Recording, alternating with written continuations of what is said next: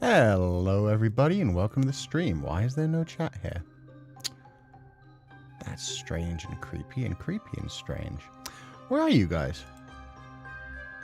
There you are. The heck? Good morning everybody. I am totally on time. I don't know what you mean. I wasn't several minutes late doing silly things.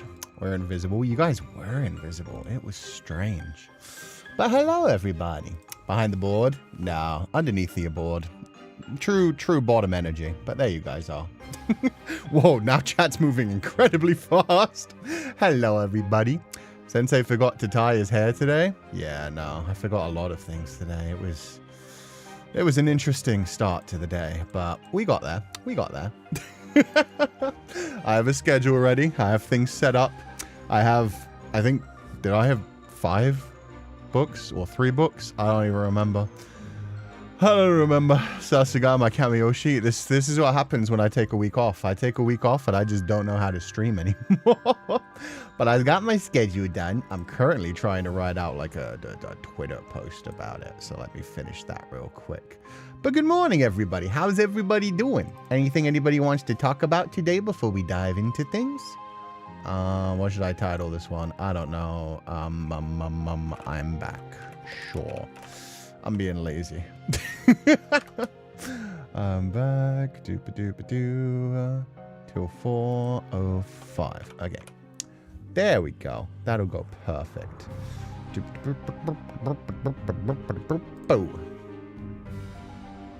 Now I officially have a new schedule out. Let me pin that. And then throw it here. Oh, YouTube is all kinds of broken, huh? Now the chat just isn't even moving. What the fuck? Wow, YouTube is having an interesting day, to say the least. Oh my god. Professional streamer is back. I do my best. I do what I can. Don't remind me of the hair. It's better this way, like the Pupals eat. Do not eat my hair. And that is not food tax. That does not count as food tax. Oh my god. What kind of things? Making sure that... Oh my god, okay, chat's back with a vengeance. What the fuck? Making sure that, like, Metamorphosis Lost's newest chapters were ready. Sensei was stuck. I know, you... Help, Step Sensei. The Pupals got stuck and then they suddenly just exploded everywhere. Look at all those emotes on screen. Oh, God. YouTuber, that Cask of Amontillado arc. Well, I've been seeing you guys talk about a lot of books before we even started today. So I'm glad you guys are in the spirit. A lot of Monte Cristo mentions. So, yeah, I'm glad you guys are ready for today. My work schedule just changed. Now I get to watch you live again. Awesome, Marineth. I hope you enjoy the streams now you're back. And welcome back. Tomodachi Live? Hell yeah. Okay, so let me grab the schedule and put it on screen now that I know that YouTube isn't...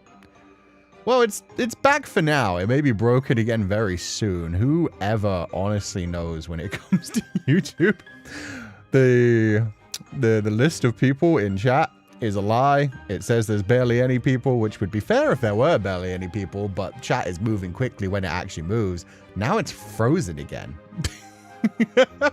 Sensei spelled favorite with a U. I'm so happy. It's been forever I see anyone spell it like this. I do be British.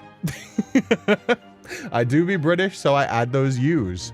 I add those U's to a lot of words. I don't know why Americans took them away. Americans just decided U's didn't deserve rights in certain things, but in certain things they still exist. And there we go. Now the chat's back again. No class on Thursday for me means I can watch Sensei all day. Perfect. That shouldn't be too long of a stream though. So yeah, let's go through the schedule, and we're just gonna have to deal with the fact that chat is broken occasionally. YouTube is broken in a bunch of ways. Chat, you know, it comes and goes. It's just very interesting with the emote wars. With that said, today, obviously, Oshiete or Cú-Sensei, favorite books, and new book club. So we're doing a new book club, but we're going to make it like very low-key and relaxed. It's not going to be like, oh, we're reading this book this month, so you have X amount of time to finish it. It's going to be more a case of Like, I'll just tell you guys what I'm reading, and I'll use the book club hashtag to, like, post things when I'm, like, excited by a plot point, without spoilers, obviously, or posting, like, quotes that I really like. So I think it's quite cute occasionally to just come across a quote that just makes you go, damn, that's beautiful. And just share that with people and be like, look at this writing, or, like, look how powerful this scene is. That kind of thing. So yeah, that's what I'm going to use the book club for, and it's just going to be a basic idea of like, here's what I'm reading. If you guys want to talk about it, we'll talk about it like once I finish a book. For one thing, my reading is slowing the frick down. What chapter am I on Hunger Games so far? Oh god, my bookmark got knocked out. I am still only on chapter 7 of Sunrise on the Reaping. It's been a slow reading time for the last few weeks. I've had a lot of work to do, so I've just been collapsing at the end of the night. But yeah, for one thing, we need a book club hashtag, because I know we had one in the past, people suggested one, but I've completely forgotten it.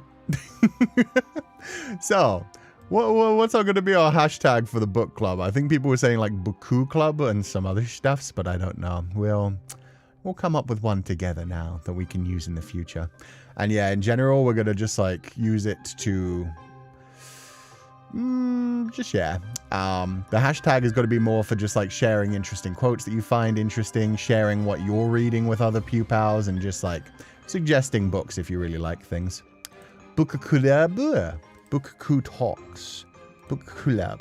Book-Kulab makes sense. That's nice and simple. Favorite Boku?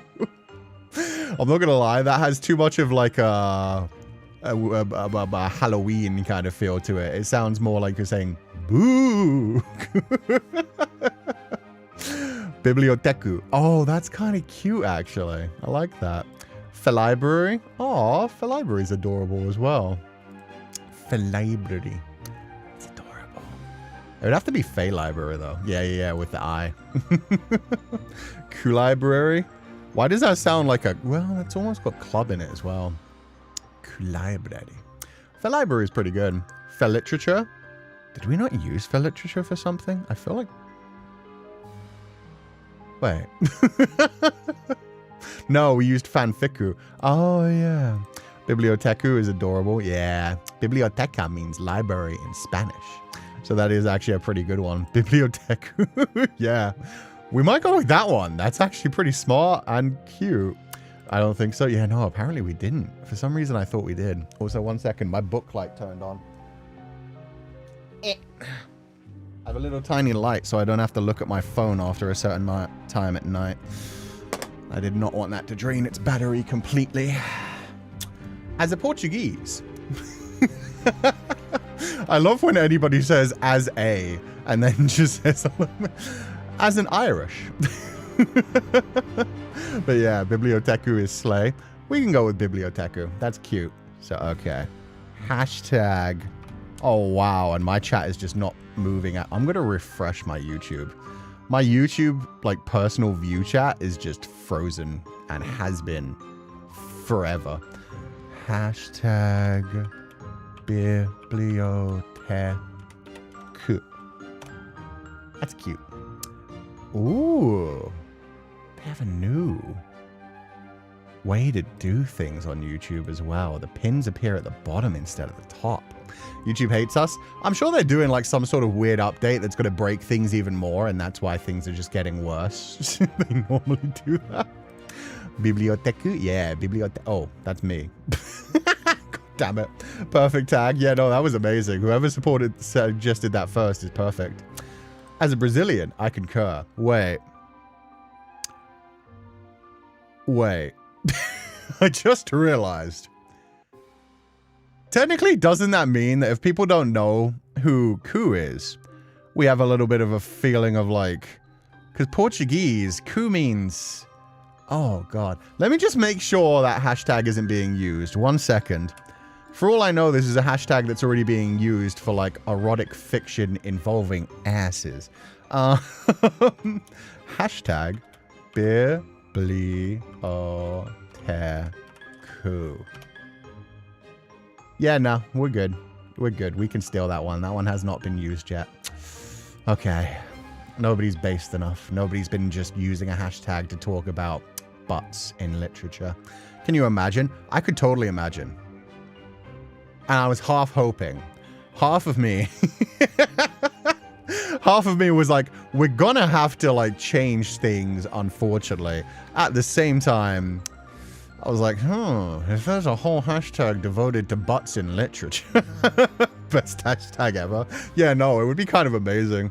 It's just people going through fictional characters and just, like, taking out excerpts of exactly how people's butts are described in literature. It's like, that's a good butt. That was some good prose to describe that booty. It wouldn't be so bad. It wouldn't be terrible, but we wouldn't want to take it over if somebody else had already been using them for that. Never tell the others the meaning behind it. Exactly. Okay, so that's going to be the topic that we go into today. We've now got our hashtag for the book club.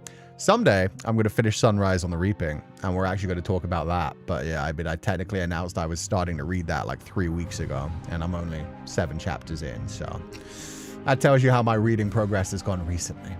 But one thing that I have been doing, aka Cú, Metamorphosis Lust. On Saturday, we're finally getting 3 more chapters. It's been fucking forever.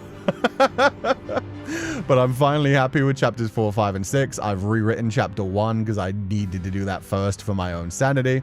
So chapter 1 is going to be re-released. It's not going to be read on the stream. It's just going to go up onto the website and replace the original one. The original one's still going to be there. But like in the link to all the chapters, the new version of number 1 is going to take over. So the old chapter 1 is just going to exist for like posterity, for memories. Can we be called Boku Worms? You can. I don't know. Something about that sounds kind of uncomfortable. I don't know what it is about Boku Worms. It is the extension, I think, that just makes it feel like some sort of monster creature. Like a blood parasite or something. But if you want to, totally. Are you enjoying the book at least? Yeah, no, Sunshine on the Reaping's been great so far. I'm pretty early into it, so they haven't actually even kicked off the Hunger Games yet, but very simplistic writing, very decent characters. It's back to the Hunger Games.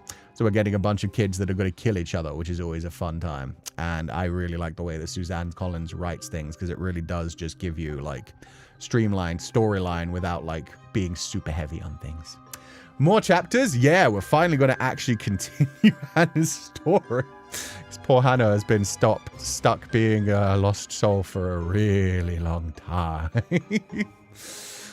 On Thursday, we're going to come back to Tomodachi Life 2 demo. I've heard you can get like a good 2 to 3 hours out of that demo. So I was like, you know what? That can be a whole stream by itself. So we're going to create Féileacán and Cú, which will probably take like 30 minutes to an hour just to actually put that together. We'll see what happens. I've heard the customization in it is really good. You can like draw with a stylus onto the characters' faces to like make them look more realistic. So people have created some crazy characters in Tomodachi Life 2 already. We're going to try and make Féileacán and see what kind of weird stuff happens. I have never played Tomodachi Life series at all. I've only seen other people like play it and some of the funny clips that come out of it because some interesting interactions happen. So I'm excited for that one. On Friday, we're doing Smash Ultimate with Ash. Finally, we're getting back to it. So we're going to play Smash Ultimate. I don't know what the plan is because it's more up on like Ash now. So I don't know if it's just going to be a just chatting stream with me and Ash playing Smash at the same time, or if we're actually going to be able to play against viewers as well. We'll see. It's going to be a fun surprise for me too. I'm hoping we get to play with viewers as well, but I don't know if that was allowed. So we'll see what happens. If nothing else, me and Ash will be playing Smash. Me and Ash Smash. Smash Ash. I should have just said Smash and Ash, honestly. But as you can see, things were more just trying to get things together. So I guess we're getting a 7-hour stream, 2 hours customization, 2 hours gameplay, 3 hours Zatsu. We'll see. We'll see. I doubt it. I'm saving myself for like the final week before I go on holiday. That's when I'm going to do my long stream. Because Pragmata releases the day before I go on holiday. And I really want to play that game. So we're going to try and finish that game in one day. Because it's a Capcom action RPG. So I'm imagining it'll be like 8 to 12 hours long. Should we commit to a 12-hour stream before I'm going to be traveling and physically hurting? Probably not, but, you know, Pragmata. I can't help the fact that it releases literally the day before I freaking leave. Oh, God. Pragmata looks so cute. It does. I played the demo twice yesterday because it was that good where I wanted to do like a speed run of it too. I played it once and it took me like 20 minutes to finish the demo, and then it like unlocks new weapons and stuff and tells you that you get like different endings depending on like how you do.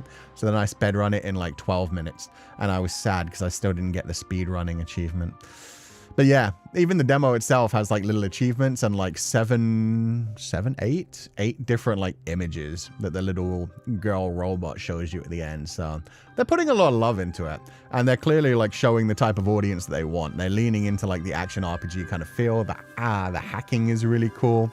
The child android is enjoyable, and yeah, her interactions with the main guy seem quite cute. I forget the main guy's name, but it seems cute. It seems like our type of game. But yeah, Pragmata, we'll see if we can beat that entire game in one day. Are we multitasking right now, listening to Sensei and having a fun talk at the same time? I mean, that's literally what live streams are. Yeah, pretty much. Pretty much. Long streaming coming, let's go. Yeah, so 24-hour stream. I'm thinking more like 12 hours, but we'll see. Absolutely about to dry out his vacation leaves. Nah, I can take as many vacations as I want. In fact, everybody asking me how long is your vacation going to be, I don't know. I leave on...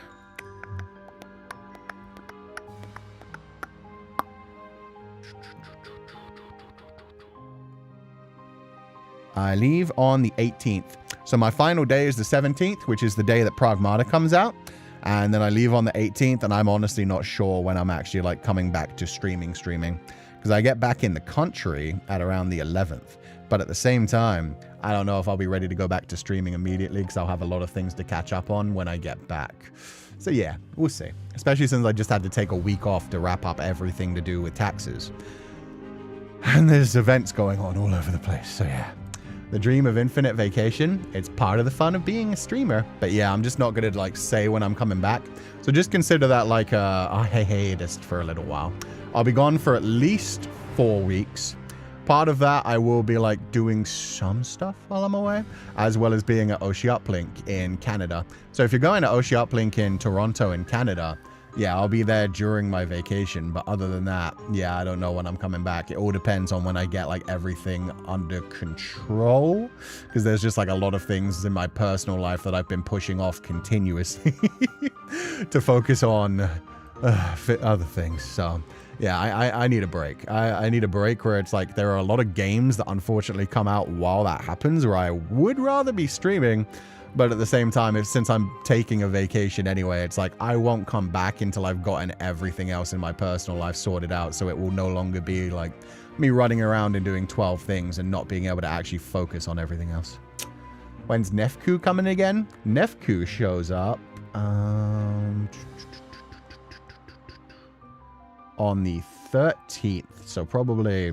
yeah, you guys probably won't even see him that much. Shit, yeah, no. It's that final week, actually. So the final week that I'm streaming, because I'm just streaming through the 13th to the 17th, Nefku's going to be around then. So yeah, you will hear like a noisy child in the background occasionally.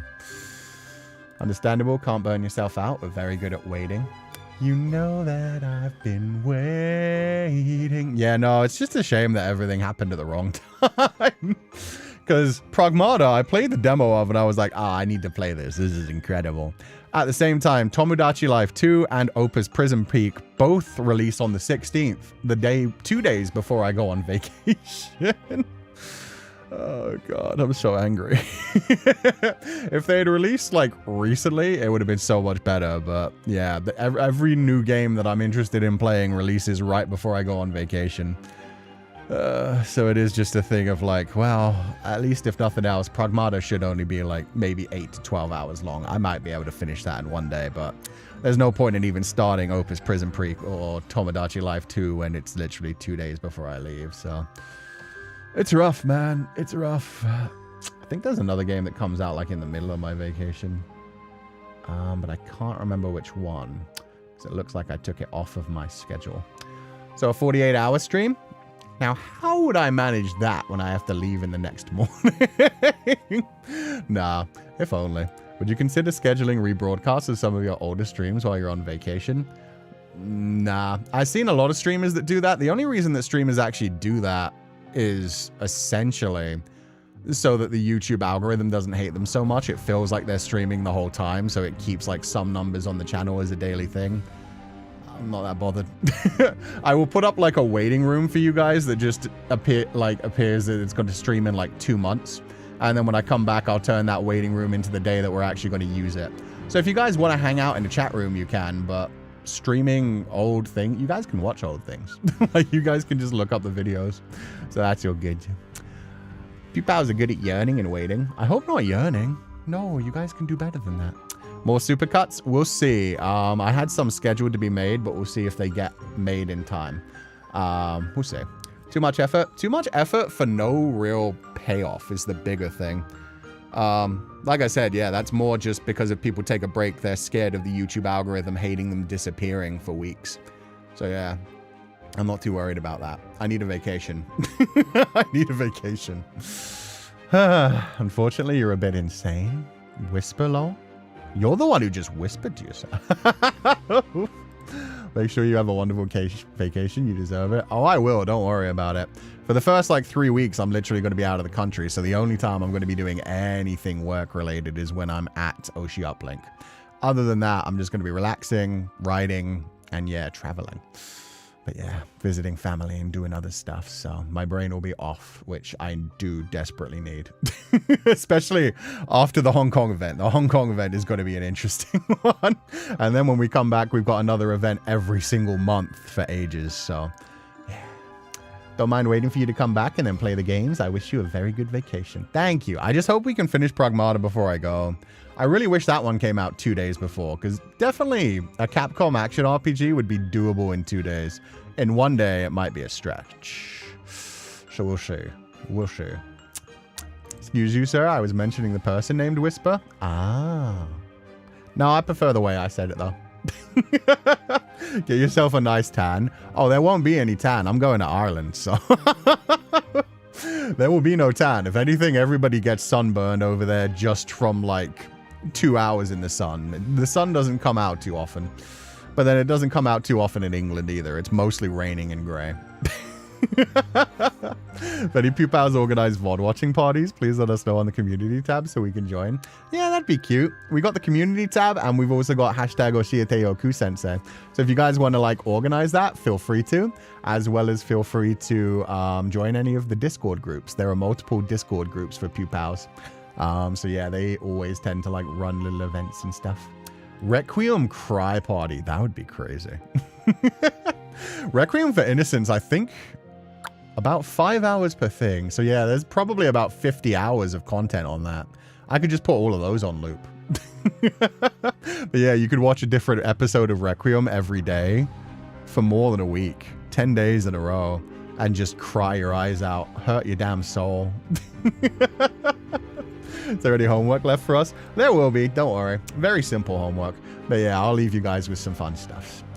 But yeah, we've still got 3 weeks, guys. Don't worry about that. We've still got 3 weeks of stuff before we go on the vacation. Don't worry about the vacation. Enjoy the time we have now. For now, Tomodachi Life 2 demo, Smash Ultimate with Ash. Again, I'm not sure what we're doing. And we're finally getting more Metamorphosis Lost, which is good. Because yeah, we'll be talking about some of that in the future as well. So chapters 4 to 6 will be ready. Chapters 7, 8, and 9, I'm not sure when I'll actually get them ready, but that should wrap up Hannah's story. So that'll be the first arc completed in Metamorphosis Lost, which will be the shortest of the 5 arcs from book 1. And it's probably going to end up being about 100 pages for that by itself. So yeah, it's interesting. 3-week deadline for homework? Yippee. Yeah, maybe a month. Maybe 6 weeks. Maybe 3 years. Who knows? Who knows? Sorry, Sensei. My mind needs to plan in the future, so I take notes when Sensei is going offline. That's cool, too. Yeah, I get it. At the same time, yeah, it's just we're here until the 18th, and then we'll see when I come back. So Sorry about that. I can't tell you when I'm coming back. And yeah, I have actually got all my streams planned out for the next 3 weeks. Just to make sure I know like what we're doing. Next week, we're playing My Little Puppy. I decided there's no point in us doing the Pragmata demo because the demo doesn't continue to the main story. So I just played that offline. And A Date with Death 2 demo comes out on the 14th. Thank God for that. If that came out while I was on break, I would have cried. So you pretty much know what my final week is going to be as well, because I'm just going to not take Tuesday and Wednesday off like I normally do, because The Date with Death 2 demo comes out on Tuesday. So yeah. Ooh, I heard Iceland have a Lopa Pisa, a popular Icelandic sweater. Do forget to try it on, Sensei. What? Where? I'm going to Ireland, not Iceland. Well, now I need to look up what this is, though. I'm so confused by this comment. Lopa Pisa. Lopa Pisa. Because I'm assuming there's some meaning for that. Lopa Pisa sweater. Oh, it's just the cute... Oh, I know what these sweaters are. These are the ones that are like knitted in like 4 different ways. The wool is like connected in like 4 different ways, so it becomes like super warm. They're very pretty too. But yeah, no, I'm going to visit my family in Ireland. I'm not going to Iceland. So unfortunately, I can't try on that sweater. I thought it had like some sort of deep meaning. I think they meant... My brain is broken. Chat is confusing me. I think he wants to tell you not to forget to try the sweaters. Got you. Do not. Wait, what is the homework? I just came in. Sorry that I'm late, Sensei. It's cool. I mean, it's too late to do the homework now. The homework gets collected 1 hour before stream. Like this. Boom. So yeah, the homework is already ready. We have it up here. It was, what are you guys' top 5 favorite books? And what is one book? Like, top 5, you were just supposed to name 5. And then you were supposed to, like, give an introduction to one of them to try and kind of sell it for us. We have it there. And we also have it here. So if you use the YouTube community, you got to include, like, actual pictures as well. So this kind of, like, sells the homework a little bit more as well. You could, like, share images of the books. But yeah, we'll go through that in a minute. I will share some of my favorites as well. But yeah, it's too late to do the homework. For the homework for when we come back, don't worry about it. We'll see. I haven't thought about it just yet. Didn't do that. I just mentioned them. My bad. Oh, you're good. Don't worry about it. If you didn't want to do like the big introduction to one, you didn't have to either. The homework is never compulsory. Compulsory? The homework is very much a thing of just like, I tell you guys what's got to be the topic for like 2 weeks away. So you guys have 2 weeks to prepare things if you want to. And if not, no big deal. Forgot the intro to the book. My bad. I only did the top 5. Yeah, no, the top 5 is all good. Top 5 is good enough where I can like Google them if I want to. But yeah, you were also supposed to give like an introduction to one to kind of sell the idea of why other people should read it. 3 years would actually turn us into Argos at that point. Argos managed to wait for 20 years. Everybody talks about Penelope waiting for 20 years. That is a dog that waited 20 years for his master to come home. They need to put more respect on Argos's name. At the same time, you guys won't be at the end of your lifespan, even at 3 years. Even at 20 years. I'd like to think Pupals can live forever. So you'll be fine. Yeah, your date with death too. Yeah, I'm so excited to see the actual like demo and see how it goes. Anyway. Someone puts 50 Shades, I would die laughing. I was surprised nobody commented on what I put it on. I'm in a weird mood today. I'm surprised nobody commented on the one that I put in the thumbnail. Because I put 2 that are actually in my top 5. And then I put Tusk Love, which was a joke. Okay. I saw Tusk Love and I agree and disagree. Tusk Love, if you don't know what Tusk Love is, it's a joke that came out of Critical Role. In season 2 of Critical Role, it was just something that Matt Mercer mentioned kind of like offhandedly, was mentioning like a book in a bookstore and just described it just kind of to make it funny because one of their characters was a half-orc and he was just like, Oh yeah, she tries to sell you a book. It's called Tusk Love. It seems to be like a very erotic book about a half-orc, like it's a bodice ripper kind of thing. It's a half-orc grabbing like a very high noble looking human woman on the cover, and it was just amazing. They actually turned it into a book. They hired an author to write out Tusk Love as a real book, published it, and it became a bestseller.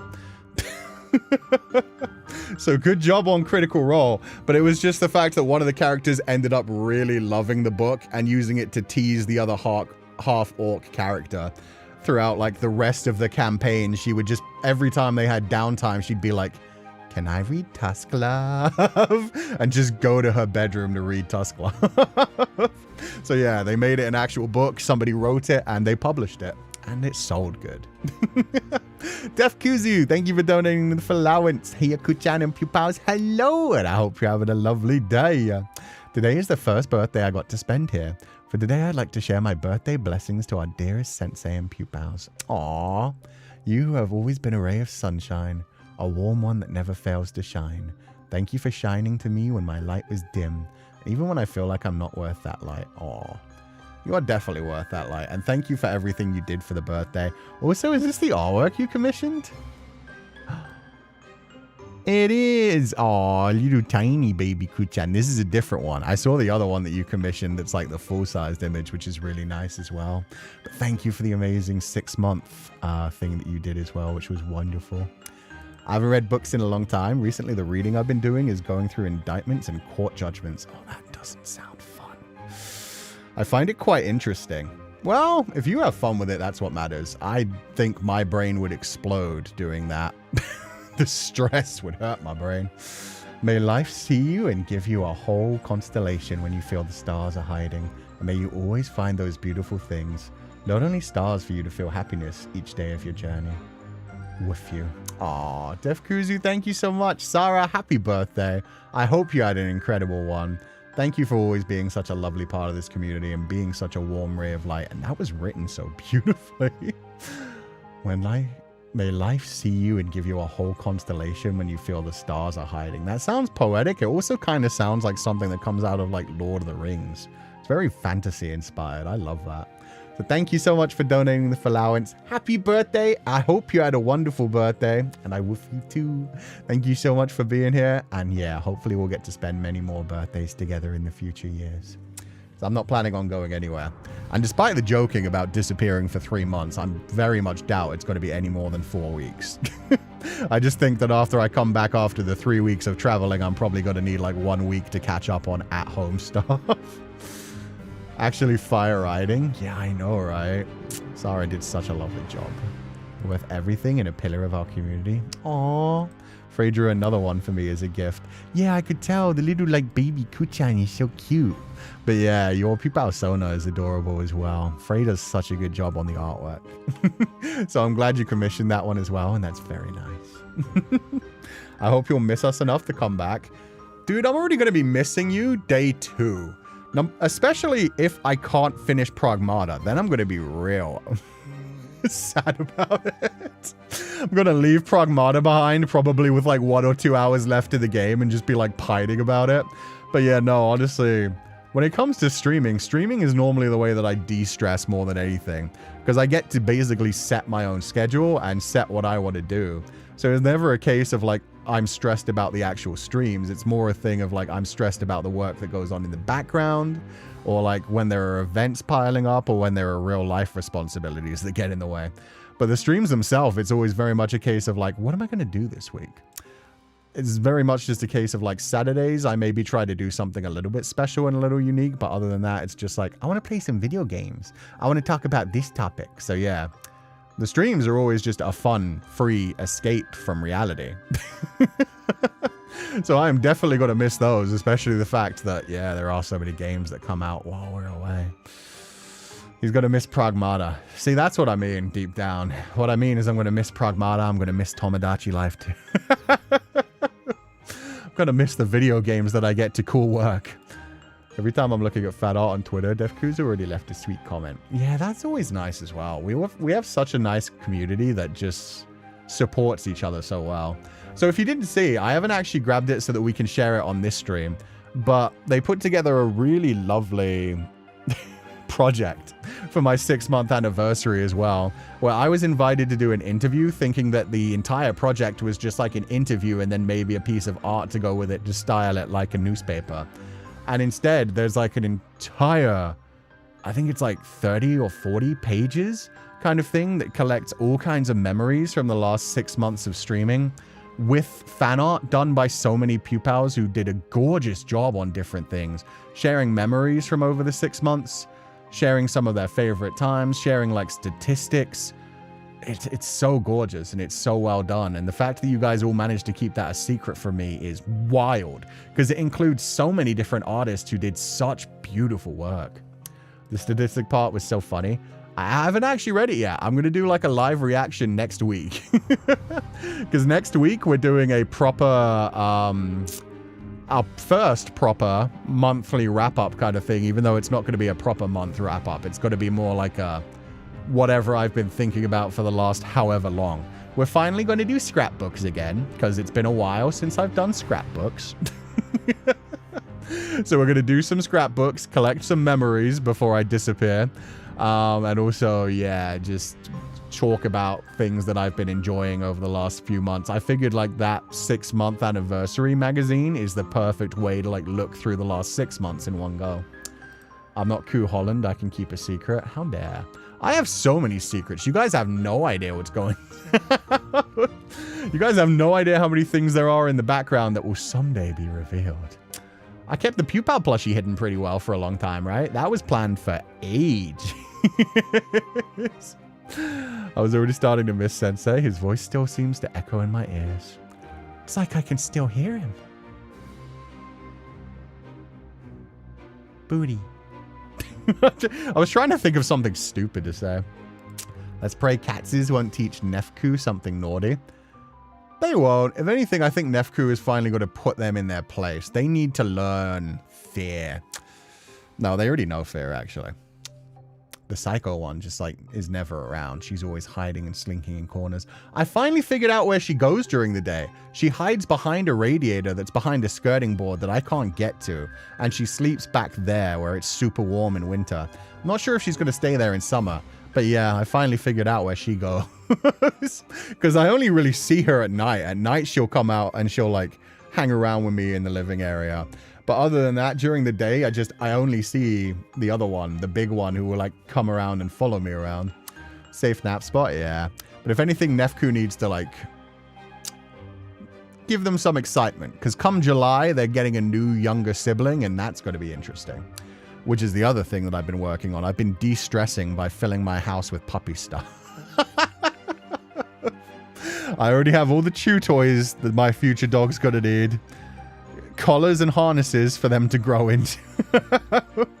Balls. And I also, like, went to the place where he's got to get groomed every 6 weeks and, like, got the shampoo that they use so he'll get used to the smell before he even goes in.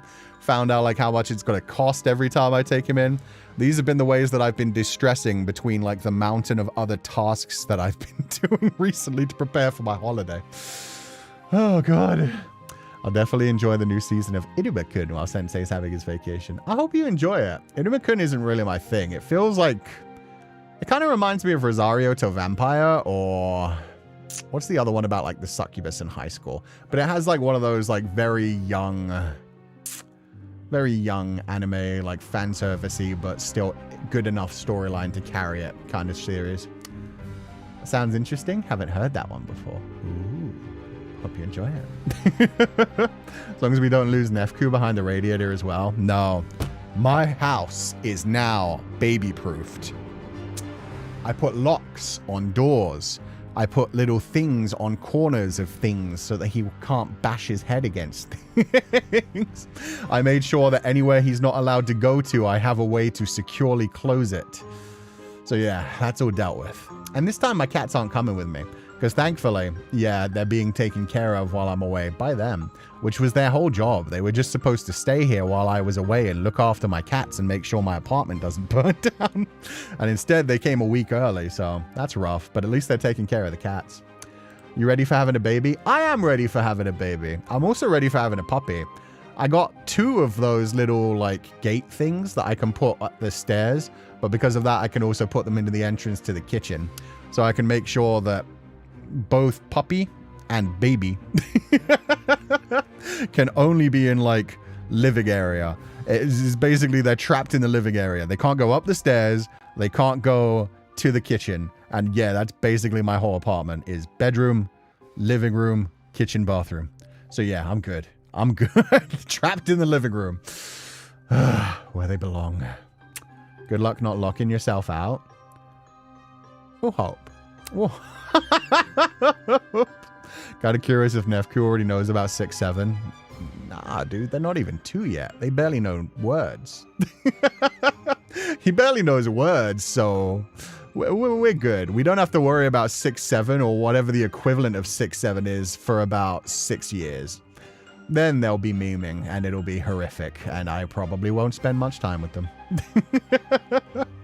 Dude, getting pampered to smithereens. Yeah. Yeah. Because when I come back from my holiday, it's only like 2 months until puppy shows up. So yeah. In fact, while I'm on holiday, I should get the first like images after they're born, because the breeder's going to send us images of like the litter. I am number 2 on the choosing list.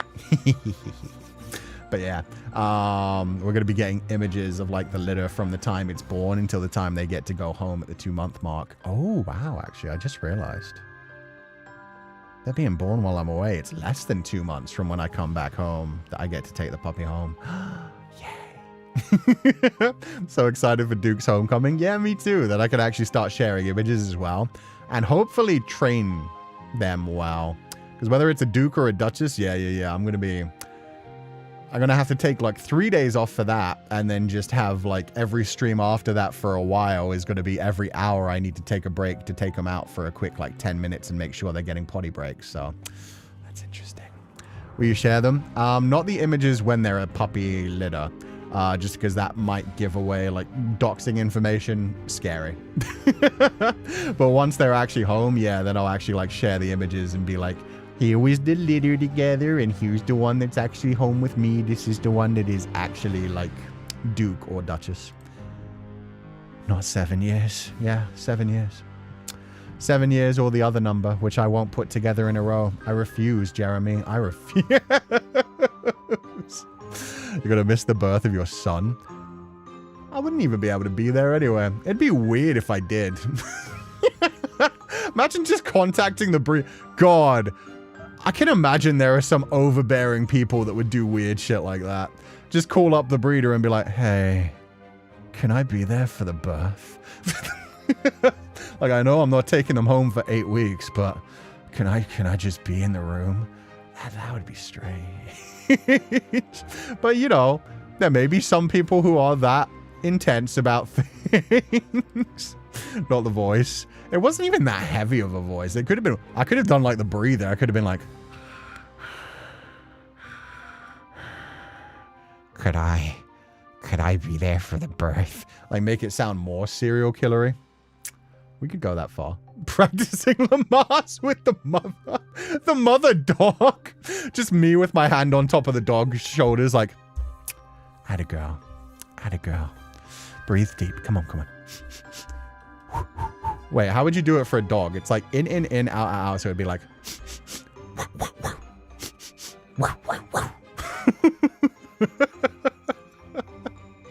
Haven't been around for a while? What kind of puppy did you get again? Oh no, this isn't going to be here for a while. It's just something we've been talking about. I'm going to be bringing home a Labradoodle in July. So I've been on the waiting list for a dog for a while. I think, let me check the date that they said again. It definitely comes home like the 1st or 2nd week of July, depending on how things go. They are due on May the 12th. This is how you know it's a wild level breeder, is they've straight up like figured out exactly the day it's got to be born because they just keep going to the veterinarian and figuring it out. I don't know if that means if labor's got to be induced or something either. That's wild. But either way, yeah. They are due to go home either July the 5th or July the 12th. So yeah, within those 2 weeks, that's when Duke and or Duchess will be coming home. I don't know why I said and or. Duke or Duchess. Whoa, the chat's exploding. What the fuck just happened? Handing out cigars to everyone afterwards. Bro. 2 in, 4 out. Wait, really? I thought it was 3 and 3.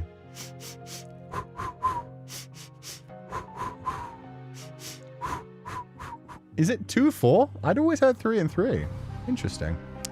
I hate it. How dare you stop pasta. Sensei, I'm on full volume.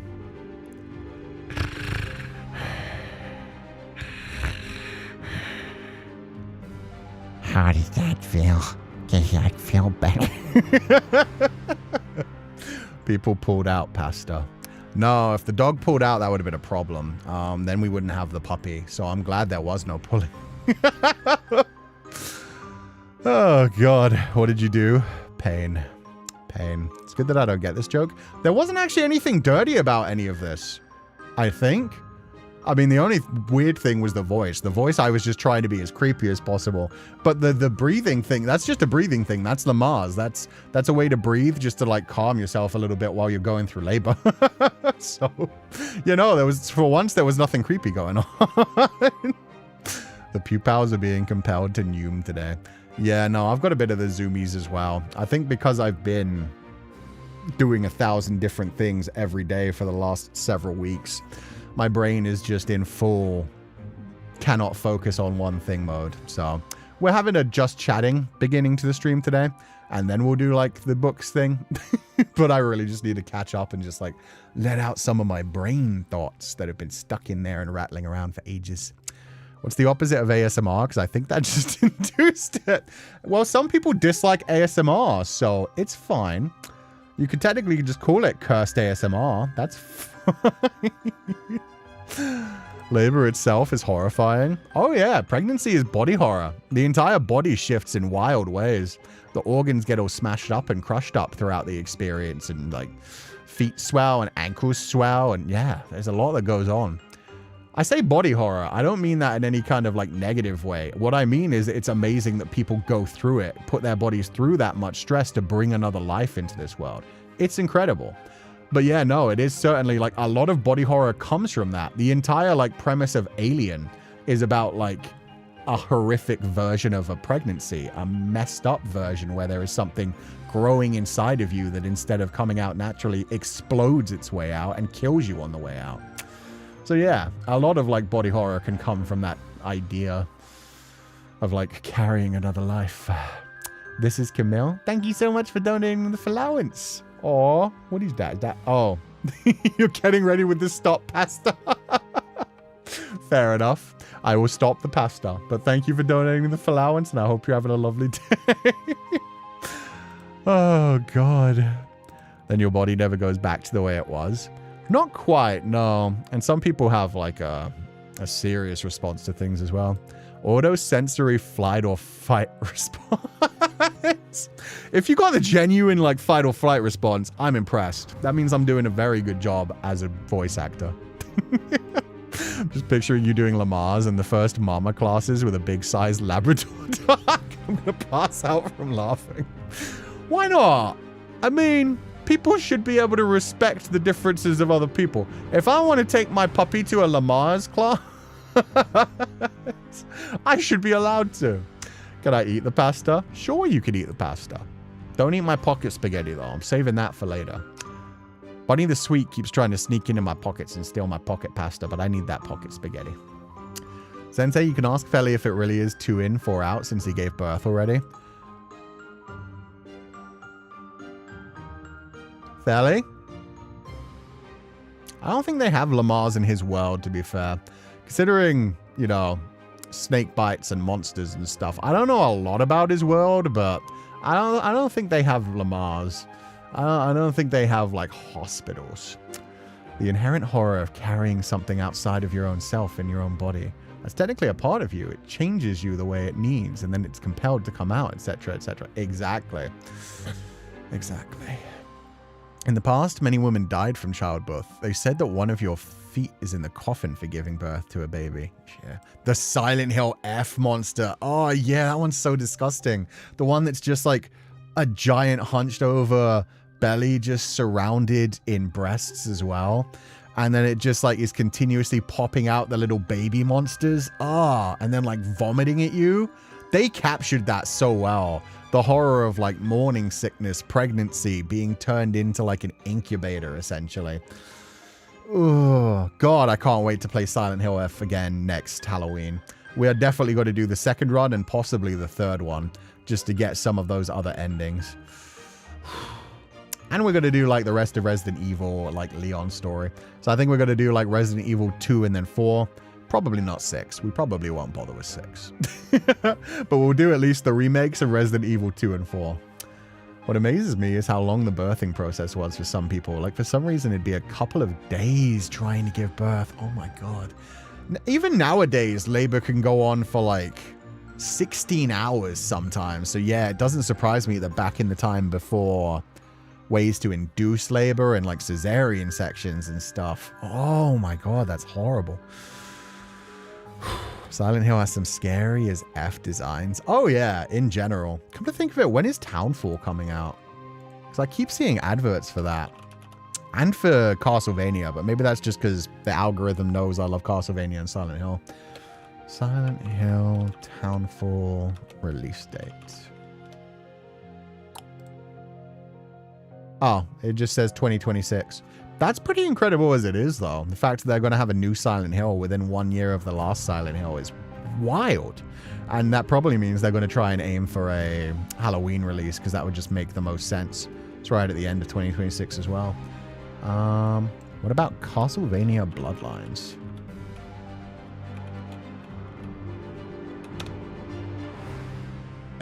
Oh, Bloodlines was the old one? Wait, what's the new one? Castlevania 2026 release day? Oh, what was it? Belmont's Curse. There we go.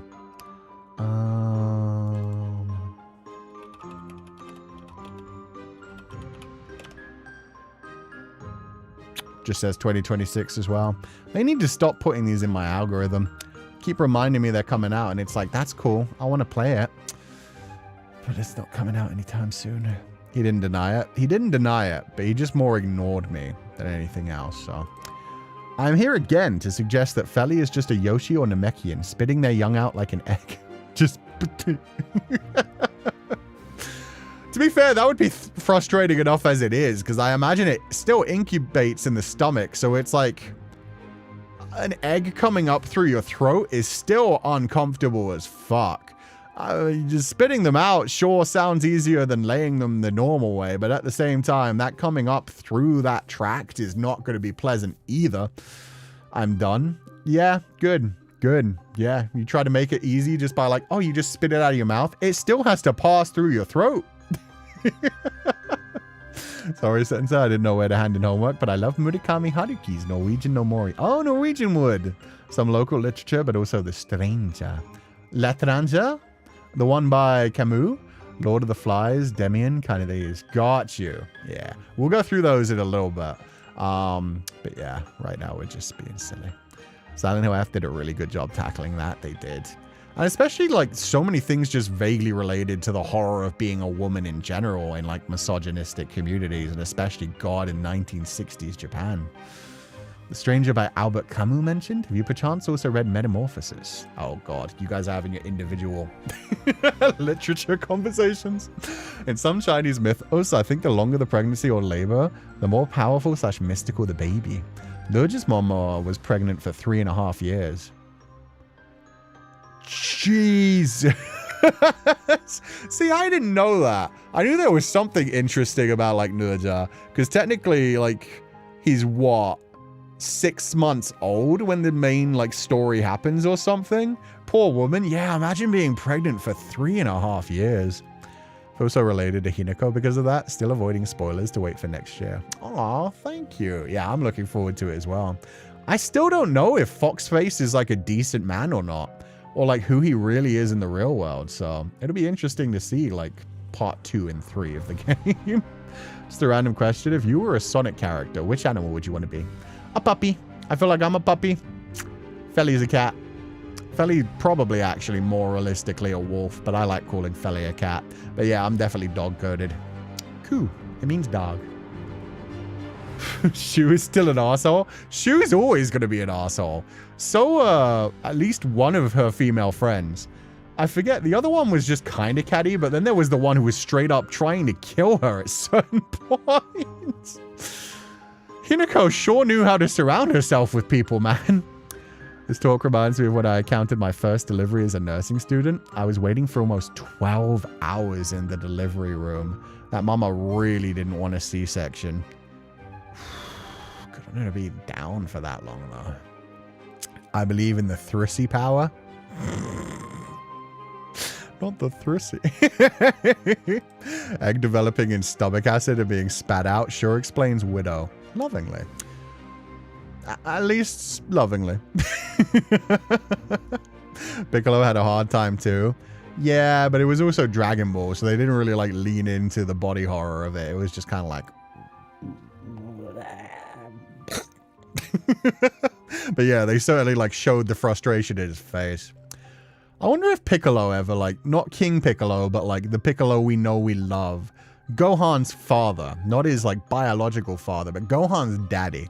I wonder if Piccolo ever like laid an egg out of his throat just for the fun of it, just for like the feeling. Think he ever like cracked one to make a scrambled egg?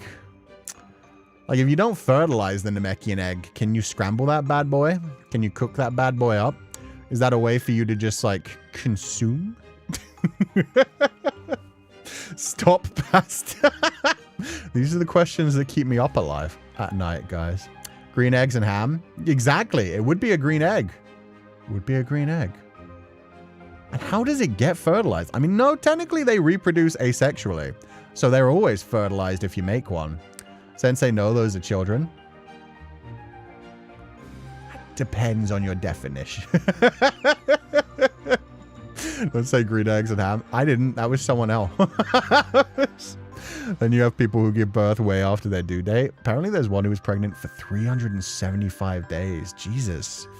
Wow.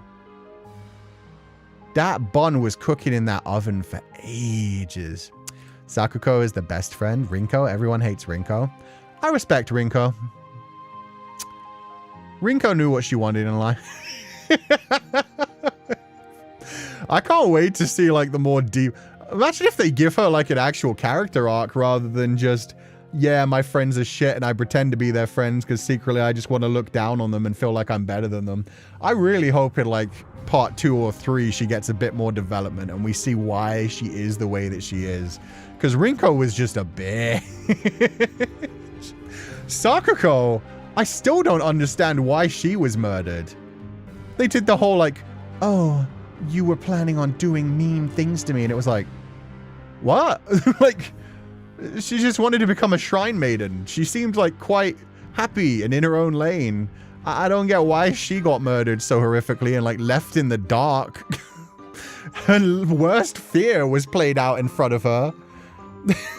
There must be more when it comes to Sakuko. So I really hope they explain that in Route 2. Because it was like, what did she do? Rinko was the one trying to kill you and treating you like shit. Sakuko, checks notes. Didn't pay you back money one time and was kind of busy with the whole being a shrine maiden and having a job thing. Called you a traitor for deciding to possibly marry a man. I guess that's the best we can connect it to so far from the first run through of the game, is that Sakuko called her a traitor at one point and kind of saw her as not being the feminist icon she was hoping for. That's about it. I guess there must be more in the second run through where like maybe their relationship was even more frayed like after the wedding announcement kind of thing.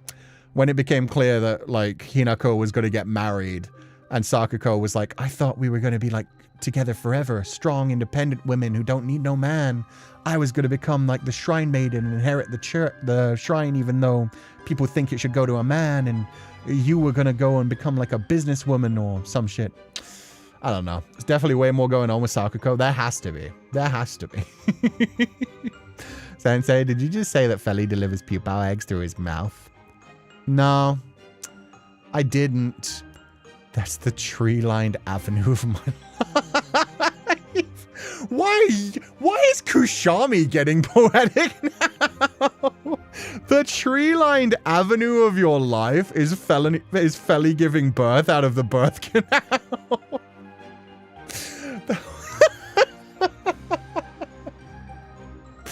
I'm sorry to possibly ruin your life. I'm sorry that the world is a less pleasant place now. I don't know what goes on with Feli, guys. Someday we'll possibly get to that part of the story. That's a book 2 question. You guys can theorize and fan plot and all kinds of things about how the eggs for the kids got laid. The kids definitely came out of eggs. I will say that. The kids came out of eggs, but you guys decide where the heck everything else fits into that. Wonder how Sensei will control himself saying something sussy when Nefku is around. Hey, I'm good at being, like, respectful in front of kids. In fact, it annoys me when other people swear in front of kids. I have a very good switch to just instantly be like, okay, respectful adult version. I can very easily, like, not say anything sussy, not say any swear words. I'm very good at turning my fucks into fudges, my shits into shamaus, shazbutts, stuff like that. So yeah, no, I'm good when it comes around kids. Responsible adult? Exactly. A responsible, respectful adult. Oh, God. Maybe she wanted to be the fox bride. Oh, shit, you may be right. Yeah, no.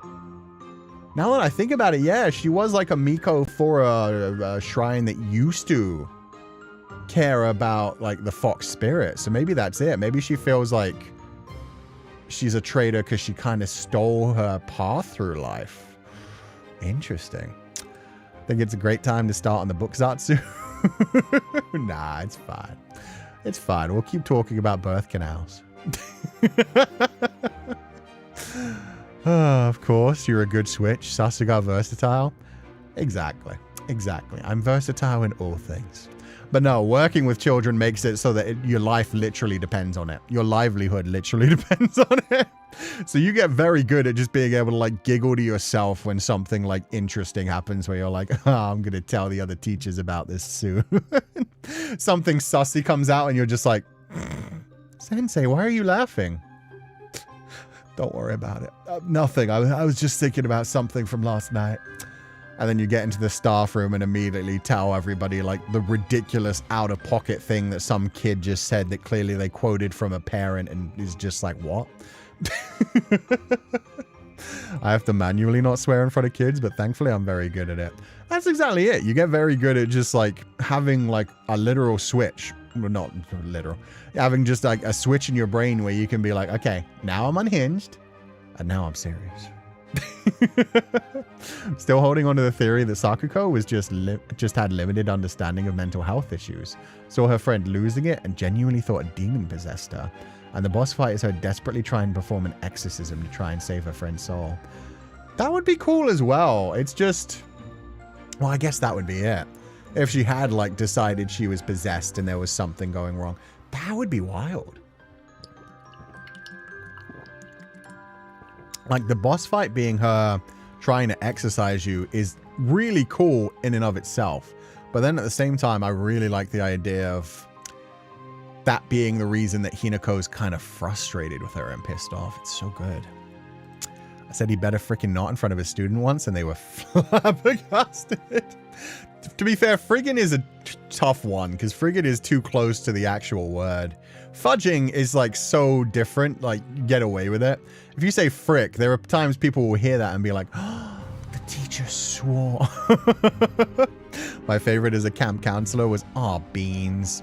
I quite like using the Dragon Ball Z abridged, like, crap baskets. Crap baskets is just such a funny one. So you're like, oh, crap baskets. If you say it angry, it sounds offensive. Otherwise, it just sounds adorable. Eggs delivered by storks, but the stork is a 40-foot winged pupal. There you go. That works. Yeah, flying dog could deliver the eggs. New info unlocked. The babies also hatch from eggs. There you go. There's new info. Because her being the fox bride out of nowhere was also kind of weird. Why was she chosen? Where are the characteristics needed for a fox bride? Good point. I mean, I think if I've read enough Greek mythology, I think it's more just a thing that if the god decides you're kind of bangable. It's just a god coming across you one day and being like, yeah, I want that. And then the god is like, I'm taking that. There's never a question of like consent. It's always just like Zeus seeing someone and being like, I'm gonna turn into a swan real quick. I'll see you guys in about 3 hours. Gods are like that. Yeah, they just be like that. So yeah, I'm imagining the fox god thing is a similar thing where it's just like, damn, Hinako. Also, fun fact that I learned from my childcare, if your hips are wider, it will affect can you birth in labor. This is part of childcare lessons for us in caregiving. Yeah, I mean, the wide hips are needed. I mean, that's, even though it's like become like a meme thing where somebody's like, oh, they're wild. They're wide child rearing hips. Birth? What was the creepy term that somebody used? Wide child caring? I can't remember the word, but somebody used birthing hips. Wide birthing hips. Thank you. Just birthing hips. Child birthing hips. Yeah.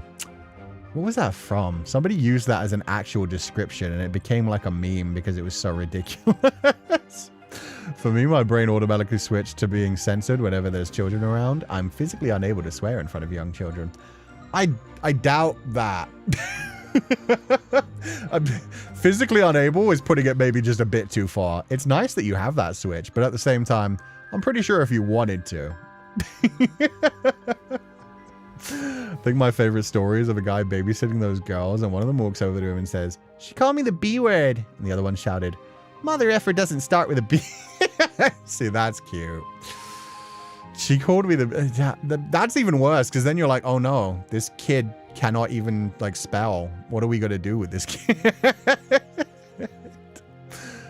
Friendly reminder, if you're in ancient Greece, you're immediately Zeus's side chick, because literally all of Greece is his marriage bed. There you go. Exactly.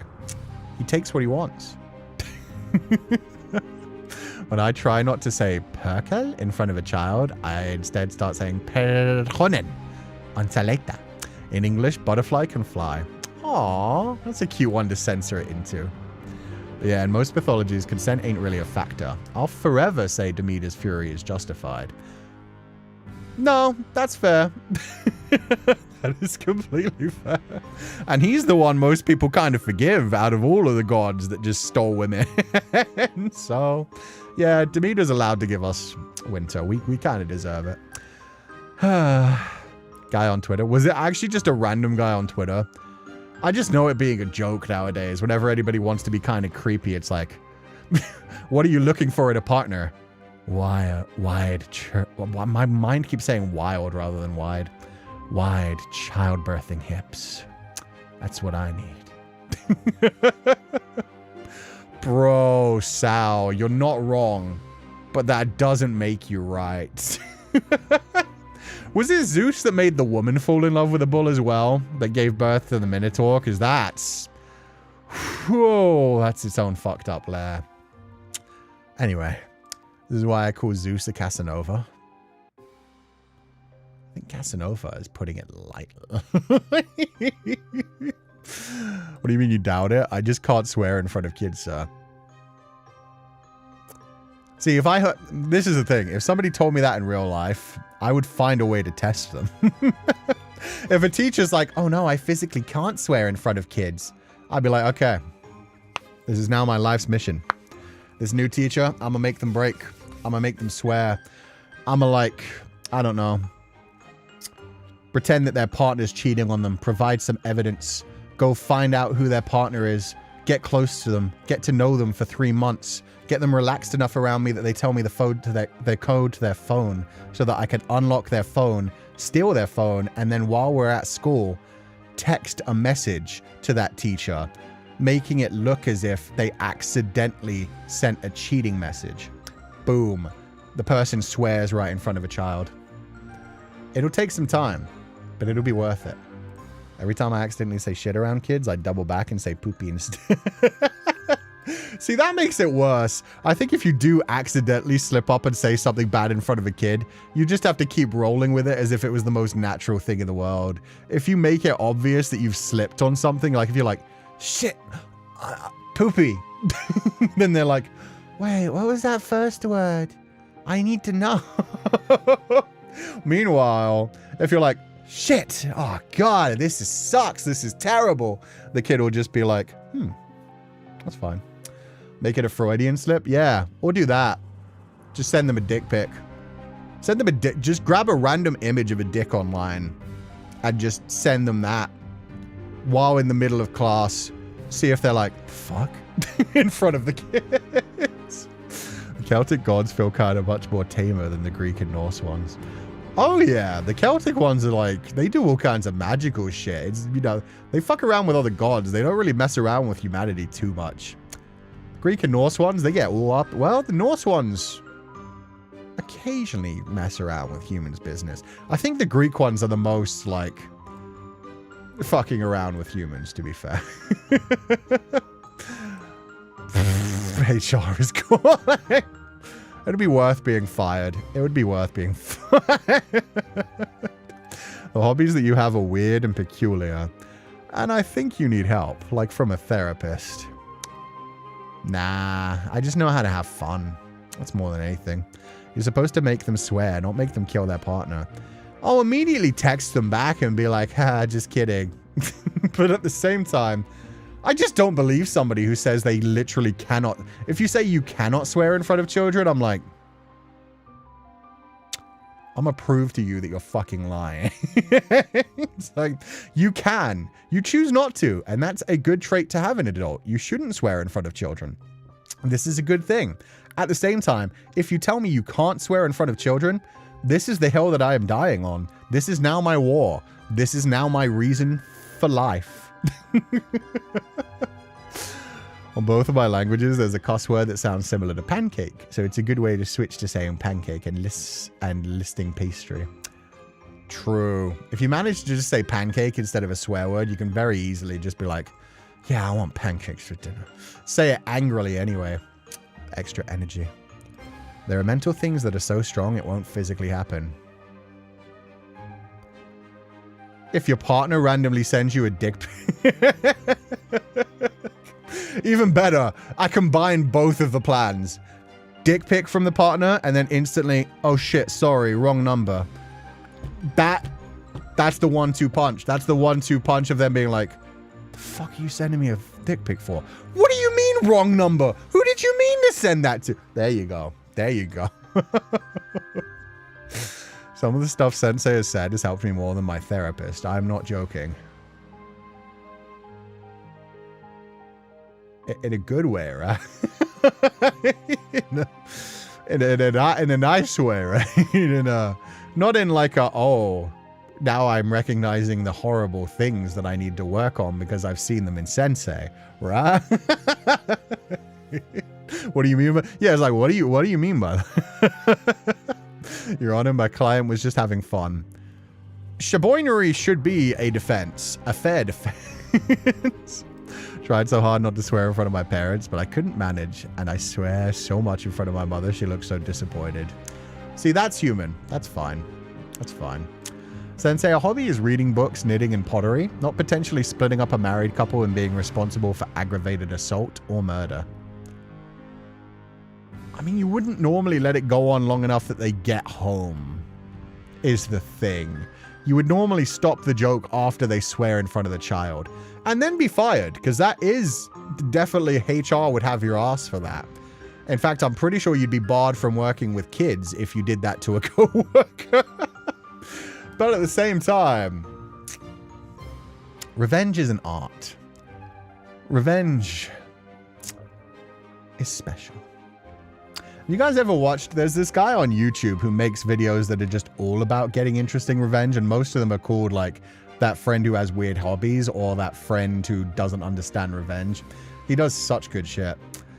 A lot of his ones are just like horrible ways to mess with somebody's head psychologically. Super evil stuff. Let me look up his name. And then we'll actually do books, finally. Oh no, he's not on my recommended for once. He's almost always on my recommended. The friend with strange hobbies. There we go. The Chris Barnett. The Chris Barnett, all of his videos are just like horrific ways to get revenge on somebody. To you, What? Shaboingery. Shaboingery just means like mischief making. It's just being silly. It's just being silly. I had a client asked me to print allegations to cheating a few months ago, and the client went, yeah, I got a deek pic. And the next person goes, I got the same one. That's amazing. Who is putting out group texts for dick pics? Sensei, if you do, in some Asian households, you can't swear or you'll get worse than la chancla, the belt. Yeah, I know. But at the same time, yeah. Sometimes you just gotta.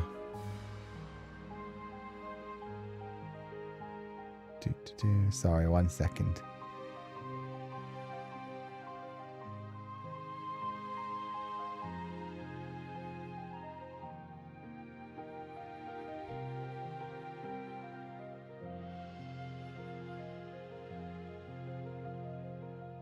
Aki. Recognizing it is wild. If two people mention at the same time, that's crazy. Watch Mindhunter, they teach you some good stuff. They do. So does Criminal Minds. Criminal Minds is like a modern day version of Mindhunter because it's literally the BAU still, but they do a very good job of like explain. Obviously, it's all like super fantastical and over the top, but they do a good job of explaining like some of the tendencies, some of the compulsions that some people have as well in that one. Odie with the suitors and Achilles doing literally all of that to Hector's body, among other unnamed shenanigans. Yeah, just shenanigans, just shaboingery. I accidentally gave myself a mental block against swearing as a kid and only broke it when I almost crashed while learning to drive. See, I feel like swearing has its merits. It has its reasons. It helps you like relieve tension. There's certain things that just don't feel as good unless you're like just straight up swearing. It's powerful, man. It's powerful. Spencer Reed, my man. Hell yeah. Him and I forget the name of the... Oh, Derek? I feel like Derek. The one that Shamar Moore played, who went on to be in like SWAT, as well as this fucking Derek Morgan. Thank you. Yeah, he was my favorite character. Spencer's awesome as well. But yeah, he went on to be in the Sonic movies, which was very strange. Penelope's fun as well. Remember hearing other kids use fish to swear in elementary school so they could swear all they want before teachers without being scolded. See, that's adorable. Because at the same time, they think they're being, like, naughty by saying fish. And then at the same time, it's like, yeah, I'm not going to shout at you for saying fish. Like, if you're telling people to go fish themselves, it's like, that's kind of a cute little expression. Please keep doing. So the children think they're getting away with something. And then at the same time, it's like, no, you're censoring yourself. That's good. That's fine. And honestly, telling someone to go fish yourself sounds pretty good. It sounds like you're telling somebody to like grab a part of their body, which is honestly messed up as it is. As a kid, donkey, monkey, pig, and dog was a peak way of cursing someone. As an adult, I felt sorry for the animals. To be fair, donkey has never stopped being funny. If somebody calls you a donkey, you know you've done something wrong. And donkeys are hardworking pack animals that like labor really hard. Donkeys deserve respect. At the same time, yeah, somebody calls you a donkey and you feel like a dick. Was it a strict Asian household where you'd get smacked per swear? So I don't. But I think there is a use case for it. Yeah, I think it helps sometimes. Okay, actually, let's talk about books. I swear to God, we're getting into the thing now. So, I haven't set up the images yet. What is this? Ah. Currently, it's the you don't connect shit meme. I was just wondering, what is this random image I have saved at the front of there? Okay. My favorite books. I feel like I'm doing like a book report right now. This is going to be fun. So yeah, I got a list of 5 of my favorite books. They're not necessarily my top 5, but they were just like 5 books where I was like, I can talk about these. These are fun. BuzzFeed Unsolved reference. Hell yeah. Natsumeko did such a good job on that meme. The first one. This one is specifically called Dagger Spell, but in general, just like any of the books from the Devery cycle. So Dagger Spell is the first book in the Devery cycle, which is, I believe, 13 volumes long. It's a fantasy series about reincarnation and magic. It's set in a alternative world, so like a fantasy world, that is based around Welsh mythology. So kind of Celtic mythology, but specifically with the Welsh language used, which is interesting as it is, because you very rarely hear like the Welsh language used outside of things. So it's really cool to like have it based around that. They fight in ways that like reflect medieval Welsh style of things, and it's basically a world where humans were taken into this fantasy world to basically save them. So it's a cool world where humans have come into a world full of like magic, dragons, monsters, spirits, all kinds of different things, and basically just lived there for a while, colonized it, and begun to spread like Welsh culture around. And throughout it, I'm not selling this well at all. Isekai.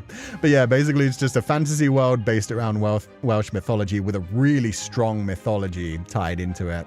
It has like a whole creation myth and how everything happened. The cover is beautiful. It is. And it starts off with a story that's very grounded and down to earth, because it's just like a bunch of people living their life. The main story starts with this girl named Jill, who is traveling around with her father. I forget the father's name, but they are silver daggers. Silver daggers are basically mercenaries that are tasked to complete any mission that they're given. So they get paid a certain amount of money for each one in silver coins. But when you take on the role of a silver dagger, you can no longer take a wife. You can no longer take land. You can no longer take a title. So it's basically becoming a mercenary for the rest of your life. It's essentially like being a samurai, like a ronin, a samurai without a master. You go along and you complete whatever mission you have to for whoever will pay you the most amount of money. So they're kind of like abandoned and left in the wild.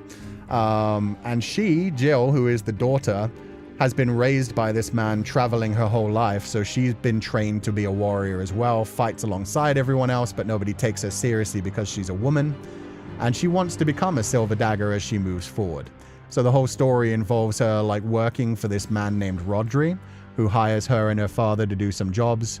Rodri realizes that she is actually very skilled and wants to bring her under his own service and basically take her away from the life of a silver dagger, even though she wants to continue being a silver dagger.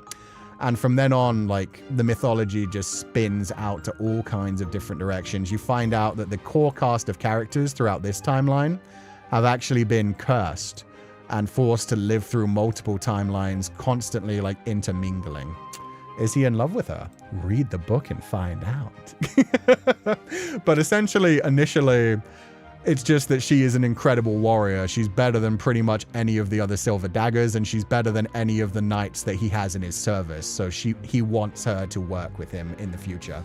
Because he is, I think at that point, he was like a noble who was on his way to becoming like the king of the region. He just wasn't quite there yet. So he needed like strong people beside him. But yeah, it starts off with a very grounded, like simple fantasy story. And as it goes on, you realize that all of these characters are actually stuck in a reincarnation loop where they constantly come back again and again and again in different ways. So it's like always the same souls, but sometimes they're completely different people depending on their upbringing and everything. Oh, they're monsters and stuff. There are. There's dragons, there's monsters, there's witches, there's elves, there's wizards. They have this whole like race of like elf beings that live outside of time and are immortal, that are basically like the Tuatha Dé Danann of Irish mythology, which is really cool. So yeah, it's a great storyline. It just starts off like really cool high fantasy and then spins out to being connected to our world a little bit, and then also having like a whole reincarnation thing. So you end up seeing, I think it's called Devery. Yeah, Devery. You end up seeing Devery throughout like many different timelines. Timelines where like the elf creatures are still around. Timelines when they've pretty much left. and timelines where things are at like different, like basically you see about 1,000 years of the world, and you see these different core cast of characters being reborn in different lives each time. It's so good. It's so good. Honestly, all this shows me that I am once again not immune to stories with cyclical aspects. It does that so well. So basically what it was is some of the original humans that got taken to this world trifled around with magic a little bit too deeply. And one of the spells that was cast made it so that they ended up interlinked with each other for all of time until they managed to solve their differences. So it was it's an interesting one about just like humans fucking around with things that they don't understand. And yeah, the different ways that they come back are always interesting, where you'll have like one time characters that are betrothed to each other. The next timeline, it's father and daughter. The next timeline, the one who was the man becomes a girl, and then they're best friends as girls. All kinds of different like interlocking between the souls in such interesting ways. One of the only parts of Welsh myths that I'm familiar with is Aron. I don't even know Aron, so I don't know what that is, unfortunately. Ooh, the Mabinogion. That I've heard of, but I've not actually, yeah, I have no idea about it. I know that's one of the few Welsh storylines. Hearing about it makes me want to revisit the Mabinogion. Sounds like it would be an interesting read. Devery Cycle is incredible. It's written really well as well. This was one of the series where when I read it, I ended up just spending days in bed reading it again and again and again. Like every time I got to a new book, I was like, I'll just read a couple of chapters. And then I'd spend 3 days in bed just going through an entire book because it was that good once you get past like book 4. The first couple of books, they're all like, oh, they're kind of cool. They're awesome. Nice little fantasy world. And then as stories start like interlocking and you start to see like, oh, maybe this is this character from the past timeline. You start to see how they like all interlap, and you start to see the actual overarching story between them all. You just can't put it down because you're constantly like, wow, this has been going on for 1,000 years. I wonder if they'll be able to solve it in this lifetime. And then you get like all the fantasy creatures coming in and like the gods of the world and stuff. And there's even a couple of moments where it ties into like real lifetimes. They mention the Loch Ness Monster at one point, which is freaking crazy. So cool. I know Aron from Chronicles of Prydain. Oh, okay. Did that with the Vampire Chronicles. Just spent my whole winter vacation reading from book 8 onward. Well, I agree. That's my number 2. Good morning, we're talking books. We are indeed. Currently I'm going through some of my favorite books, and then we're going to go through what other Pupals said were their top 5 favorite books. Is living forever a gift or a curse? Depends on where you read it. I would say it's probably one of those things where it can be both. A lot of a lot of fantasy when it comes to the idea of living forever takes you down the idea of like, oh, it's a curse. Everyone you ever care about will die. Everything will be suffering.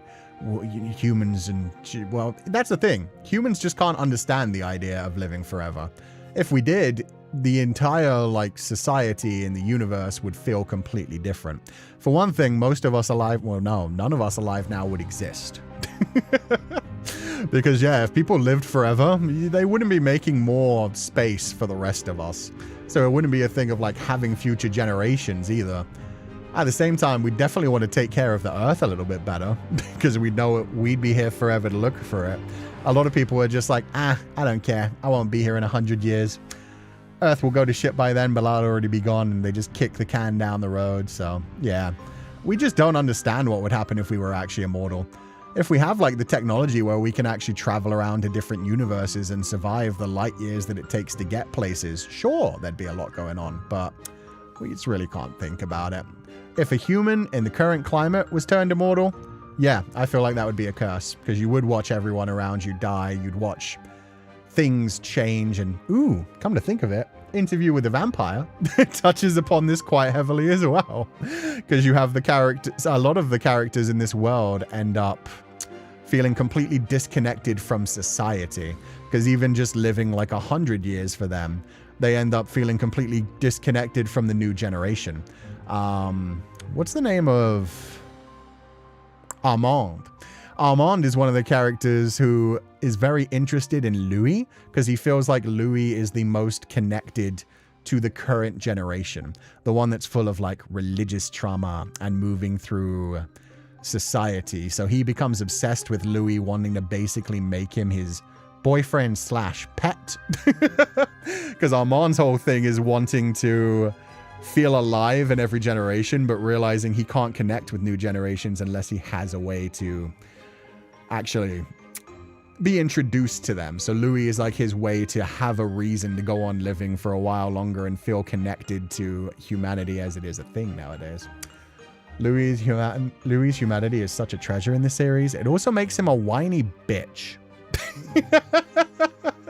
He sees Louis as a pet experience. That's, yeah, it's boyfriend / pet, but then I mean a lot of the vampire relationships are kind of tied to, oh yes, my partner, and they do treat them like a pet or a child rather than a partner. But yeah, one of the reasons that I love Interview with a Vampire specifically so much, Anne Rice wrote it in such a gorgeous way. It is so meandering, gothic, slow in its delivery. You constantly have like Louis pining about every little thing, worrying about like his connection to God, because he's okay, sorry, I haven't even begun actually describing Interview with a Vampire or the Vampire Chronicles. So the Vampire Chronicles, it starts with Interview with a Vampire, which is the first one in the series. It is about a vampire, as you would imagine. It is a reporter being talked to by a man who calls himself a vampire, and at first the interviewer doesn't even believe that this guy is a vampire. He introduces himself as Louis and tells him he's from what, the 1700s, I believe? And yeah, it's basically a story where Louis recounts his meeting of Lestat, how he got turned into a vampire, and the struggles he's had living for hundreds of years, disconnected from society, and as somebody who was like very religious and Christian in his life. So in his life, Louis fell in love with a woman, got married, had a child. All of them died to the plague, and he was left alone with his grief. Even though he was a very wealthy man, he was tortured and he basically wanted to die. He went out drinking and gambling and hoping that he would either die of alcohol poisoning or be murdered by somebody throughout his nightly endeavors. But instead, when he gets grabbed, he ends up being transformed into a vampire. Wait, what? Sensei in the books is his brother? I thought he still had a wife and a child in the books as well. The movie made up a wife. He was sad because he couldn't stop his brother's death. I thought... Wait, really? Damn, I misremembered that then. My bad. I thought he had a wife and a child that passed away, and the brother was just the religious trauma that he had after he was like transformed into a vampire, when his mother wouldn't let him see his brother because of what he became. He didn't? Oh my god, my bad. It's different in the books. So yeah, in the books they put a lot more emphasis on the brother, but I genuinely thought he still had the wife and the child. Huh. It's the whole reason he became a vampire, his brother. Are you shitting me? I need to reread the book then, because his brother's death was on him. Yeah, his brother ends up like committing suicide in front of him, right? I still thought the wife and the child existed. My bad. Anyway. Okay, guys. Actually, you help me with this then. So let me be reminded here. He gets... No, wait. He became a brother... Huh? I thought he becomes a vampire and then his mother starts pushing him away from his brother and then his brother ends up taking his life. How did it happen? In the sanctuary they built for him. Yeah, but that's after he becomes a vampire, right? People are saying he became a vampire because of his brother. What about his brother made him become a vampire? Now I'm more confused. Sensei is getting old, you'll be nice. Yeah, no, apparently I'm combining the movie with the book, but I genuinely thought the wife and child existed in both. I thought the brother was after. Sensei got caught not reading, only watching the movie. No, I love the book. The book is incredible. It's written in such an amazing way. Vampire Lestat is written in a similar way, but Interview with a Vampire is just so much more dark and so much more deep and introspective. Class needs to teach Sensei. They really do. Time to compare the movie and the books. He becomes haunted by the death of his brother because his mom starts blaming him for it. Oh, damn. Fuck. I do need to reread that book then. Genuinely...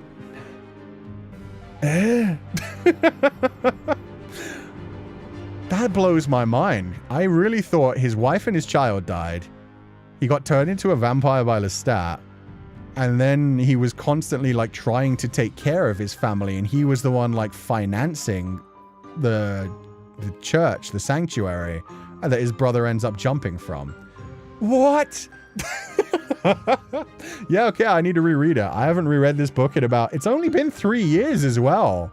And yeah, for some reason my mind is still connecting other adaptations at the same time. Never fully trust adaptations. No, I don't. But at the same time, yeah, no, I've just combined them in my mind. I genuinely thought the brother thing happened after he became a vampire. Because I swear I remember like his mother trying to keep him away from his brother. And that's not from the movie. Because in the movie, the brother and the mother don't even fucking exist. It's just the wife and the child. So where did that come from? Sounds like a fun idea too. Compare some books to their movie adaptations. No, that's fun as well. It's just I'm trying to figure out where my brain created all these connections that don't even exist. For some reason, I vividly remember, did his mother just hate him or something? Is there not like a big point about his mother keeping him away from his brother? Okay, so maybe I'm not the best person to tell you about this series anymore, but in general, Interview with the Vampire is written amazingly. It starts off with Louis getting turned into a vampire by Lestat, and it's all about his hundreds of years as a vampire trying to connect with reality. Him and Lestat, who are basically in a toxic relationship where Lestat's an abusive piece of shit who wants to control Louis and own him. Even at one point adopts a little girl, turns her into a vampire so that they have an immortal, what is she, like 6-year-old child beside them at all times. Basically like baby traps him. So it is properly like LGBT, messed up, fucked up, traumatic family situation full of abuse that Louis can't quite escape. Because Louis does love Lestat in some ways. At the same time, Lestat treats Louis like shit and kind of basically treats him like he owns him because he turned him into a vampire. He made him and gave him his other life. 14 originally. I don't think that's true. Wait, no, I thought... Okay, now I'm really messed up in the brain. I thought she was... Isn't she like the size of a doll, Claudia? I thought she was super young. Claudia, age, Interview with the Vampire. She's 5. She's 5, guys. No, you're not getting me on that one. Because they aged her up in every other adaptation. She's 5. So in the original book, Claudia is... Ugh. We can talk a lot about Claudia and how fucked up she gets. Claudia is a 5-year-old girl who is almost dying of the plague, and Louis drinks her after he's tried not to eat humans for a long time. Thinks that he's killed her, but then Lestat turns her into a vampire instead. And they basically, Louis and Lestat end up adopting her, this 5-year-old girl. And she goes on to live like several decades as a 5-year-old girl's body, which messes her up massively because she never gets to go through puberty. She never gets to grow into a woman, but at the same time, her mind develops as an adult throughout these decades of her still being stuck in a 5-year-old's body. Wait, she was 5? Yeah, she was 5, which... So she goes from being the daughter of Louis and Lestat to kind of becoming Louis's child wife. She falls in love with Louis. Some of the ways that they describe their relationship throughout the time when Louis and Lestat like split up and it's more just Louis and Claudia, it turns into a very interesting thing. There's nothing sexual between them. Let me make that very clear right the fuck now. But at the same time, they are basically like soulmates with each other for a while. Because obviously they've been together for decades. Claudia's obsessed with him and he truly loves her. She is like a sign of innocence for him, even though she's going around torturing and murdering people. She has incredible levels of bloodlust too. She likes torturing her human victims when she drinks them. So yeah. I heard she's 5 and I'm slightly spooked. Yeah, no, she lives an incredibly tortured existence. Claudia gets turned into a vampire when she's 5, so she is stuck in the body of a 5-year-old while her mind develops properly. So she grows into a woman, but she is forever stuck in a 5-year-old's body, unable to actually do anything that a woman would want to do. And so it does become her obsession to want to actually have some of the things that women would have. So yeah, it's tragic. It is. And her story only gets more tragic from then on as the stories go on. She becomes like a side character. I won't spoil what happens in Interview with a Vampire, but in Interview with a Vampire, she gets an interesting storyline as it is. And then she comes back later. So to anyone who's only seen Interview with a Vampire and is like, what? Yeah, don't worry. Her suffering isn't over. She baby. Series sent my benchmark for gothic angsty fiction. Yeah, no, it's written in such a good way because Louis is constantly opining about the fact that he'll never fit in with normal society. There is something about him that differentiates him from everyone else. And Anne Rice does such a good job of writing this story in a way that makes you feel seen as an outsider. Because originally she didn't even mean this. It's a gay metaphor, by the way. That's the thing. She didn't even mean it that way. Anne Rice, I believe, has said in interviews she didn't mean it to be LGBT representation. But the way that it's written as somebody being outside of society and somebody going through domestic abuse with another man, it did connect a lot with people that were in the LGBT community, especially when this came out, because I believe it came out in like the 70s or 80s.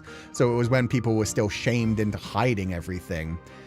And yeah, just the way that Louis talks about being an outsider, constantly being there among the crowd, but never feeling like he exists as one of the other humans, never feeling seen, never feeling able to connect with everyone else, is like written so beautifully, so poetically, and so well done. And yeah, the relationship between Louis and Lestat is a textbook like LGBT, like two men together, they straight up adopt a daughter, and there's so much like twisted, fucked up parts of it that go into so good. There's also something unnerving about seeing a little kid who's too smart and then they have vampire fangs. Yeah, Claudia loves to play with her victims, which is great.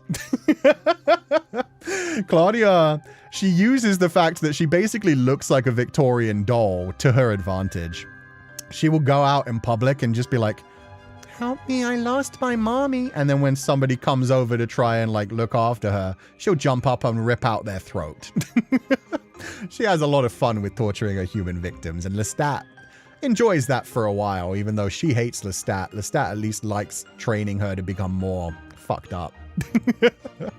Lestat is a very beautiful representation of loneliness. He craved love all of his life, but Gabrielle abused him. Nicky was a terrible loss. He loves Louis in his own twisted way. Yeah, he loves Louis, but he doesn't really know how to love. And then he becomes a rock star, so that's fun. But yeah, Lestat is written interestingly. Armand is crazy. Let's just say that. But Interview with a Vampire is so much fun because it's vampires being fucked up. It's vampires being vampires. It's not pretty vampires that just like glitter in the sun. It is vampires that go out and torture humans. It's vampires that go out of their way to use their immortality to hurt people.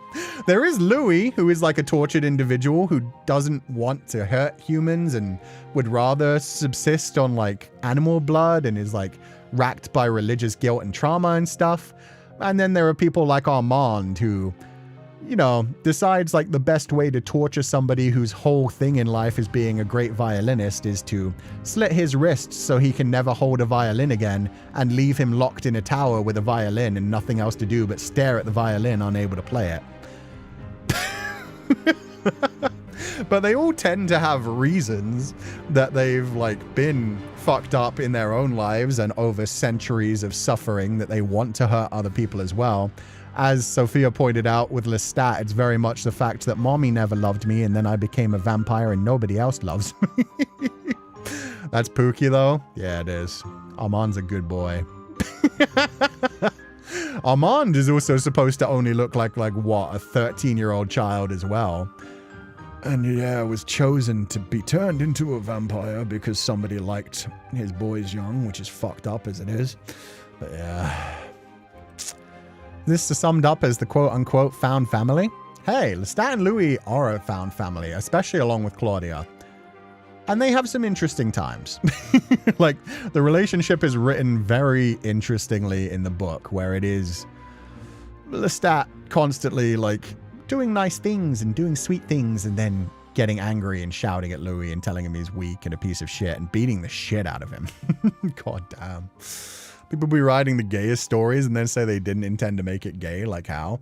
Well, apparently Interview with a Vampire sprung up from Anne Rice. Like, I think she lost her own child. And it was more written about, like, Louis with Claudia than anything else. But yeah. Also, unreliable narrator. True. You never know fully, like, which one's telling the truth and which one's lying. Back when I was still in school, we focused on vampires, especially Interview with a Vampire, for an entire semester.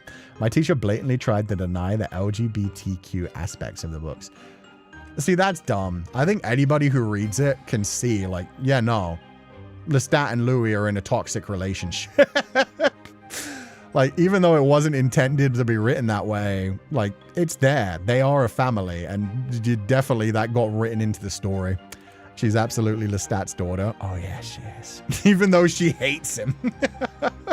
Lestat, my princess with a mental disorder. Armand is evil, but such a good character. Armand is one of my favorites because of how fucked up he is. And he has every justifiable reason to be fucked up. How does one recreate what they've never truly had and all that? Lestat is a fascinating character to analyze, and I love how they show both sides of vampirism, the beauty and the horror. Yeah, they do a good job of that, and yeah, Lestat really is. I mean, his title is literally what? The Brat Prince? The Brat Prince or something like that, and it perfectly suits him. Louis is so whiny, but it's beautiful the way that he speaks and the way that he talks about the world and humanity and some of the fucked up things. Lestat, on the other hand, is a bit more direct. Like, still beautifully written, but at the same time, yeah, I like the way that Louis talks. It's very purple prosy. It's very, everything has its time to be described, whereas Lestat will just straight up tell you, like, shit sucked. Blood everywhere. Killed wolves. Fun time.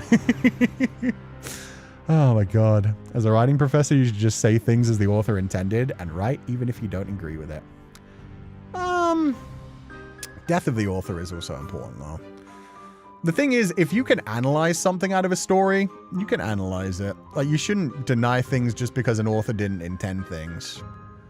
I feel like, I don't know where the LGBTQ stuff came from, if it wasn't intended, but it definitely, like, no, it's there. Like, you read it and Louis and Lestat are a fucking couple, 100%. Like, they are an abusive domestic couple, and yeah, I don't get how you can be like, oh no, it's not there, when everybody is read into it that way. Lestat says he's in love with Louis at least 3 times in the first 100 pages. Yeah, but some people just don't know how to love. Don't deny it even if you don't agree. Exactly. Especially as a teacher. As a teacher, you should be like, okay, explain your reasoning. Write me an essay about it. And it shouldn't be like, okay, you get 0 marks. It's like, huh, that's an interesting interpretation. Good job, kind of thing. And Tom Cruise was Lestat. Yeah, Tom Cruise was Lestat in the movie that came out like in the 90s. What's her name? The girl who went on to be the first Mary Jane Watson was Claudia in that as well. And was a good Claudia. She was terrifying. Tom Cruise. Who was the other one? Oh, Brad Pitt. Brad Pitt was Louis. So yeah, the first Interview with a Vampire had a very attractive cast.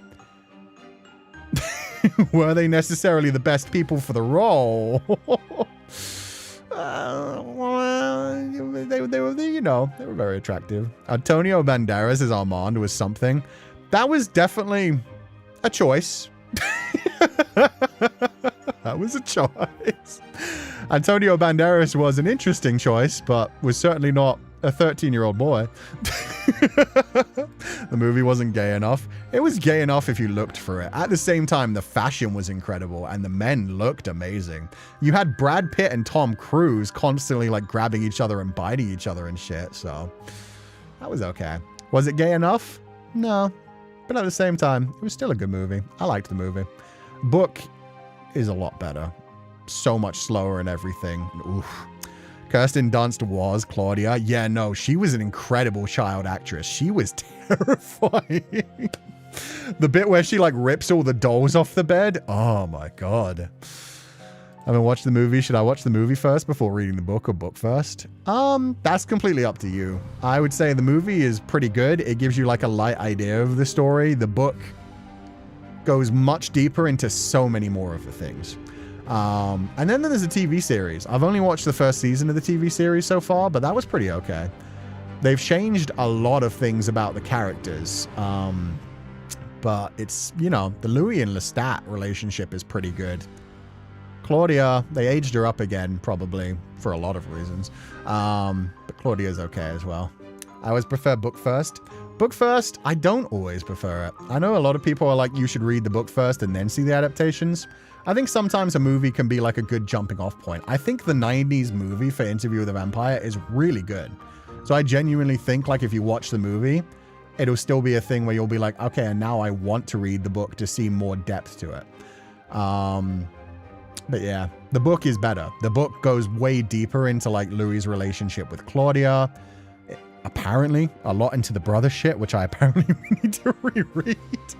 But yeah, it goes much deeper into the psychology of the characters. If you like the bits in the movie of like Louis monologuing, the entire book is Louis monologuing and just talking about everything in depth. Very purple prosy and very descriptive and ooh, so well written. That's what I love about How to Train Your Dragon and Howl's Moving Castle. See, I will never read the Howl's Moving Castle book because the story didn't connect with me well enough. Even the movie is okay. It's like, the movie to me is just like, the animation is cute.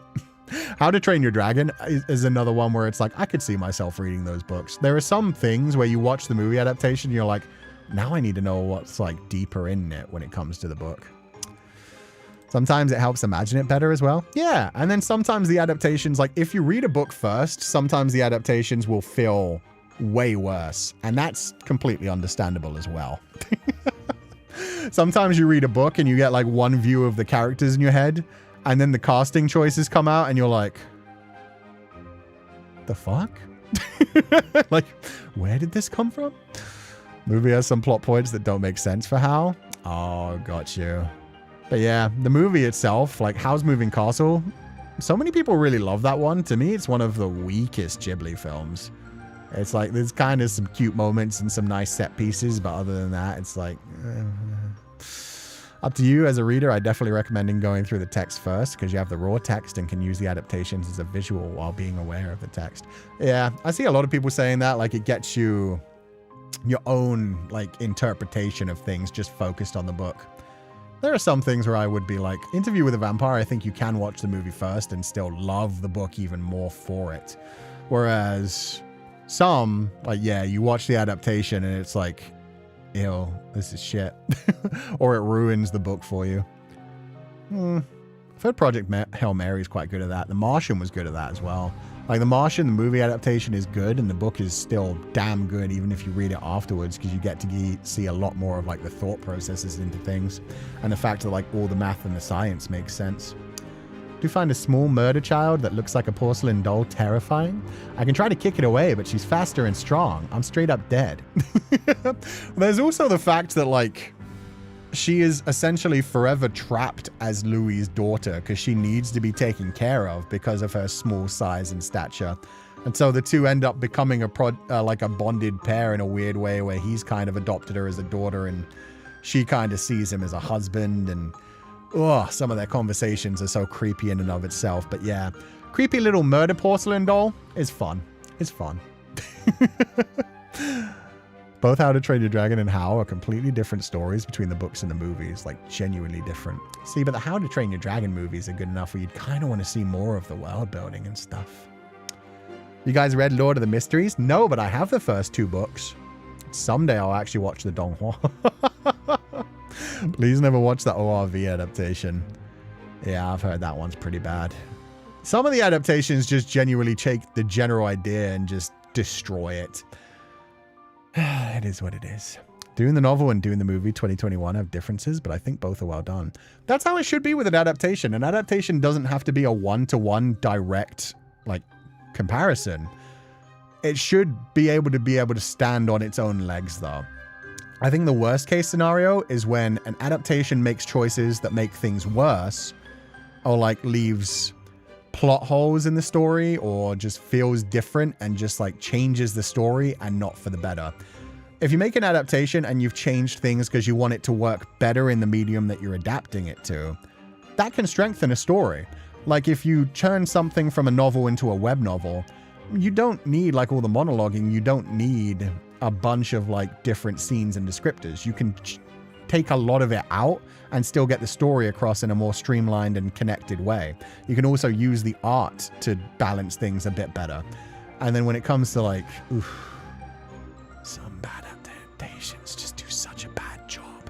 Where people like get hired to make an adaptation of like an anime or something, and then they make a completely different story and interpret the characters in completely different ways, and then it's like, you haven't really made an adaptation, you've made your own thing and slapped on the names and the settings from the original. I actually liked the Heated Rivalry show more than the book, and that's fair. You can also like adaptations more than books. Some people just don't like the original like writing of some things, or nah. And you can still like one adaptation and just be like, I love this, I don't like any of the other things. At least the webtoon is fine despite the switch in media compared to the novel.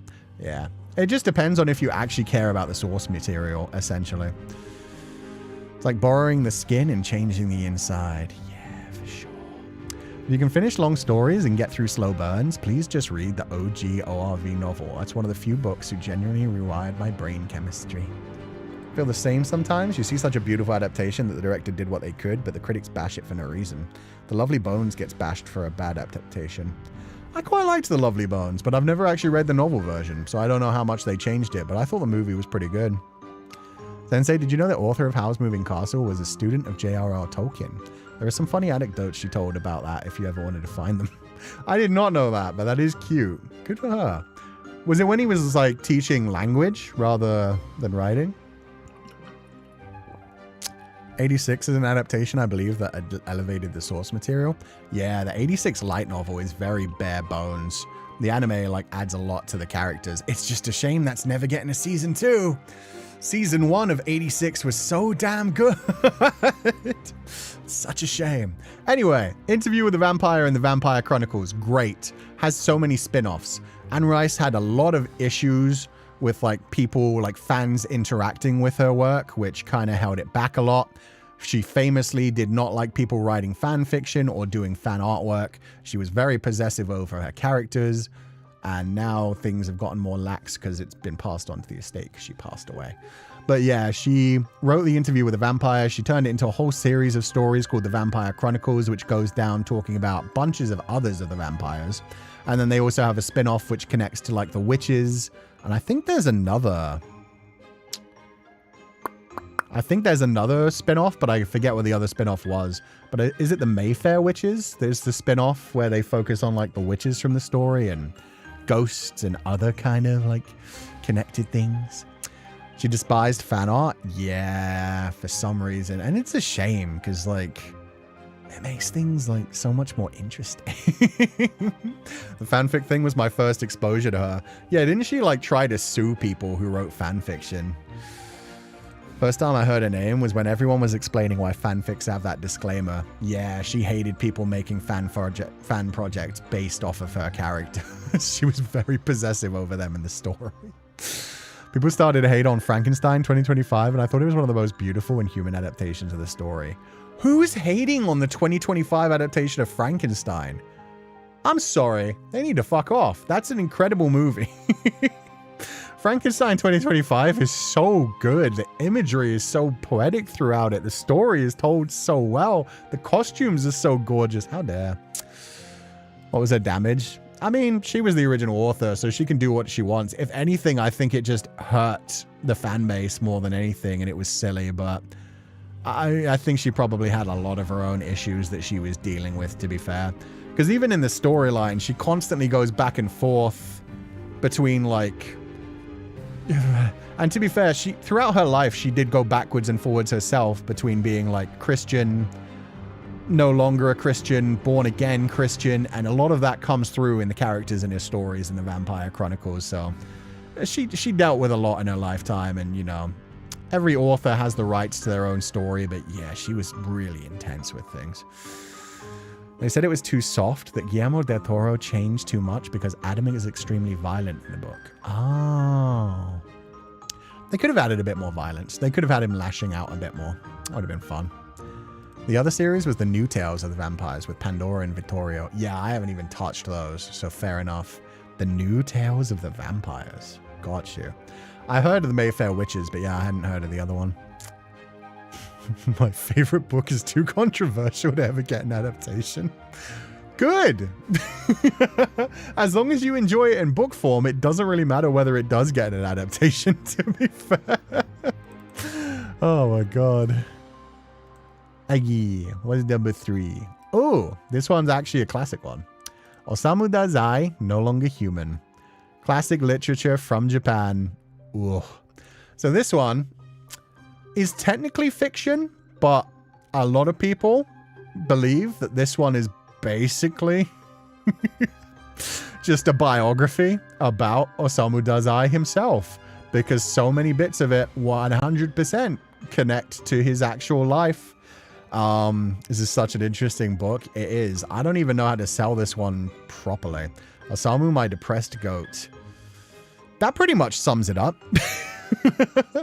So No Longer Human is by Osamu Dazai, and it's about a person explaining their life history, going through their life and talking about why they feel like they're not actually a human. A lot of the literature that I like does focus on people being disconnected from reality. And Osamu Dazai did a wonderful job of creating a character who had basically always felt like they were playing a role by trying to connect with humanity, always felt like they were putting on a performance when they were trying to fit in with humans and people, and by the end of it, felt like they didn't even recognize who they were anymore. They became so disconnected from the person that they were portraying themselves as compared to who they actually were that they no longer knew who they were themselves deep down, which is why it's called No Longer Human. But it's all written in such an incredible way where you start them out as like an innocent child who was just trying to learn how to exist in the world. Bad shit happens to them. Horrific shit continues to happen to them in the future, and they constantly feel depressed and suicidal and disconnected from everybody else, and yet try to feel a connection because they want to be seen and they want to be felt and loved. And at the same time, because of that, they constantly like put on a different mask to blend in with everyone, so nobody's ever seeing the real them anyway. Just in general, it seems like Osamu Dazai was dealing with a lot of mental issues that just led to them hiding who they were, losing who they were, and just not being able to exist. The story made me depressed. It is incredibly depressing. The whole way through it, you do like understand that this is a person who does not fit in with society and is scared of what people would see if he ever was trying to actually be himself with people. And yeah, just completely loses himself. And it's written really well and tragic, and a lot of the things that are in the story, even though it's written as fiction, did actually happen to Osamu Dazai. If you don't know who Osamu Dazai is, he is one of the most prolific writers in Japan. He famously was in love with a woman, ? They got together and they agreed to commit a couple suicide. They were going to jump off of a cliff and fall into the water and die together. And he survived. They jumped into the water, she drowned and died, and he managed to swim back to the shore. And yeah, that was just part of the story. Have you watched the movie? I have watched the movie. There's a really good movie that stars the guy who plays Osamu Dazai in that is the one from Battle Royale, the main character from Battle Royale, who's gone on to be like Light in Death Note, as well as a bunch of other anime roles. He played that really well, and it's less based around No Longer Human than his actual Osamu Dazai's life, of how he treated women. There were also, correct me if I'm wrong, chat, I don't know if this was part of the fiction or if this was true. Wasn't it believed that one of the books that he actually wrote was plagiarized from one of the women? Or is that something that was just fiction? Because that's definitely in the movie, and I don't remember if that was like an actual story where she eventually got it corrected that it was her story that he basically stole. Most people only know him from Bungo Stray Dogs, which is completely different. In that, it's played off as like a comedy, even though he had a tragic life, but he's constantly making jokes about like, hey, would you like to commit suicide with me? I'm actually going to Google it if nobody in chat knows, but I'm kind of curious. I think it was one of his books that did really well, something about a tree. And there's a woman who said that she wrote it rather than him. Did Osamu Dazai steal a book?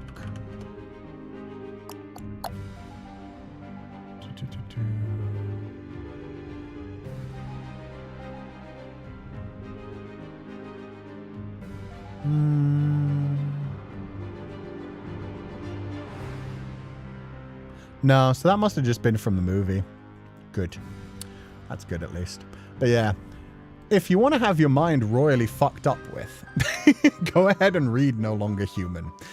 You'll get into the mindset of a person who, I don't know what actual like psychologist or psychiatrist would say about what Osamu Dazai was going through. He's definitely depressed, and it feels to me, because when I read No Longer Human the second time, the first time I read it, it was just like, wow, this is so fucked up.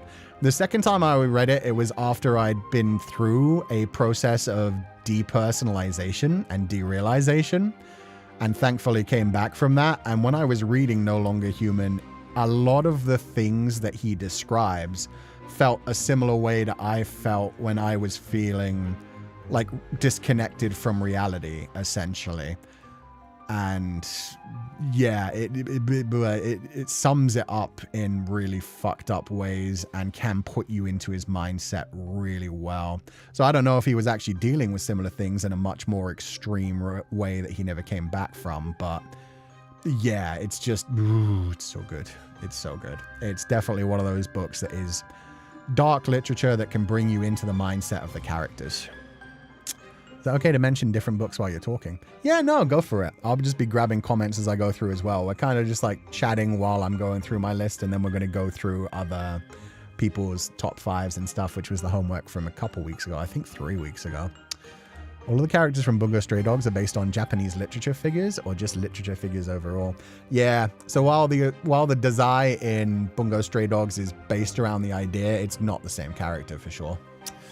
I looked into him because of Bungo Stray Dogs anime. The characters are named... Yeah, exactly. It's named after them, but they don't have nearly the same story. Maybe think of the person who wrote The Great Gatsby. Not sure if it's true, but heard he allegedly took a lot of the story from his wife's own diary. That's wild. I didn't know that. But no, I'm thinking, let me see the name of the movie. There's a movie about Osamu Dazai's life. Osamu Dazai movie. I think it was like 2021 or something. But there's a movie, and in it, here we go. It's still called No Longer Human. So No Longer Human, the adaptation in 2019. Oh no, it's not the guy who played Light and Death Note. It's Oguri Shun. Oguri Shun, who used to be like a massive J-drama actor, was like an idol from like the early 2000s. Oh, but the light guy is in it, Tatsuya Fujiwara. He plays Ango Sakaguchi. Okay. But yeah, the No Longer Human adaptation from 2019. That one's an adaptation of the life of Osamu Dazai, and in that one, I definitely remember like he ends up sleeping with a woman while he's married to another woman, and the woman that he's sleeping with is an author who's been writing a book, and he really likes the book. He ends up stealing the book and publishing it by himself, and it becomes his bestseller. So I just wasn't sure if that was based on reality or not. But yeah, that's definitely part of that adaptation. But yeah, the 2019 movie is really good and really fucked up. But yeah, the book itself, so fucked up. But yeah, no, nothing to do with The Great Gatsby, nothing to do with that. It's just that's a major plot point in the movie. It's by Mika Ninagawa. Ah, okay.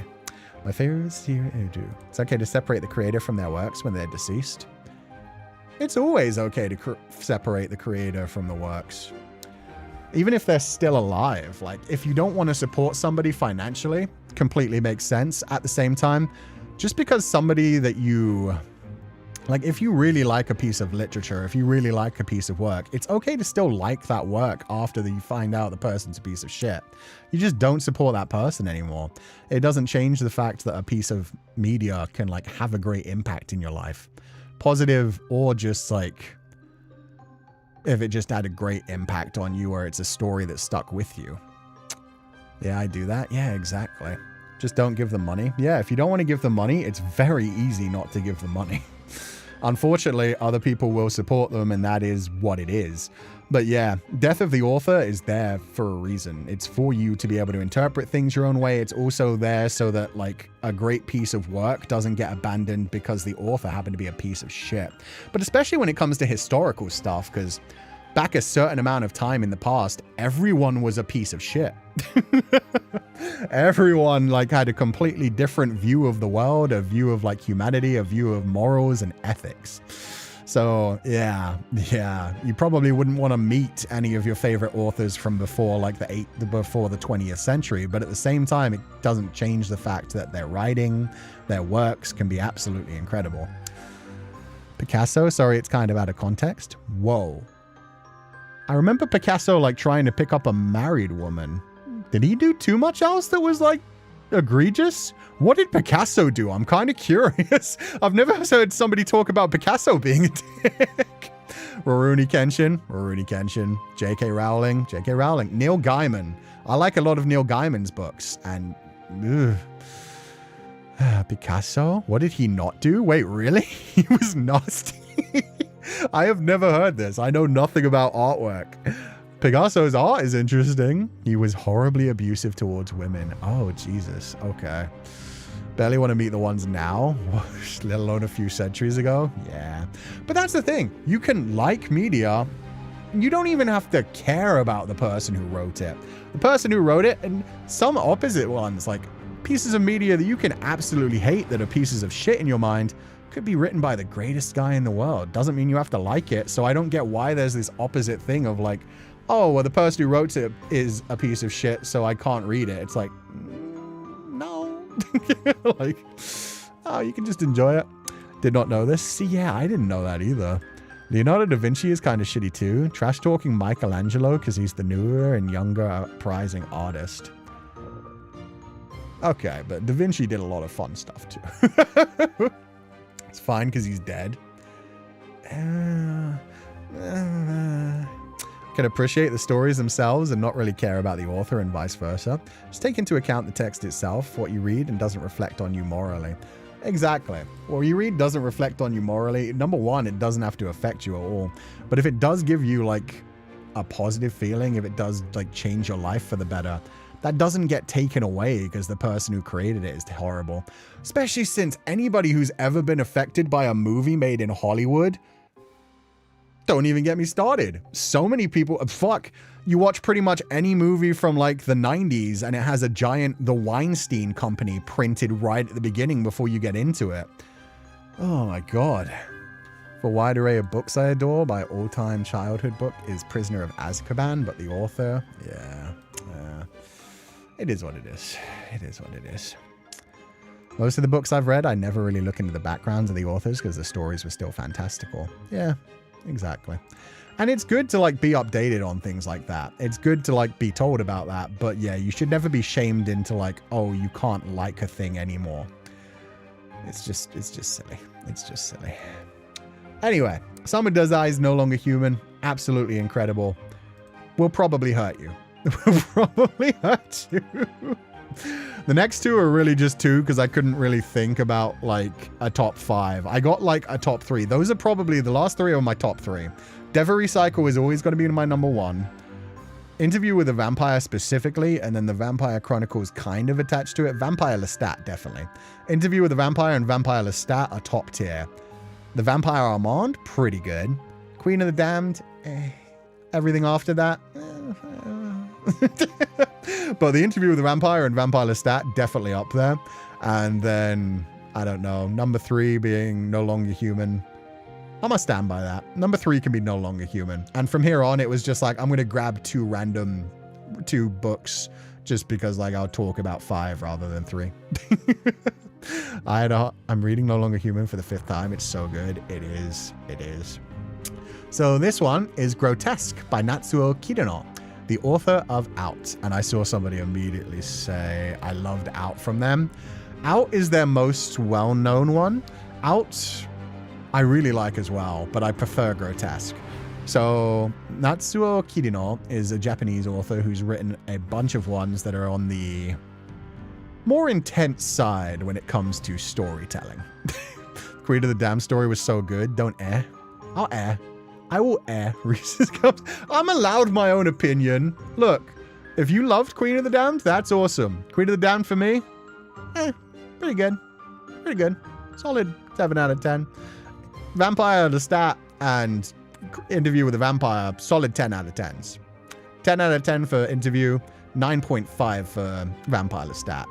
But yeah, the Queen of the Damned it's a good book. It's a good book.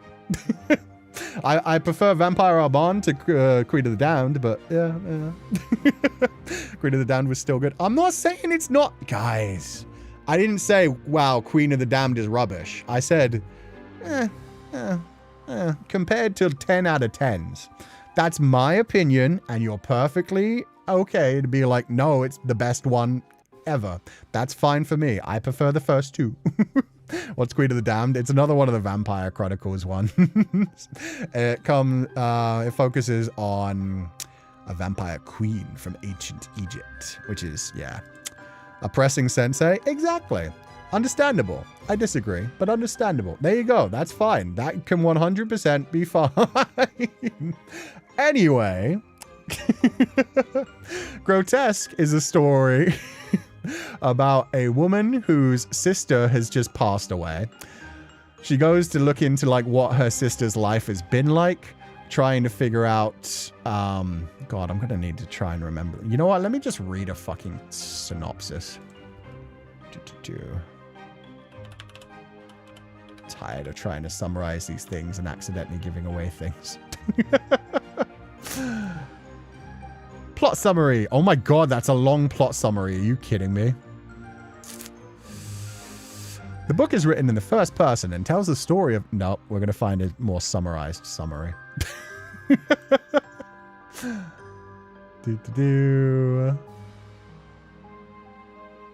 There we go. That'll do. Life at the prestigious Q High School for Girls in Tokyo exists on a precise social axis. A world of insiders and outsiders, of haves and have-nots. Beautiful Yuriko and her unpopular unnamed sister exist in different spheres.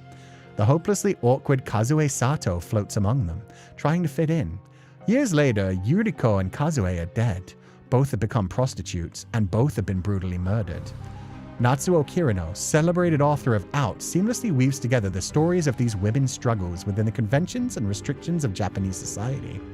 At once a psychological investigation of the pressures facing Japanese women and a classic work of noir fiction, Grotesque is a brilliantly twisted novel of ambition, desire, beauty, cruelty, and identity by one of our most electrifying writers.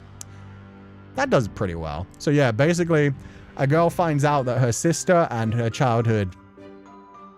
sister's childhood friend have been murdered and starts to investigate what happened to them. She's become estranged from her sister for a long time, who used to be like the beautiful popular girl, as well as these like other girls back in high school used to give her like a horrible time because she was like the smart kid who was also like not attractive and didn't fit in with anyone.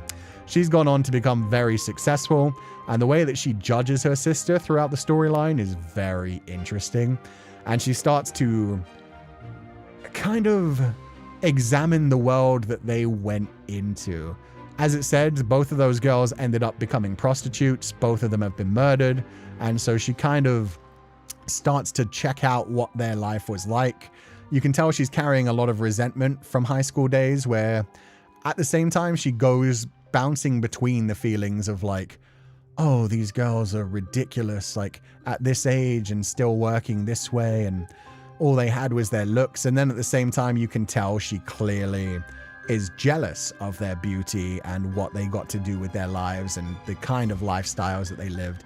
It's a very interesting way to write something because it's written in first person, so you're constantly reading her judge her sister and judge these other women while also being a bit of a terrible person herself and still having like so much trauma from her childhood.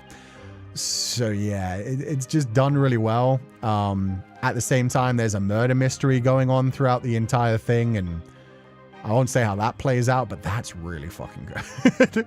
But Natsuo Kirino is really good at writing like murder mystery and thriller stories.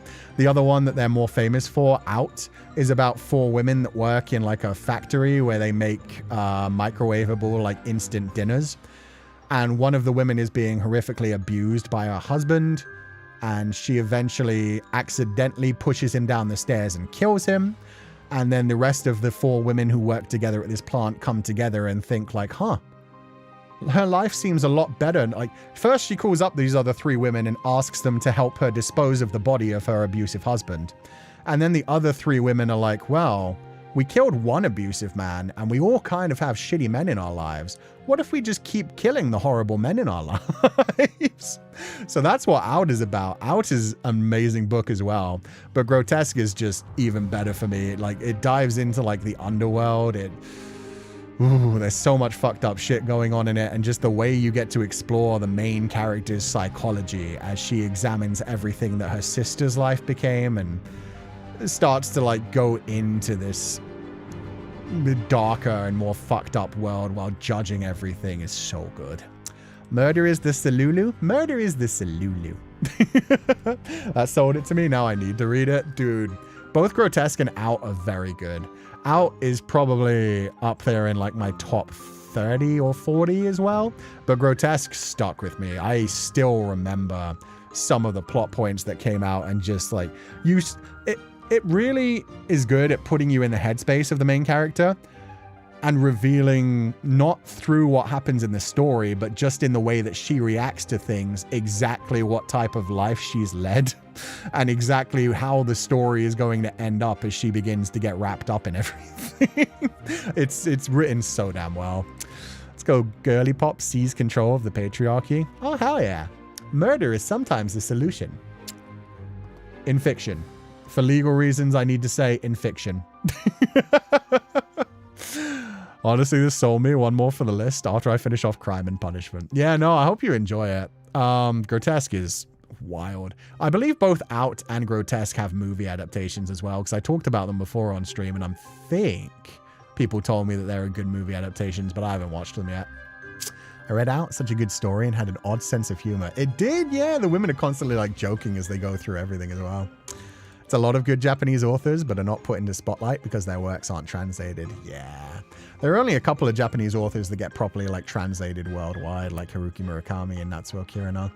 But there are some great ones that never get to shine, but at least the movie adaptations are there. My favorite movie of all time, Memories of Matsuko, is taken from a book, along with The World of Kaneko. Both of those are taken from books from the same author, but I'll never get to read them because they haven't been translated to English, which sucks. When I first saw author of Out, I honestly almost got confused to Get Out. Fair enough. That'd be funny. Are they able to read in English? This one is. Yeah, Grotesque is. Because obviously I've read this one to be talking about it, and I can't read Japanese. So yeah, Grotesque and Out, these were both like published in English as well, properly like officially adapted and translated. It's just some of the other ones. I would love to read the novel version of Memories of Matsuko. It's just not out, unfortunately. It's only in Japanese. I once read my favorite book so much that the cover fell off. Only the back was still attached. It was hardcover and made me sad. You managed to kill a hardcover copy? That's impressive. Those normally survive like decades. To be fair, I get it if it's like a soft cover. Like, yeah, to be fair, those get tattered pretty quickly. You must have really read the hardcover. Let's go. Greatest tragedy of readers everywhere. Language barriers. Yeah. Because there's also the fact that some translations are not the best either. Sensei, could you repeat the title of the ones you mentioned? Oh, Memories of Matsuko and the World of Kaneko. Those are two Japanese movies that I love that are both by the same director and are both based off of books, but neither book was translated. But Memories of Matsuko is my favorite movie of all time. It's funny, sad, tragic, makes you cry, makes you think about life, and it has musical moments. It's a weird mixture of everything. Absolutely everything. Oh, God. And the final one that I decided to throw in this list is The Lion, the Witch, and the Wardrobe. Although not really The Lion, the Witch, and the Wardrobe. I just kind of was like, you know what? The Chronicles of Narnia, probably up there. And I honestly couldn't tell you which of my favorite Chronicles of Narnia book is actually, like, there's no tier list for me. Narnia was my childhood. That's exactly it. For me, like, I remember the Narnia series so well. Up until, like, the last battle. And the only one that I don't particularly like is The Magician's Nephew.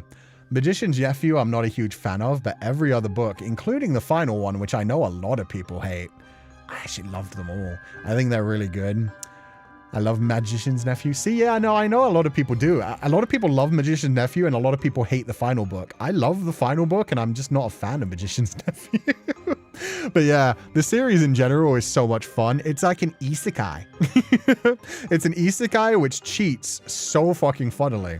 Where every time they go, the kids go to Narnia, like time dilates. So they get to live out like a full lifetime in Narnia, and then they come back home and it's just, they're still kids again. They get to live through their human lives. It's like the best of both worlds. They get that Hannah Montana lifestyle.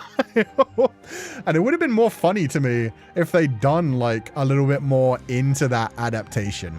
Like that is rife for like so many interesting stuff. Like J.R.R. Tolkien just had like the hobbits go on a couple years of journeying and come back home and not have any idea how to deal with coming back home after having basically gone to war and been in traumatic stress for like years straight. Meanwhile, the kids go to Narnia, live out an entire lifetime, come home, and they're just back to being kids. They just live out human lives. Until they don't. Until they go back to Narnia, some of them. But yeah.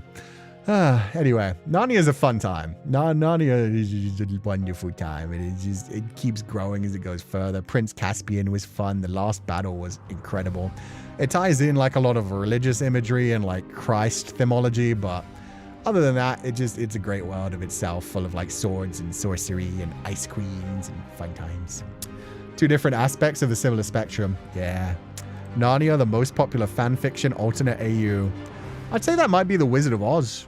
Wizard of Oz might be slightly above it. Want to try Turkish Delight to see if it's worth betraying my family for?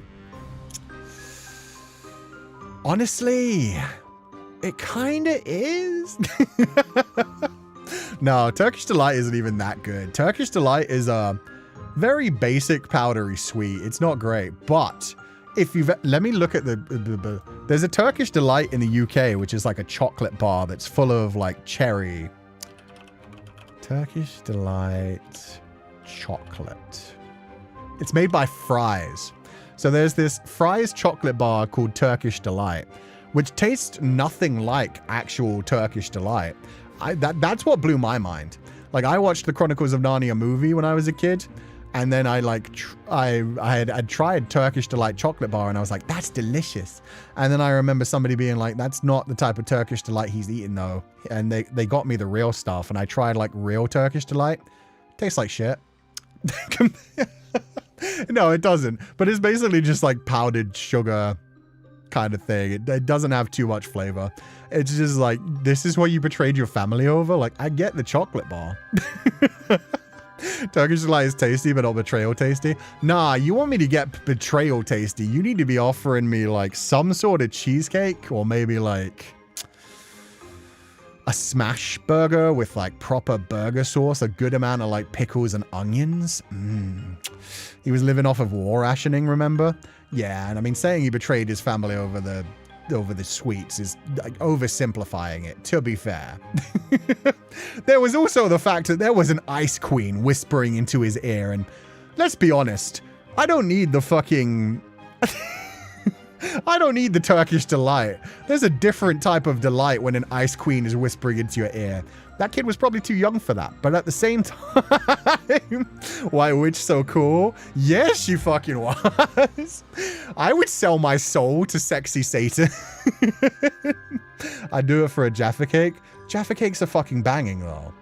Anyway, I don't think you really need me to explain The Lion, the Witch, and the Wardrobe, but just to very quickly oversimplify it, kids have been sent away from their families. It was during the air raids. So it was during World War II when the UK was being bombed by Germany, the Blitzkrieg. So the kids were being sent away to live with foster families in the countryside if they lived in London to keep them safe from the bombs that were hitting like big cities.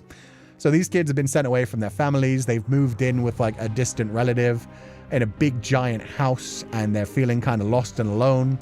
One of them hides inside a wardrobe and it teleports them to a magic world called Narnia.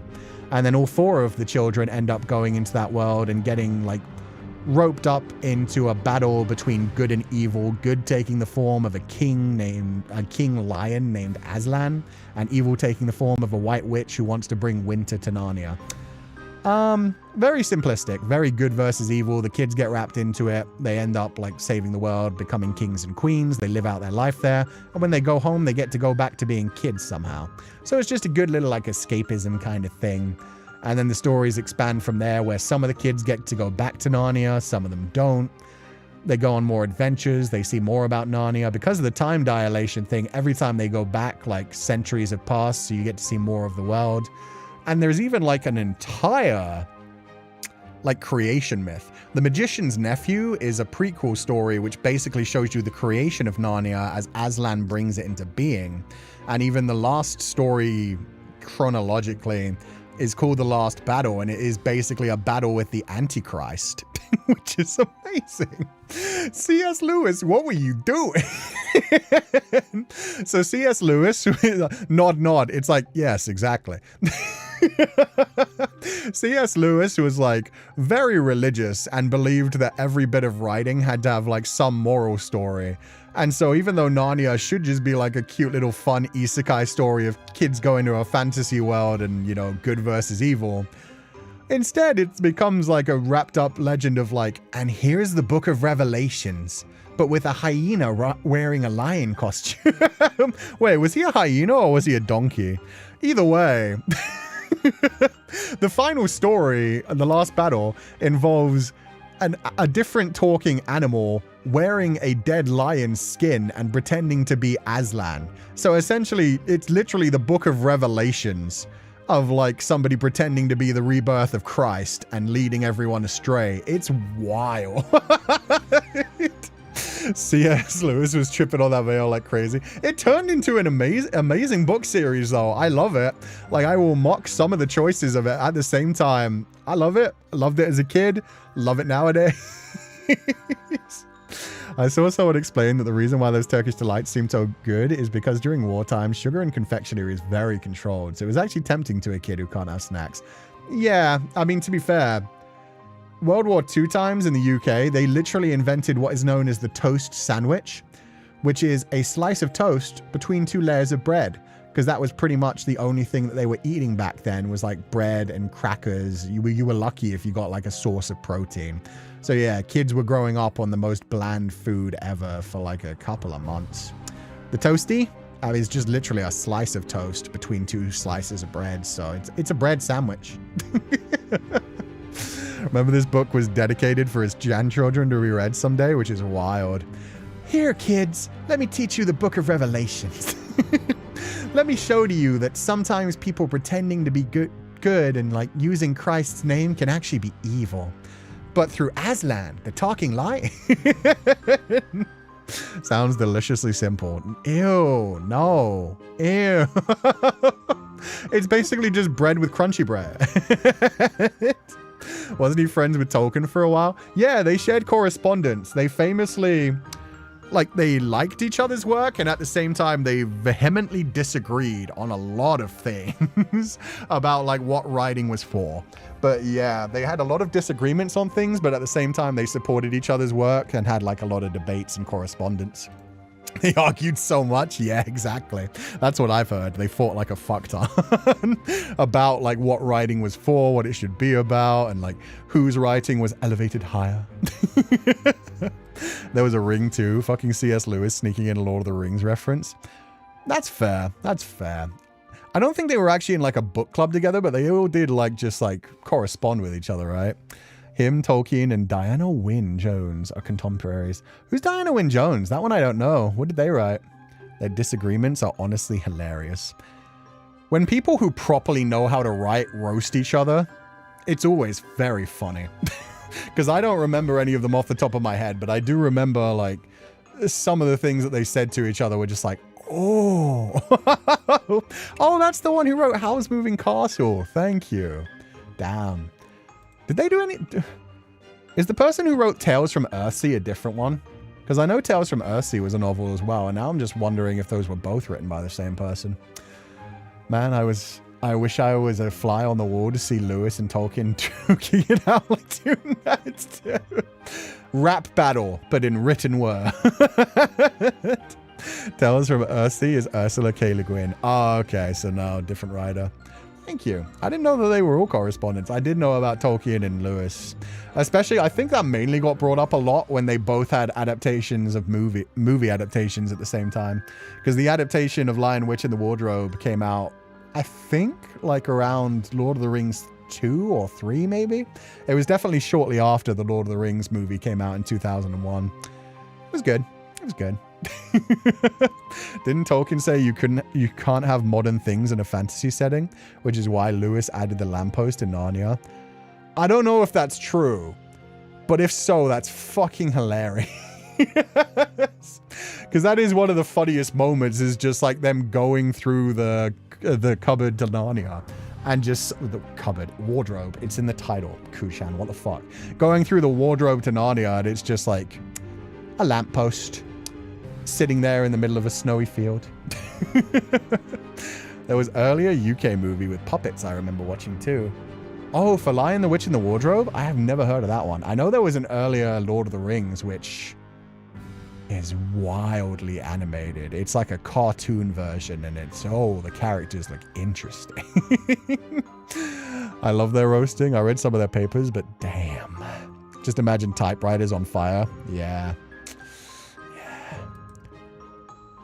That's also why they argue a lot, why there's no elves in Narnia, which C.S. Lewis says, fuck it. Authors roast, like, look at the anecdotal argument between two Chinese poets over a fart joke. Whoa, wait. That's a real thing. That's a real thing. I know that one. Wasn't that one where there was like, okay. Fuck, I need to remember it. I remember the punchline. I remember the...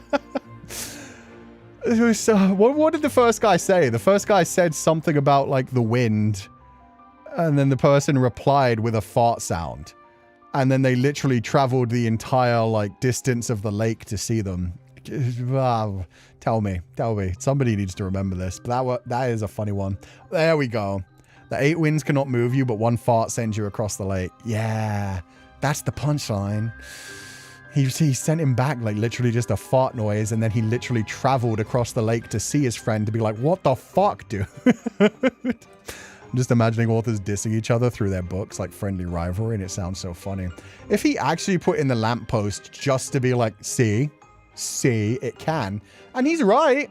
You put something like completely modern in a fantasy setting, and it can feel really uncanny, really off-key. It can make you think like, how did this get? Lion, the Witch, and the Wardrobe came out in 2005. Oh, so it was actually after all 3 of the Lord of the Rings, because I think those were 2001, 2, and 3. Damn. 2005. I was 14 when The Lion, the Witch, and the Wardrobe came out. I genuinely remember that as being when I was like 12. Damn. And then I read Eragon. And then they released a terrible adaptation of Eragon. See, the movie of Eragon is one of those ones where it honestly fucked it over too much. Because the movie of Eragon, not a terrible movie, except that they whittled down the main bad guy to just be a dude sitting in a throne, monologuing the whole time and not actually doing anything, which they do in a lot of fantasy settings. But then they also took away certain plot lines that made it so that if you ever tried to make a sequel to the Eragon movie, none of it would make sense. You just wouldn't be able to do it. The Eragon movie is depressing. It is. They also made a video game. They made a video game based off of the movie, which honestly wasn't terrible. Oh my god. I pretend the Eragon movie did not happen. That's fair. Couldn't get into Eragon. I tried so hard. I actually read the entire Inheritance cycle. It's not written the best, but when you remember that Christopher Paolini was 17 when he wrote it, it makes a lot more sense. He didn't publish it when he was 17, but he wrote Eragon when he was 17, and then he wrote the others after while he was still like teenage. But yeah, the one thing I remember from it the most intensely was that I feel like you saw the word iridescent every chapter, which I didn't have a problem with it because I read that book when I was like 14 or 15, so it wasn't like disappointing to me. But I just remember that's the reason the word iridescent became stuck in my head. Everything was iridescent. There was iridescent swords, there was iridescent rainbows, there was iridescent shines on glasses. I know what Eragon is, dragons. If you ever want to look into a really funny way that somebody has read into a storyline, there was a pretty famous review of the book version of Eragon. There was a pretty famous review of Eragon, which basically suggested that Christopher Paolini was just a scaly who wanted to fuck Saphira. There's a review that goes into the book and just talks about like, the book is okay, but it's not written very well. Most importantly, the author is absolutely obsessed with wanting to fuck the dragon. Really? Yeah, I remember reading this one. It's... The person was basically saying you could tell it was written by somebody going through puberty, and speaking about the fact that Saphira is constantly telling Eragon, "Ride me. You need to get on top of me. You're my rider. You're the only one who can ride me." It's just reading a lot into that and basically saying, yeah, no, he's a scaly. He's going through puberty. He's horny as fuck. And then he meets the elf girl and Saphira gets cocked. Good for them. Good for them. Good for them. Oh, God. Iridescent is just a very beautiful way to describe how light dances or shines on a surface. Step above iridescent to me is pearlescent, because it's a creamy shine, not a sharp. Yeah. And opals can be either iridescent or pearlescent, or opalescent. Opalescent is also a word. But yeah, if you don't know what iridescent means, it just means shines with the colors of a rainbow. So shines across like the entire light spectrum. So it's a nice word. It's just, yeah, I remember Eragon. I don't know if it was throughout the entire Inheritance series, but I remember Eragon had like the word iridescent every chapter. And it's a word I really like. It is a beautiful word. Opalescent too. Yeah, exactly. Got iridescent, pearlescent, opalescent. They all just mean like iridescent is just like, has the quality of a rainbow. Opalescent is the quality of an opal, and pearlescent is the quality of a pearl. So shines like a pearl, shines like an opal, shines like the rainbow. You could say it shines bright like a diamond. Oh, God. Do you think there's a diamondescent? Diascent. Diamondescent. Diamondescent. Nah, I guess diamonds just shimmer. Kind of like holographic too, though with a touch of metallic. True. Holographic feels a bit simpler. I don't know why. Iridescent just sounds fancy. Probably very Latin. The gay light. The gay light. Just like the gem that Aiden wears around his neck.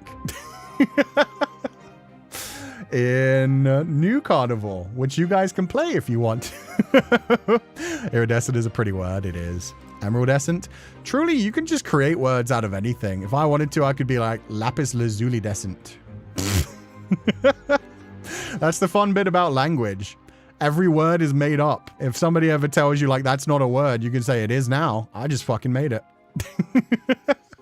Did you play any more New Carni? Not other than the last I talked about it. I talked about the fact that I did manage to collect the second level of Clingy Cat Olivine, and it's sexy as fuck. I can spoil it by now. By now, the thing's almost like over. Aiden shows up and cuddles with him in bed. It's a great time. It's a great time. But yeah, I also watched the full thing of like Clingy Cat Olivine, and I watched the full thing for like Kuya's SSR, and oh, it's good. It's a good. I mean, you could. It'll make you look crazy sometimes, but at the same time, that's one of the biggest things in literature is a lot of like turns of phrase where at one point something that somebody just like came up with and somebody else was like, that sounds stupid, but it's stuck in my head. That sounds stupid, but at the same time, I like it. It's not quite English, but it's gonna be English from now on. One of the things they actually teach you when writing is trying to avoid words like that, but it's so hard in my opinion. We have a vocabulary that we use all the time and it becomes part of us. Yeah, I've been looking into that as well. That's why I mentioned like it's a Latin word, because there are people that tell you really intensely like, oh yeah, you shouldn't use like Latin origin words. You should stick to like Germanic origin words, and you shouldn't use like scientific words. You should go for like words that have like a more personal connection or a more simple, and there are, you know, to each their own. It is one of those things where writing works for everyone. It's also one of the things where I see a lot of people getting frustrated about the fact that some of the most simplistic written things are the ones that get like the most prolific. Like the Hunger Games. I would even say like The Martian and Project Hail Mary. Even though, because I guess they're written more like screenplays. But why? I don't know.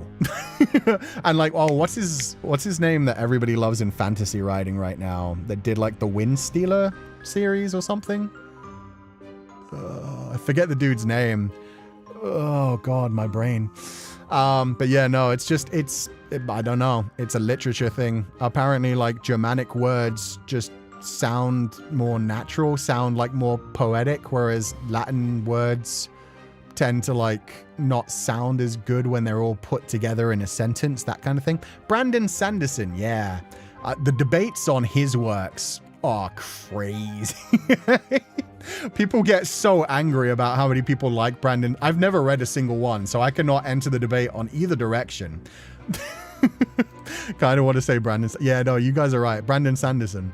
But yeah, no, people hate on his writing style and just absolutely despise, because it uses a lot of Latin words and it apparently like it's very to the point and just describes like what is happening. Like it describes the visuals, which a lot of like people who study writing and get seriously into writing are like, that's not proper fiction. That's not proper prose. That is just like describing a scene visually.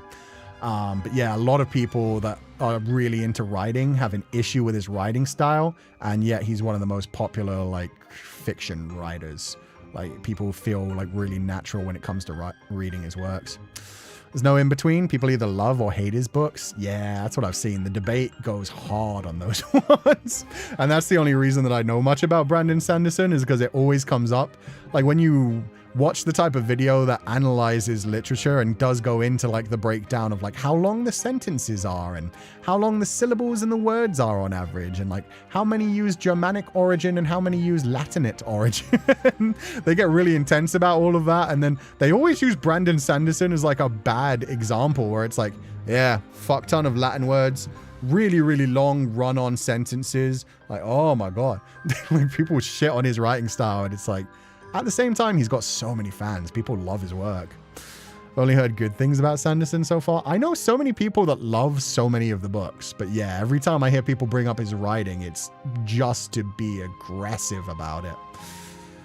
Lots of people at the time hated Shakespeare because he made up so many words, which are now common ones we use today. What did he use that's common nowadays? I feel like Shakespearean English is its own thing. I'd be interested to know if there are words that he made up that we just use commonly nowadays. But yeah, gotta love media literacy analysis. You can learn a lot from other people's perspectives, be they positive, negative, or simply objective. True. Oh. Equa de Quieros has like a book where he used 3 pages to describe the ambience of a room. Os Mais is one of the greatest works of Portuguese literature. 3 pages to describe the ambience of a room is wild. Kind of want to read that, because that would be interesting. If it's poetic, it could be really good. Shakespeare invented the word lonely? What? That's wild. He made up the word assassinate. Admirable, baseless? Wait, no way! Eyeball, lonely, gossip, fashionable, bedroom. You're shitting me. Huh? Bedroom apparently by him as well. And elbow? Okay, Shakespeare. What the? How did they not have words for these back in the day? How did you not have a word for lonely? How did you not have eyeball? I guess just eye? Gossip? I kind of get. Gossip had to be invented at some time. It's interesting that it was by Shakespeare. Wow. To be fair, run-on sentences can be annoying because they get confusing. Oh, yeah, 100%. If you're not good at them. Somebody who's very good at them, Neil Gaiman. Neil Gaiman can write an entire paragraph out of a single sentence, and you can still read it through very casually. Because the commas and everything, like the punctuation and everything, it just flows very naturally when you're reading it. And even if you read it out loud, it's perfect. And it is technically a sentence. And yet you realize that it's gone on like 6 lines and it's all been one single sentence. And you're like, fucking hell, mate. But yeah. Some run-on sentences get very bad, very clunky. And a lot of them just get like sometimes you're doing it for a reason. Sometimes you're trying to write a long-on sentence because you have something that you want to say that needs to be connected to other things. And then sometimes people are just kind of running on because they want to jam in one thing, but they think they have to add other things. And it happens. It happens. I think Anne Rice was the one who described that tree. Wait, which tree? What did I miss about a tree? There was an author in high school who wrote for like 3 paragraphs describing a tree. Oh, okay. Would make sense. I could see Anne Rice doing that. It's one of the reasons that I love Interview with a Vampire so much. Interview with a Vampire, a lot of the times when she would describe things, it would be Louis. Like I said, he drags on about things. Sometimes it feels like whining, but it's always very poetic and interesting. Beautifully written in like a gothic style. So yeah, there were times that he would like describe specific buildings, or I remember like one time there's multiple paragraphs about a statue for sure. So yeah, would make sense. He also came up with kissing. The fuck did they call kissing before that? Kissing's been around since like time began, based on like statues and pottery and shit. What the fuck did they call kissing? Jaded.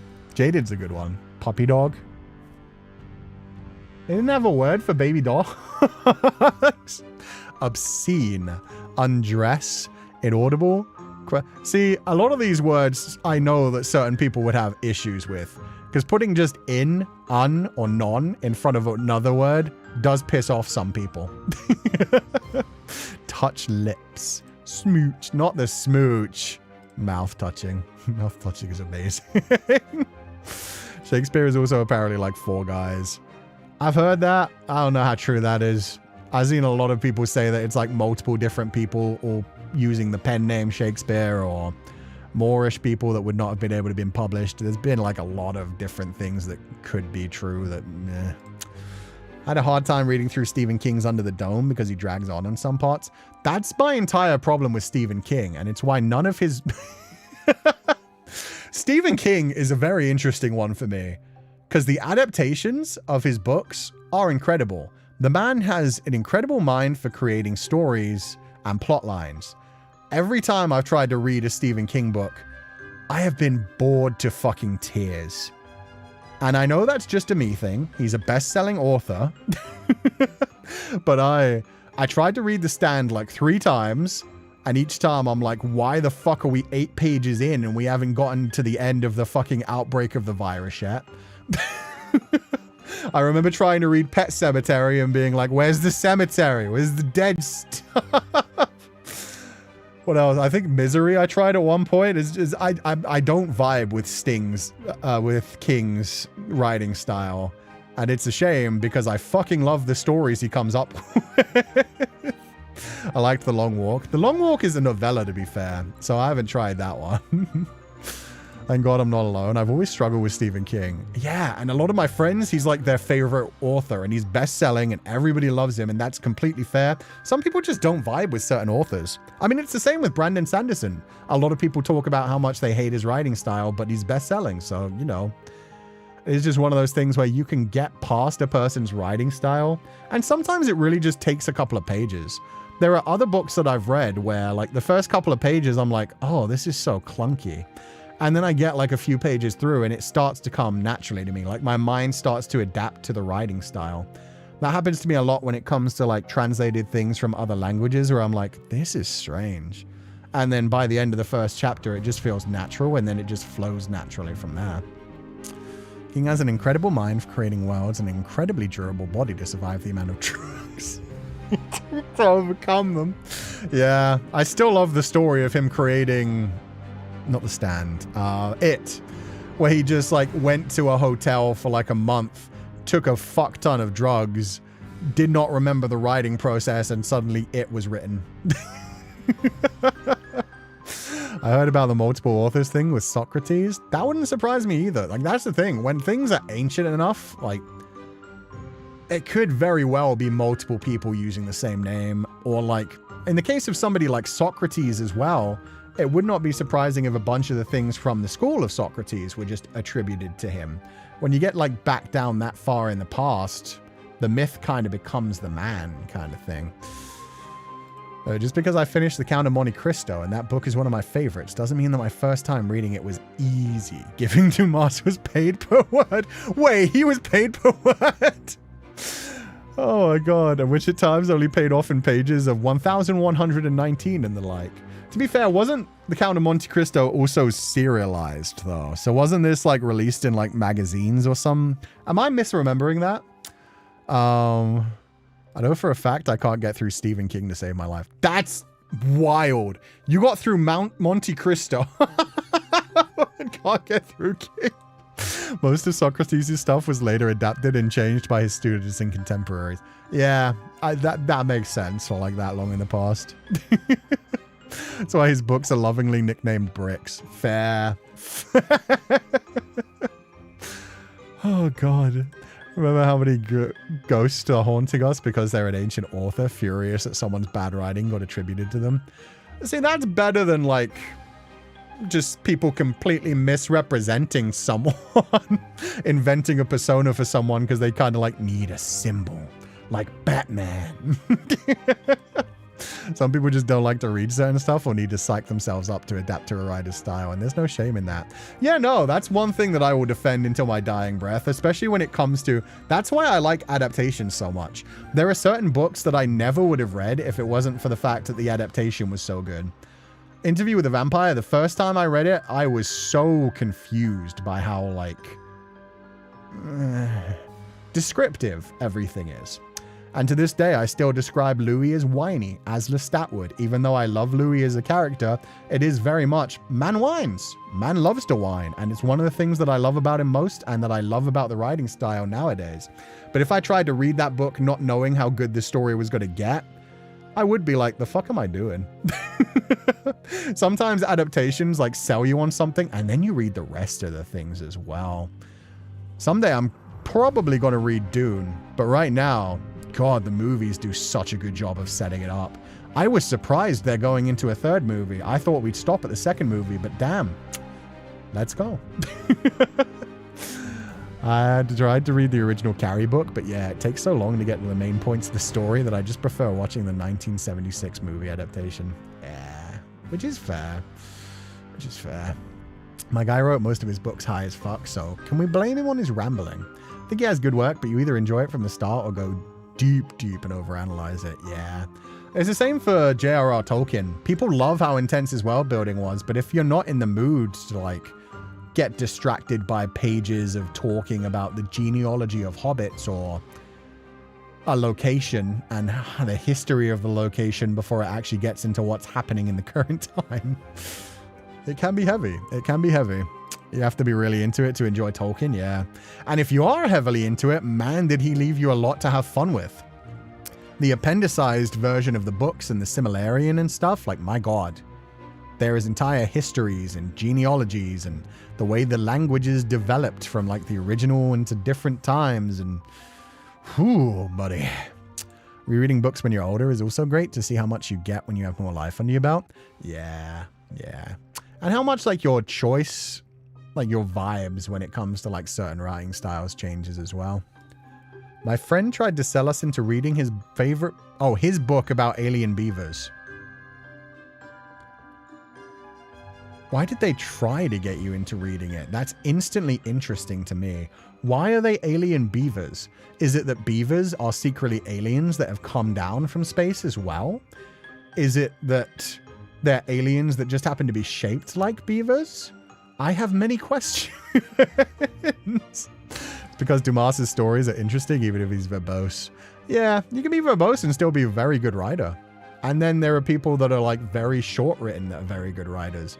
There are people that try to write in a short, like snappy way, and it just comes off as you like not being interested in reading anything because it's just like skipping from place to place. And then there are people that keep you entertained by the way that they write the characters and the head voice and stuff. It really is like a good writer can sell anything well. When it comes down to reading, to each their own, absolutely. Yeah, and sometimes you do just need to be guided into things where it is like, okay, I know this plot line's going to get amazing, so I'll stick it out at the beginning, and then you adapt to things. Dune novels were so hard for me to read because of just how esoteric it gets. I'm only starting Children of Dune, and my brain hurts in every book. I've heard that. It'll be interesting to try it. That might be another one where I can't survive it. I'm going to wait for at least the third movie to come out, and then I'm going to see if they're planning on doing any more than that. I think they're going to stop at number 3.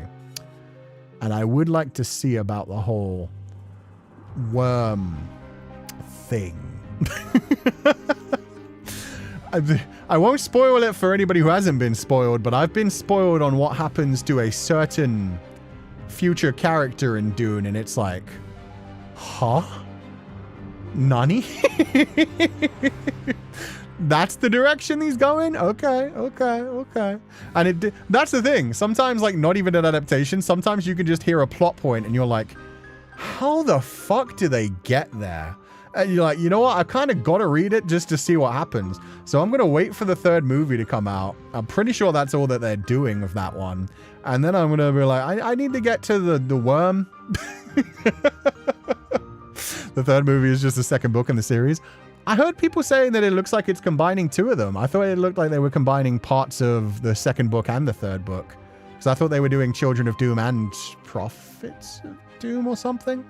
Either way, the big thing I saw was a bunch of people talking about dude's relationship with his sister.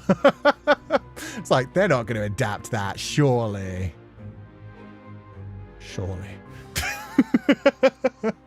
Alien Beavers sounds like a Goosebumps plot. It does, and there's nothing wrong with Goosebumps. Goosebumps are great. Goosebumps and like Tales to Frighten Kids. Amazing. I wish short writers could be credited as good authors too. No, they absolutely can. Suzanne Collins, who writes The Hunger Games, is an incredible author. She manages to get you through a plot line in such a good way. You manage to imagine the characters all so well. And there's very little description. There's very little like heavy-handed stuff. It's all very simplistic writing and it just gets you through the plot points very well. But it's written really well because it's like streamlined and simplistic without like beating you over the head with every like the same word being used every other sentence. Like it's balanced. It's fine for what it is. But yeah. Or do you mean short stories? Because short stories is a whole different thing. Short stories are incredible. If you can tell like a good enough story just within like 20 to 30 pages, you're amazing. So many great authors, their best work are like the novellas rather than the actual like long things. My friend telling me to mentally prepare before handing me over his copy of House of Leaves. Yeah, good luck with that. Good luck with that.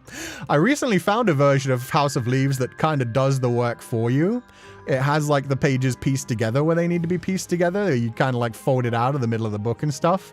That is about the level that I could get into. If anybody wants to find out like what House of Leaves is, just Google how hard it is to read House of Leaves. Because the first time I heard about House of Leaves, it was literally in a video essay called Stories That Don't Want to Be Told, which is great. And it's all about like stories that are hard to discover and the different ways that they do that in different mediums. So it talks about like the world building in like Elden Ring and Dark Souls, where everything is like atmospheric and you have to like pay attention to like the little bits of dialogue and piece together like random characters being in random rooms. Sensei, do we need to get back on track to homework? Nah, fuck it. We just want to do the homework. Nah, I'm kidding. We're going to do that in a minute. I'm just having too much fun chatting. It's that kind of day, but we'll do it. Don't worry. I still have the pages loaded up. But yeah. My God. House of Leaves like has bits where you have to rip out pages and piece them together and all kinds of different things to get the full story. House of Leaves is like if the Winchester Manor was a book. That's what I've heard. But there is a version of it that's been published that does straight up like have all the work done for you, which is awesome. Because that is the only way I would do that. I would not be able to piece together the different things. So we're going to be playing GeoGuessr and Food Guesser. We're past that arc, thankfully. I'm just also not back into a full streaming mode just yet. Seeing the layout, like my goodness. Yeah. I'm almost considering reading Wicked after seeing the movies. Wicked was a book, but a friend warned me that it gets really dark at some parts, so she doesn't recommend it. Interesting. Okay. My bad. I thought that was a musical, and then it turned into other things. I didn't realize that was a book that turned into other things. My autism spiked so hard, I thought you were serious for a second. Nah, we aren't going to be able to do too much of the homework today, and that's my bad, because we're going to try and wrap this up at 5 hours, so I will start it very soon. It's just, yeah, I was having fun just talking about books with people. House of Leaves is also a beast of book. It's big as well, yeah. Suzanne and J.K. Rowling are good in that kind of writing. They're descriptive, but not too wordy. And J.K. did genuinely get better as books went on. Like, the first couple of Harry Potter books were even more simplistic. It was like the books developed as a child grew up. Like, the first one, you can genuinely read it when you're 10 years old. And then by the time of, like, book 7, you have to be, like, a much higher level. So you can't just, like, read the whole series in a row, but you can, like, develop with the series over time. I'm not sure how much of that was intentional and how much of that was just she was an amateur writer when she started the Philosopher's Stone and then became a like more developed writer by the time of the 7th book. But yeah, if you didn't know, Harry Potter and the Sorcerer's Stone, Philosopher's Stone, she sent it to like so many different publishers. Like it was her first time writing and she was like running out of money trying to take care of her children. If she hadn't gotten it published, she sent it to like a ton of publishers and it finally got picked up and then she continued writing the rest of them. But yeah, basically like that was the first time she tried professional writing and then it just kind of spawned from there. Heard that JK took Harry Potter from another... Oh, that I don't know about. Wicked was a book first, I think 2 books, and then it became a musical. The OG book is heavier. Interesting. I'd only ever heard about the musical, so I just assumed it was like a musical spawned from The Wizard of Oz. You definitely get the full experience reading the physical House of Leaves books. It's way harder if you tackle it as an EPUB or PDF. I don't know how you'd even do some of the stuff that you're supposed to do with a PDF. I guess you have to like image edit. That is interesting. Oh my God. Yeah. Okay. Let's go into the homework then.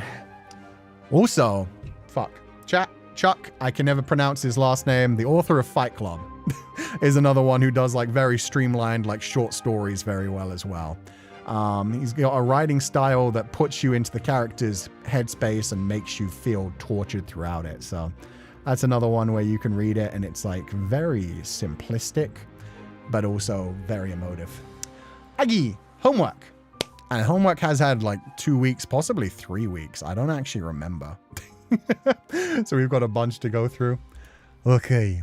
Hello everyone from Pixel. Here's my very weird book selection. A 5-item limit is a crime against literature. I know, right? I just got to 3. It's hard for you to do like a top 10, a top 3, a top 5. If you just do like a top 100, it's probably easier because then you just like list the things that stuck with you a fuck ton. And then you're like, okay, I can maybe do like a top 1 or 2 or 3. And then after that, it's just like, these are all just amazing. Just check them out. Chuck Tingle. Not Chuck Tingle. Chuck Palahniuk, I believe. Someday I'll actually learn how to pronounce his work, but I like his writing style. Okay. Robin Hobb, Tawny Man Trilogy. Fantasy. A well-developed world with interesting characters and so much high-quality emotional damage.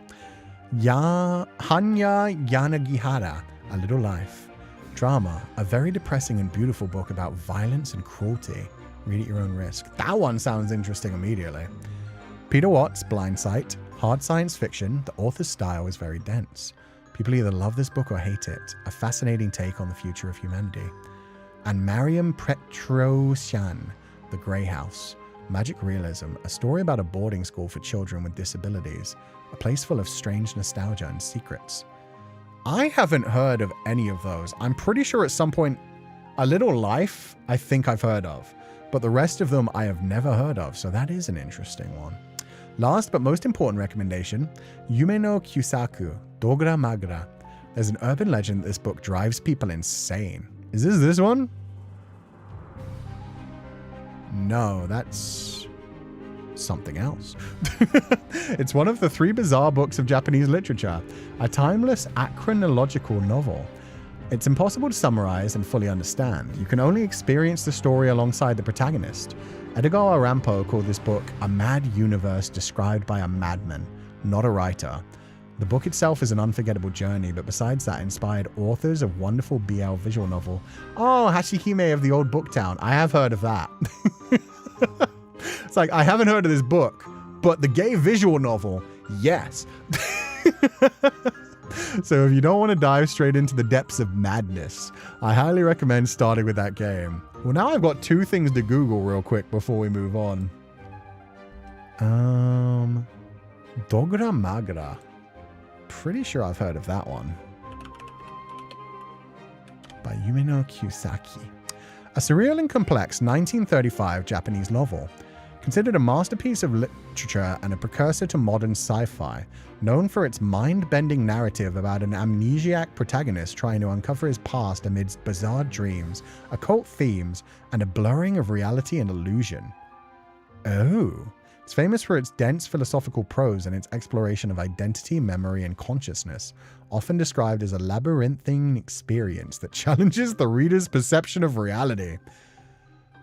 That sounds incredible. It also sounds like, yeah, depending on if you are in the right mood to read it, it might be horrific. Sounds interesting already. It does. It sounds very interesting. So many books. That's good. Yeah, we're getting a lot of good books already. What was the other one I wanted to dive into? A Little Life. I'm pretty sure I've heard of that one. So let me see if I do recognize this. A Little Life.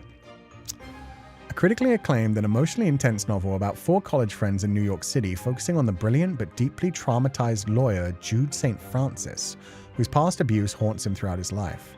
The book explores themes of friendship, love, trauma, and endurance, following the characters as they navigate careers, relationships, and the challenges of adulthood, with Jude's story serving as the central heartbreaking narrative. I'm pretty sure I've heard of that. I've definitely never read it. It looks like there's possibly an adaptation of it, and I don't think I've seen that either, but I've definitely heard of that. Isn't this the one that got people sobbing on trains and buses? Probably, if it deals with like abuse and stuff. Still miss Jude as if I knew him. God damn. So that must be written really well. It's kind of like a King of Yellow and its madness. Yeah, that other one does sound like that. You read it and you go mad yourself. We literature lovers are reading good today. Yeah, no, if you guys want to check out all these recommendations, because I probably won't be able to get through all of them today, but these are all on our community tab. So if you go on my YouTube channel and then hit the community tab and sort by newest first, you will see everybody's recommendations and stuff. This person did 5 deep explanations. Running to Storygraph. There's a play adaptation on it. Is it the play? A Little Life. Interesting.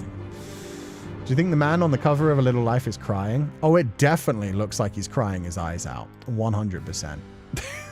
That's why I wondered if there was like a movie adaptation, but I guess it's just, yeah, a model that got paid to do that, unless that's taken from the play.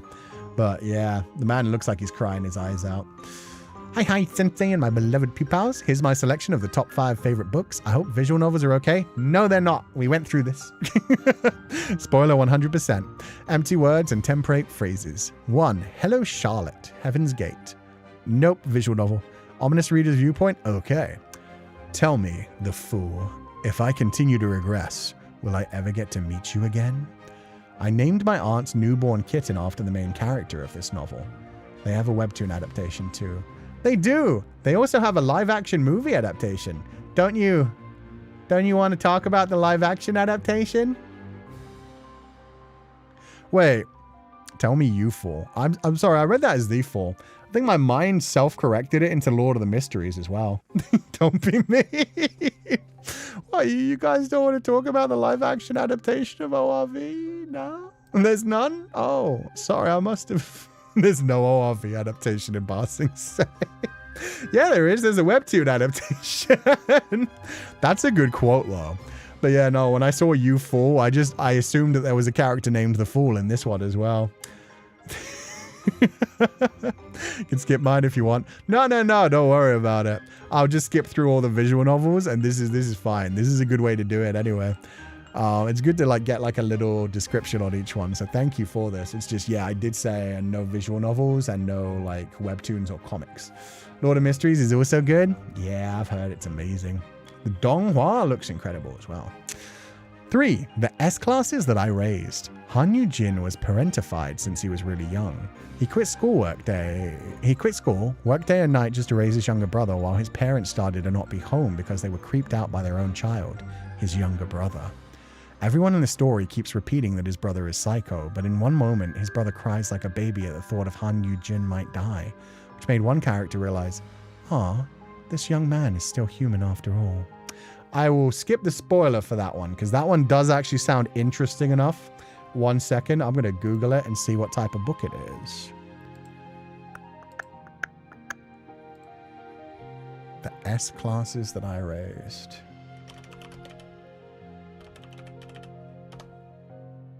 Huh. Oh, is this a webtoon? Or was it a novel that got turned into a webtoon? Yeah, web novel. An utterly useless, pathetic F-rank older brother who only drags down his successful S-rank younger brother. After living a messed up life, eventually dragging even my brother's life down with me, I was given the title after my regression. Perfect Nurturer. Oh, so it's like a rebirth one as well. Got you. Interesting. I've never heard of this one. So I don't think it's been officially released in English, possibly. Or at least not published. Because I always keep an eye on the webtoon ones. And there's been a few Korean ones that have actually gotten published recently. I saw the cover for Tusk Love and thought it was from the movie Tusk and had a mid-hot moment. Fair. It's one of the more well-known Korean web novels alongside ORV and Lout of the Count's Family. Interesting. That one definitely sounds interesting. So yeah. Sounds good. 5. I don't know if this is appropriate to mention since it's related to your paw. No. Okay, skipping that one. On to the next one. Nekoti. Full novel now, given ORV is a fully finished novel now. Was it not finished for a long time? Did it take them a while to finish that one? Was it just being serialized? It's another more BL than BL novel. Fair enough. Just like ORV, I think. I still debate that one. Someday I'm going to read Orishan Reader's viewpoint and figure it out. But man, all the artwork makes it look like such a BL. Nekoti. Homework hand in time. Luckily I have a top 5 and story graph ready to share with everyone. Number 1, Torture Princess. Yo, I think I watched the anime of that, if it's what I think it is. The darkest and most gory light novel series I've ever read, but it's my favorite. The story starts off with the protagonist being killed due to abuse, who gets reincarnated into a dark fantasy world. It's about regaining hope and trust in the people he meets in humanity. Not the one I remember then. Different one. Unnamed Memory. I know I've heard of that. Another fantasy light novel which is adapted into an anime but sadly rushed. The Prince Oscar has a curse where he can't have an heir and seeks out the strongest witch, the Witch of the Azure Moon, as a last resort. The witch starts living in the castle to analyze the curse, and they get closer as they navigate through battles and politics together. Does she give him a child by other means? This just sounds like, and there was only one bed. I know how to give you a child, my prince. I love the world building and the main characters' relationships. They're both so strong and independent, but complement each other well. That one sounds good. And yeah, I think I have heard of the anime adaptation of that one. It's a shame to hear that it was a rushed one that didn't do like proper justice. Beeble by R.F. Kwong. Some people like it, some people hate it. It's set in Victorian England where a boy gets adopted from Guangzhou and later on studies magic at the prestigious Oxford University. The magic system here is based on translations, and the more different the languages to English, the stronger the magic, which is why people who know languages such as Chinese and Japanese are sought over. That's fascinating. Eh? The more different the languages to English, the stronger the magic. So just you can speak any language other than English and it becomes magic in this world? That seems rude. What an interesting concept. That is an interesting concept. And I suppose the better you know the languages. Because one of my favorite like magic systems is one where it's like basically a poetry battle where you can like outsmart your opponent and describe things and it basically creates the magic. Aragon kind of has one like that where like words have power, but that's like there's a lot of like magic systems where words have power and like to give your true name is to like lose your own ability to do things, stuff like that. Everybody like has a true name. And learning like a fictional language, just speaking words in the language lets you use the magic.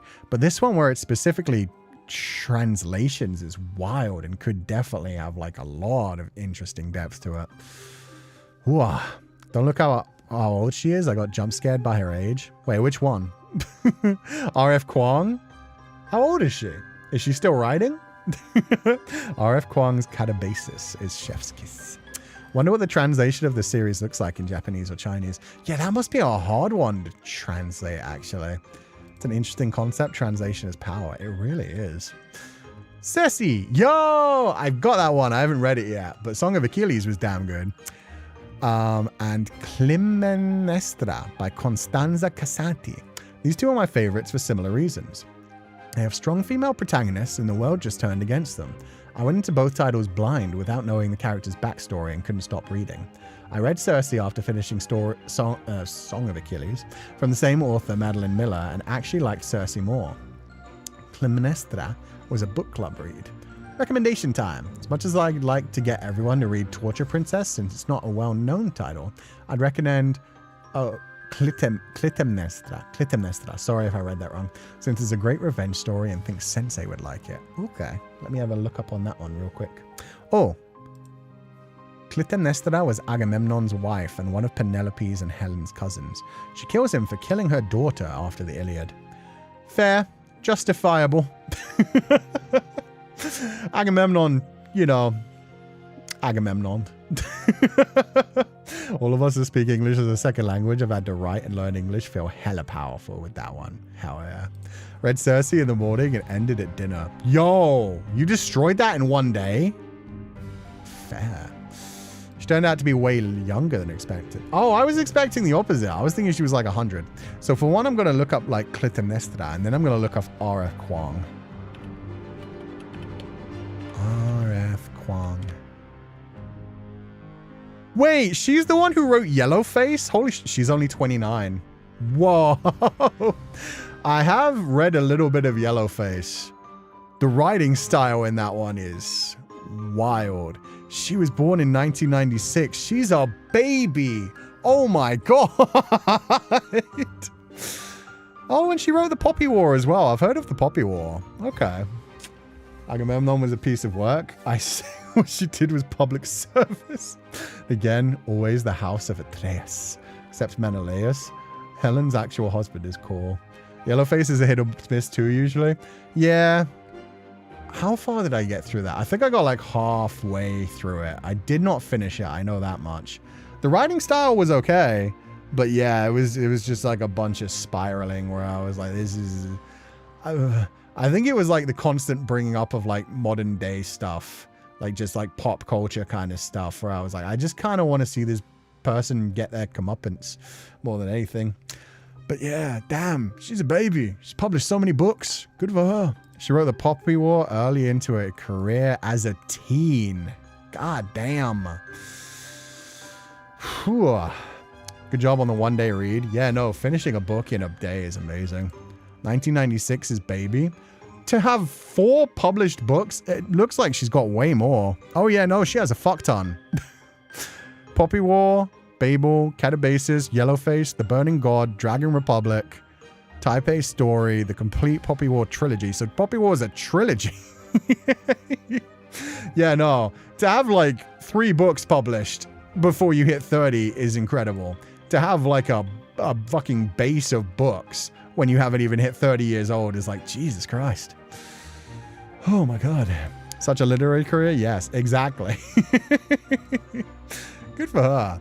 What was the other one I was going to look up? Oh, yeah. Clytemnestra. Clytemnestra. That's a hard name to say. Clytemnestra. Novel by Costanza Casati. 2023 debut novel that retells the story of the infamous Greek queen from her own perspective. We really do seem to be in like a Greek mythology resurgence age right now.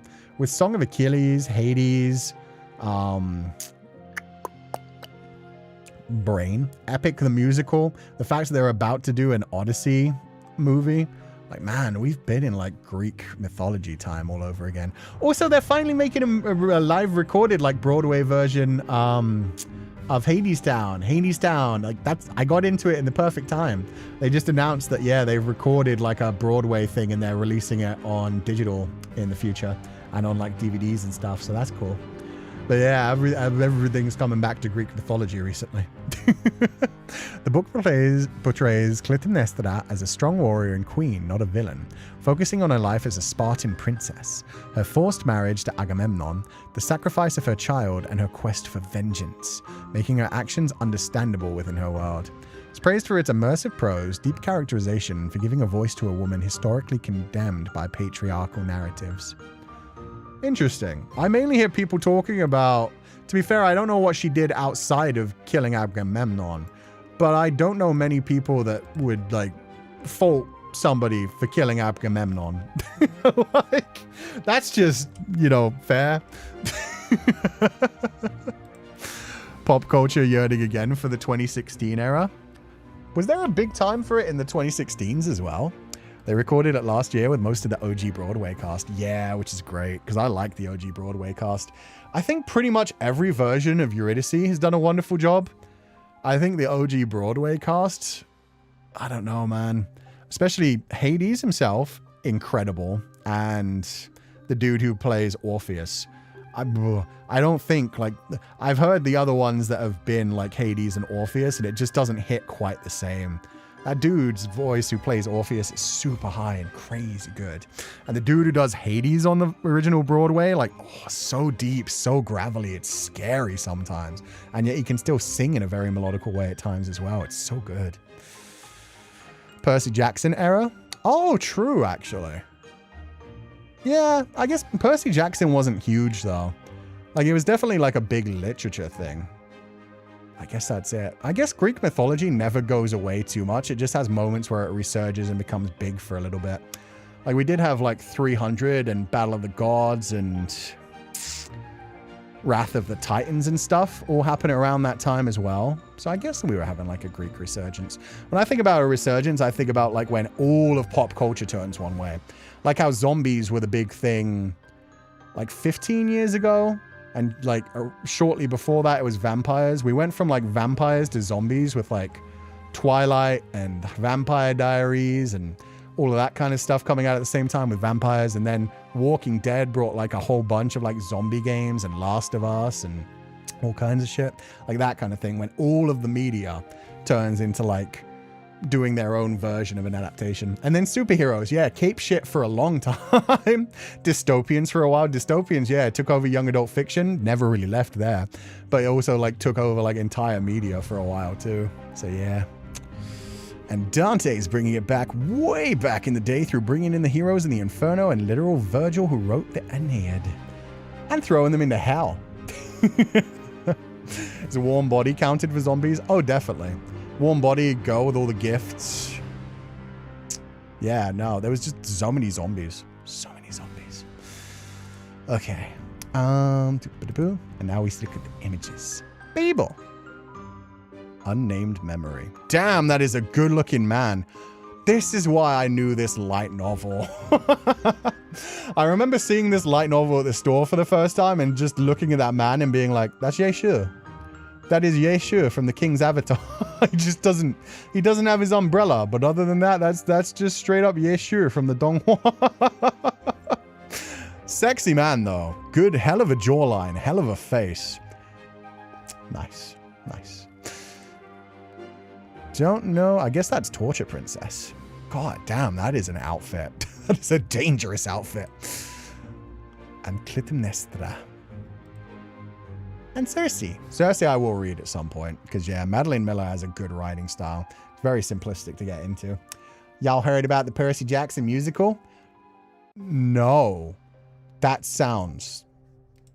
You know what? I can't really say anything. I never read Percy Jackson. I only watched the movie.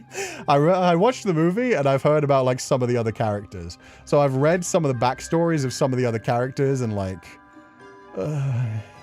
it goes in some interesting directions. But yeah, I know some people are like heavily into Percy Jackson. Damn, that one good looking man. I mean, sometimes you just get distracted. Sometimes you're just like, look at that jawline. Look at that hair. The red and silver. Good shit. Cornetto trilogy too. Yeah, and what was the other comedy one? What was the one for with the rules for surviving the zombie apocalypse with Michael Cera? And it was like, rule 1, cardio. But that was really funny. But yeah, that's what I mean. Zombieland. Yeah. It gets to the point where when something really takes over like all of media, that's when you know we're having like a moment. Like it won't just be like, oh, a couple of adaptations. It'll be like there's comedy versions, there's drama versions, there's horror versions, there's romance versions, all with the same like trope kind of thing. As a huge and long-time PGO fan, the Percy Jackson musical is fine. There's like one good song, maybe two. Gotcha. The general collective culture consciousness, yeah, where it really overflows. It's just so funny that you pointed him out first, Sensei. It's a sexy man. Look at him. God damn. I think it's mainly the shape of the head. It's some artists are really good at just like, look at the angles on that. The forehead down to the little dip when it comes to the eyes, the jaw comes, the cheek comes out a little bit, and then it curved the cheek just a little bit down to the chin. He could have anything. Just having that jawline, that head shape is sexy as fuck. It's really well done. It's really well done. He's mogging, as the children would say. So also a romance one. We had In the Flesh and the one with Nicholas Hoult. Was Nicholas Hoult Warm Bodies? Because Warm Bodies is a romance one. Warm Bodies is the one where it's a zombie who kind of learns how to have feelings and tries to romance a woman. Warm Bodies was good, actually. I feel like Epic the Musical is the catalyst for the Greek/Roman mythology resurgence. I don't think it quite is. I think it was probably before Epic the Musical. I think it might have actually been a combination of like Song of Achilles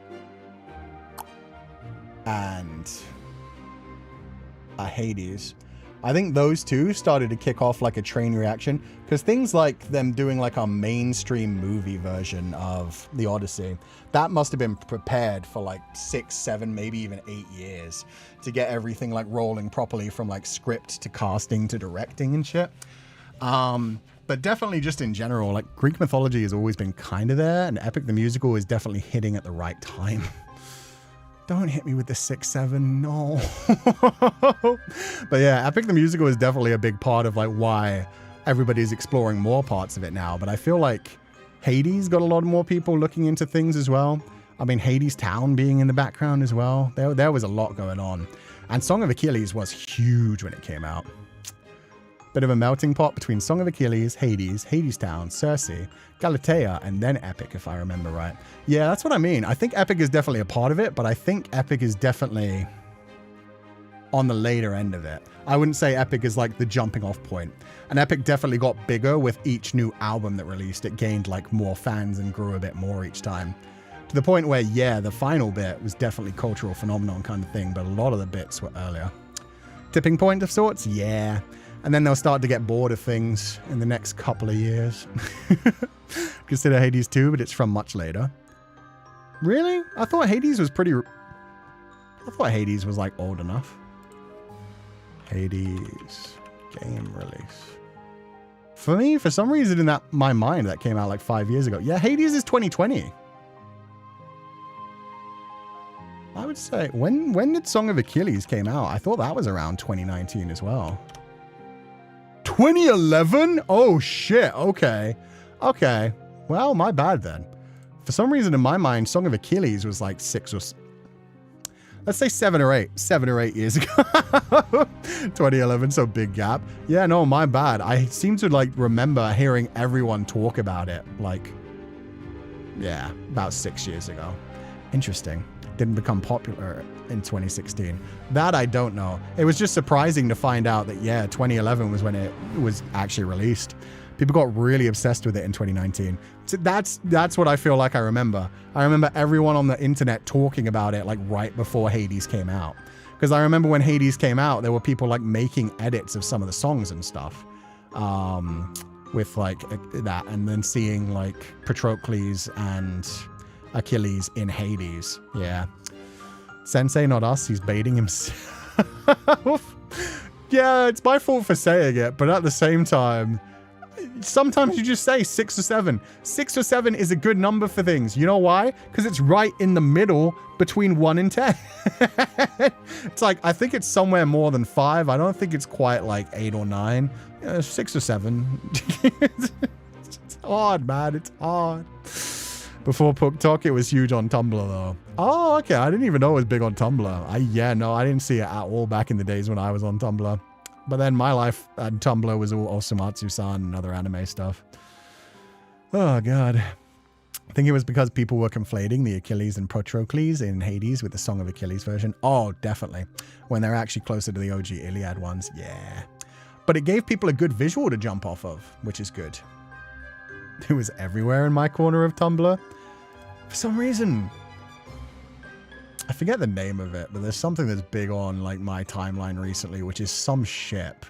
I don't know which of you Pupals is putting it on my timeline, but it's like a fucking Genshin Impact ship of 2 men. And one of them has like a Greek name, which always throws me. One of them has blonde hair and one of them has red hair. Someday I'll remember it. But anyway, it's just a random ship from Genshin Impact, which I see all the fucking time. Oh, is it Honkai Star Rail? What's the pairing name? If I see the pairing name, I'll remember it. But yeah. Yeah, there we go. Phynon and Maidemos. So yeah, that's the Maidemos. That one. That one, Fide. When I saw Fide and I saw people saying Phynon and Maidemos, I was like, wait, is this another historical Greek ship? And the character art looked so good. And I was like, damn, those guys are sexy. There's some really nice artwork. And then I Googled it up and it was like Hoyo-verse. And I was like, oh, it's Hoyo-verse? I'm good. I dropped the game, but I'm still eating that ship art up. That's the thing. They show up on my timeline and I'm like, nice. And the first time it showed up on my timeline and it really looked good, I was like, oh, I need to look these guys up. Is this like ancient Greek yaoi again? And then finding out it was Hoyo-verse, I was like, oh, okay. My day is so yummy. Yeah, no, there's a lot of good shit. I think because I clicked on a couple of them in a row, it's now just like buried into my timeline. It gets fed to me now. But yeah, good looking men. I'm never playing a Hoyo-verse game. Shiwu Cindy, this week's homework book list. My favorite books are all miniseries and thrillers. Yeah, most of mine tend to be miniseries. Well, mysteries or thrillers. Wow, I read that so wrong. Sorry, my brain is broken today. I'm not quite thinking properly just yet. I didn't get much sleep last night. Mysteries or thrillers? What I was going to say is most of mine do tend to be series as well, which is why it's hard to like choose favorite books. Especially when it comes to things like Dresden Files, the Odd Thomas series, Darkly Dreaming Dexter series. Sensei would love a more Amphorius though? What's Amphorius? Since I read a lot of Japanese literature, I'll focus on that for this week's assignment. As a Taiwanese reader, I've included traditional Chinese titles first. Please bear with any translation discrepancies. Thank ya! The Demon of the Lonely Isle by Edogawa Rampo. I like that this book has a touch of BL while still maintaining the feel of a suspense novel. I've not actually heard of The Demon of the Lonely Isle. Edogawa Rampo I've definitely heard of. Yeah, his works are all over the place. Demon of the Lonely Isle isn't one I've heard of. A planet in Honkai Star Rail? You guys want to fuck a planet? Amphorius was a very, very amazing story-wise. The doomed yaoi went crazy. Oh, you don't want to fuck the planet. The planet is just where something happened. Okay. It's a planet we visit in Honkai. It's based on ancient Greece. Okay. No. Do not the planet. Why not? Sometimes Gaia wants some too. Sometimes you just got to fertilize some seed, if you know what I'm saying. Phynon and Midimos are from there. Oh, okay. So it's like a Greek planet. And okay, so that's why they have the Greek names. That actually makes a lot more sense. So I'm not crazy that those do look like Greek names. Trust me, do not that planet specifically. When you tell me not to, that makes me want to more. Recommend looking up the story of Amphorius if you aren't going to play it. It's amazing. I see. The Doomed Yaoi was crazy, and just about every Fide/Mifi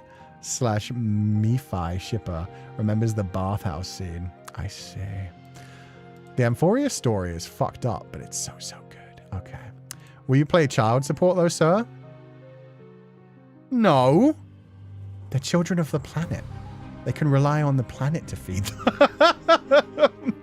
That's how men work, isn't it? They just kind of, plant their seed and they don't wait around to reap it. They just, they sow. They don't reap. They only sow. Rip Kuchan, he summoned the Hoyolings. There's nothing wrong with Hoyolings. It's just I can't. Gacha ain't for me, man. Gacha ain't for me. I still cry over See You Tomorrow. Oh, God. Yeah, okay, this does sound like tragic yaoi. Doomed yaoi, doomed Yuri, doomed straight. Everything was doomed. Yeah, doomed Yuri too. God damn. So the whole planet is just the planet of angst and suffering. Great. They give us PTSD. Good. Single mother Gaia, Greek mythos all over again. Oh, God. As much as Doomed Yaoi would interest you, I think you would immediately adopt all of Tribi. What's a Tribi? Is that a different planet? Is this a planet of, like, children? I don't know why, but I hear Tribi and I'm imagining, like, animal children. Like little fox babies and cat babies and stuff like that. This is the most suffering I had since Honkai Impact 3rd. Ah. They're babies. Oh, they're a character.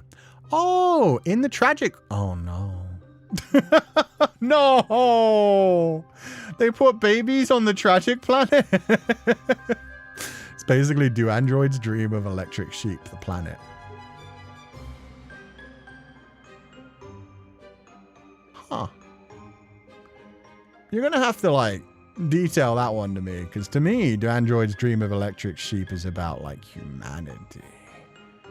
And, like, memories and what it means to be human and human rights. Tribi is 3 little girls that came from one single lady, M. Well, that's even more confusing. You know what? Thank you guys for giving me some Hoyoverse background information. At this point, it's just hurting my brain. They are triplets of fate. Oh, okay. So they are just like the fates. Got you. Yeah, I'll look up the story. No, I won't. I'm going to be honest. I'm not going to look it up. But it's good to know it's interesting. Tangent's getting out of hand. Yeah, people are very interested in this planet. So thank you, guys. Number 2 and 3 also. Keigo Higashino, Malice, a Mystery, and The Graduation Murder. Both books are classics from Kaga Kyoichiro series. The series was actually my first encounter with mystery novels and served as my enlightenment to the genre. Because they were the very first mini... I keep reading mystery as miniseries. The very first mysteries I ever read, they hold a very special place in my heart. Ooh. This book might not be translated yet, but it's related to dissociative identity disorder, which is always fascinating. I found it fascinating and would personally recommend it to friends in the Chinese-speaking community. Now I'm even more curious. 6 Lying Students by Akinari Asakura. Reviews are quite polarized, but I enjoy the unexpected twist in the mystery plot, especially the plot twists. The book is highly readable and recommended for those new to mystery novels looking to get started. Interesting. See Hellscreen? Yeah, there's Hellscreen. I wonder if you've read Akutagawa Ryunosuke's Hellscreen. No, I've only watched the Aoi Bungaku adaptation. So I know what the story's about. We've talked about it on the channel a few times, mainly thanks to Hound. Hound loves this one. It's a short read. It's incredibly thought-provoking. The level of shock it delivered was so intense that I've only dared to read it once. However, the exquisite descriptions and the raw depiction of human darkness was so powerful that even years later, every single detail remains vivid in my memory. It really shocked me. I think Cú-Sensei might like it. The plotline is amazing. So one of the things that I love most about Japanese literature is, man, do they fucking hate their characters. You look at like other classic literature and there's some tragedies, there's some angst, but man, when it comes to Japanese literature, it's not like, oh, like a little tragedy happens and then it's like a recovery story, or how do we go back to living? It's a tragedy that happens, and then another tragedy, and then another tragedy, and then more suffering, and then like straight up fucking gore and brutalization. And then everything ends and you're just left with like, huh, is life worth it? That's what I tend to get from like a lot of Japanese stories, and especially like anime and stuff. Like, my God, they still do that, but in manga now. Yeah, no, manga, anime, light novels. I think it's something just like Japanese society has never quite gotten over. It's just like, hey, how much can we make characters suffer before they truly break? Which is, you know, always fascinating. Grave of Fireflies. Ooh, yeah. They were struggling with transition in the Meiji era. Fair. God damn. And to be fair, it got passed down. Yeah, like, let's not even talk about other shit that went on. Ugh. 2 of my favorite books that kind of gave me a bit of an existential crisis were The Melancholy of Lemon Cake and The 100 Yen Singer. I think I've heard of The 100 Yen Singer. I haven't heard of the other one at all. But The 100 Yen Singer, was that the one about the little girl on the side of the street who sings for 100 yen? My boy Denji. That's Chainsaw Man, right? I get that reference. How do you guys like that ending? I've seen things. Kaneki, you will always be famous. See, Kaneki, I actually know the story of. He learned about every bone in the body. Yeah, we can take it back to the classics. We could do Higurashi. Keiichi went through some shit. Shinji in Escaflowne. Oh my God. Yeah, no, I am too tired for this. Shinji in Escaflowne. In Neon Genesis Evangelion. Elfen Lied. Elfen Lied is just suffering the anime. Over the top, some might say. Morgana. Oh, God. So, are you okay? Apparently not. I just turned Neon Genesis Evangelion into Escaflowne. Sai's in Nasuverse reader. Hold on a damn second. What is the Nasuverse? I know of this. Oh, Fate. Yeah, no, that wasn't what I was thinking of. Okay. I was thinking of like that classic anime like Shadow Star something. Okay. Anyone who read light novels or web novels like me? I've read a bunch, mostly gay ones. I've read 86, the light novel, and someday I'll read the Raven of the Courts in a Palace. I've got all of those. And what's the other one? Apothecary Diaries. I have those, but I haven't read them. 86 I quite like. Last time my brain was tripping with words so much is when I barely slept for 4 days. I've barely slept for like 2 weeks. That's why I've barely been around. But we're on the outside. We're like moving past things. Good recommendations, especially Hellscreen. Hellscreen, I actually know. A lot of these other ones, Edgar, Rampo, everybody's heard of. Mostly mysteries, which is interesting. So thank you so much for sharing those. See you, Cindy, and I hope you're having a lovely day. It's about an enka singer and her life after her agency shuts down and has to survive by finishing up her gig in various hot springs resources. That was not what I thought it was at all. Okay, thank you. So yeah, no, I was thinking of something completely different. It wasn't even a story, but there was like, it's definitely like an anime adaptation that I watched at some point, which was about a girl like singing on the side of the road and the horrific things she goes through just to survive day by day because people basically take advantage of her continuously. But that's probably something like completely different.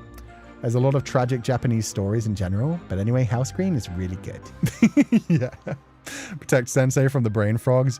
It's okay. After my holiday, that's why I'm not coming back until I'm done with all this shit after my holiday. It turns out, when you've lived in one country for about 9 years and you come back to your home country, they get really pissy about how you do your taxes. That's all I'll say. Taxes suck. Taxes, when you haven't paid taxes in one country for 10 years and then you're suddenly back to pay taxes in that country and then you have to like half pay taxes to the other country. Fuck that shit. Do my taxes for me. You want the money? Take it from me. Chris. Hello everyone. Here's my homework for the week. I think it might be a bit basic since I'm not knowledgeable about the world as many of the Pupals and Sensei. No. Sensei is very basic when it comes to literature. But I'm still a very committed reader. Also, I apologize if anything is sort of weirdly written. English is my second language. Asleep by Shirakawa Yofune. Banana Yoshimoto. This is a compilation of 3 stories, 3 women, all in different situations, but related by this constant state of drowsiness and the loss of a woman in their lives. That's already amazing. And the fact that it's 3 unrelated stories, but they all lost... Is it the same woman? At the first time when I got into this, I was going through a frenzy of youth, but now I understand the tiredness, the disconnection. The relationships are complex and almost too surreal, yet so human and intense. It might not be everyone's cup of tea, but it certainly became important for me. I still hear quotes in my head every now and again. Okay, I'm very interested in that immediately. You've described that so well, and I'm going to look up like the official synopsis right now, because that's very interesting. Sleep by Shirakawa Yofune. Oh wait, that's the Japanese title. Sorry. Asleep by Banana Yoshimoto. I hate taxes. Me too. I really wish just every time I got paid, they just... I mean, they already tax you. You get like taxes when you buy things. You get taxes when you sell things. And then you have to pay your own taxes on the money you make. Make it make sense. Anyway, 1989 novel by author Banana Yoshimoto. Consisting of 3 interconnected novellas. Night and Night's Travelers, Love Songs, and the title story, Asleep. The book explores themes of grief, loss, and healing through young women experiencing spiritual or literal sleep-related states, such as sleepwalking or excessive sleep, as they cope with personal tragedy, often involving death or complicated relationships. Oh, so it isn't even the same person that they've lost. That's interesting. I definitely want to read that one. Because, yeah, the way you described the idea of, like, constantly being, like, tired and stuff, that does sound like it would be something you wouldn't quite get as a kid, but as an adult, you start to realize, like, yeah, you're kind of, like, half asleep at the wheel most of the things you do through life. Each woman lost another woman in their life. Got you. Thank you. That's why British tax systems are better than me. They just take it out of your pay, and at the end of the year, you sometimes get a check going, whoopsie, you overpaid a bit. Yeah. So hopefully it'll be better next year. Whereas this year, one government was like, where'd you go? The other government was like, where you been? Both were like, the fuck, give us more money. And I'm like, I'm going on holiday. Oh, God. Just be glad you haven't been in the Nasuverse since the Garden of Sinners era, Sensei. True. I've only occasionally watched some of the Kara no Kyokai movies, so I have no idea. Forgot that I have read a fan-translated Ai no Kusabi novel. I've seen the yaoi, so I read some chapters. I've only heard the title of that. I don't know what it actually is.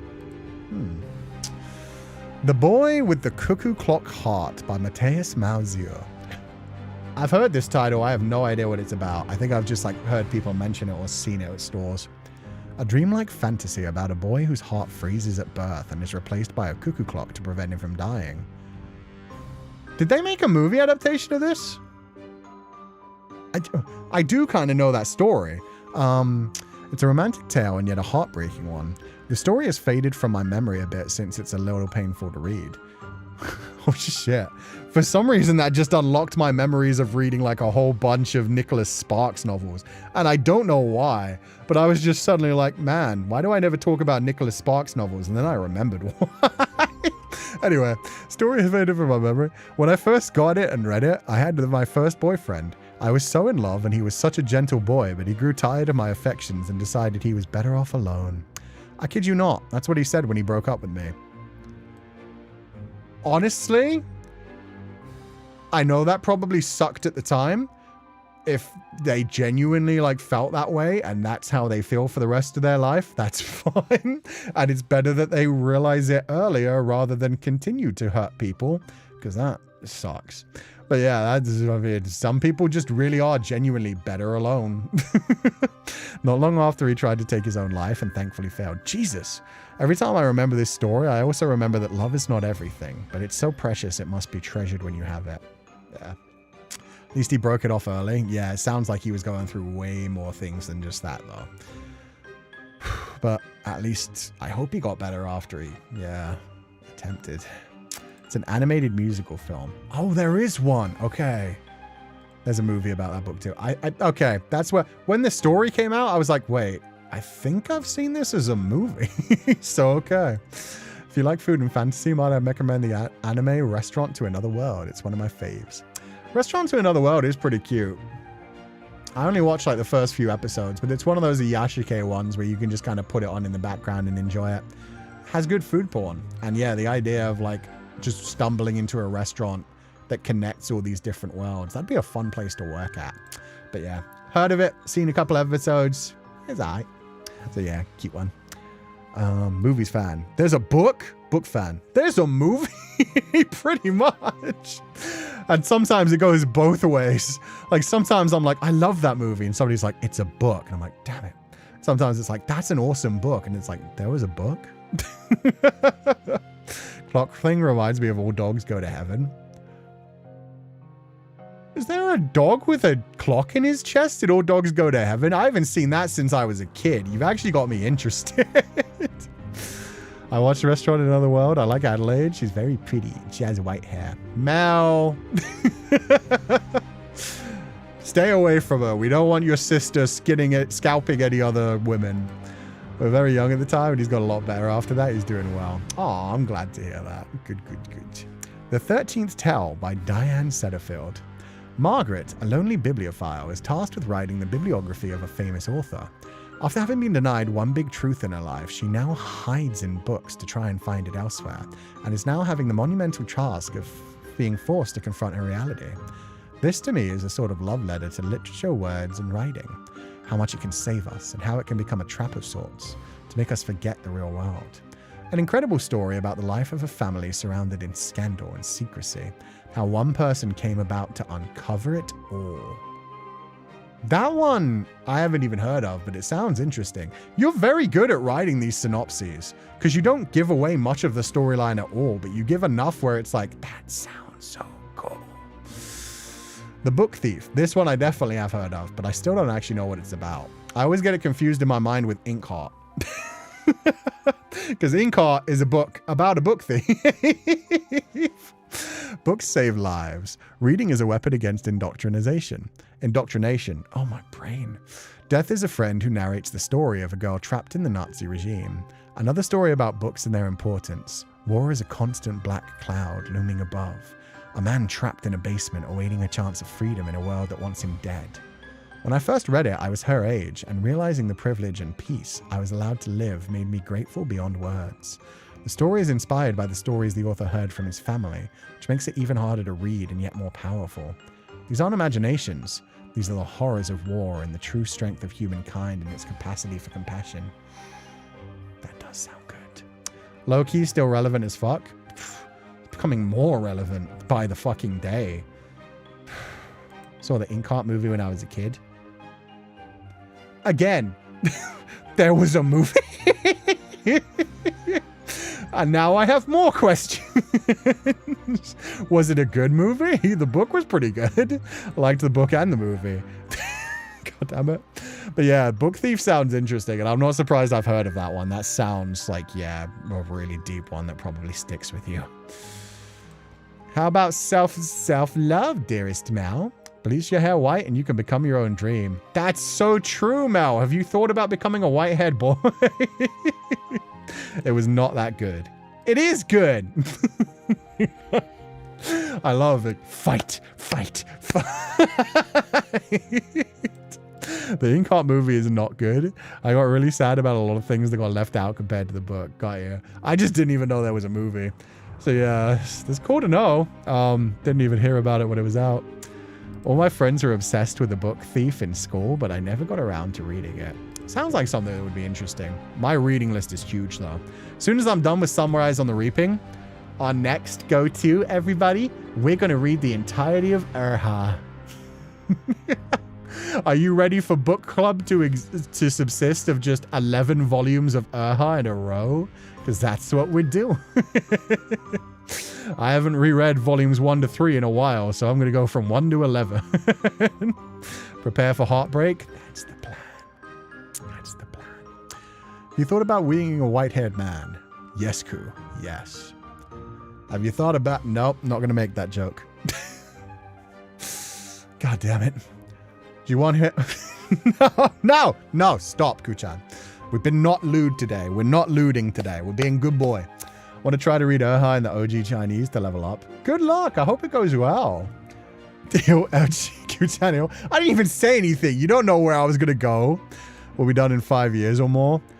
I doubt it. I think when it comes to Urha, it'll be one of those things where I like go to bed early to read it early. Sunrise on the Reaping is very much, I use it to fall asleep when I need help. And recently I've just been like falling asleep when I get to bed finally. But with Urha, I think it's going to be one of those things where it's just like, I'm going to go to bed 4 hours later, still reading. I should probably sleep. I've lived at least 4 lives since Urha Volume 1. I think I've lived, I want to say 3. I think I'm on my 4th now. So yeah, well, maybe 5th. Maybe 5th. See Sensei reading for Pupals and they argue about the book and Sensei placing a bet inside instead of breaking up the fight. Now look, I'm not saying that it's funny when kids fight. But when they're not actually hurting each other.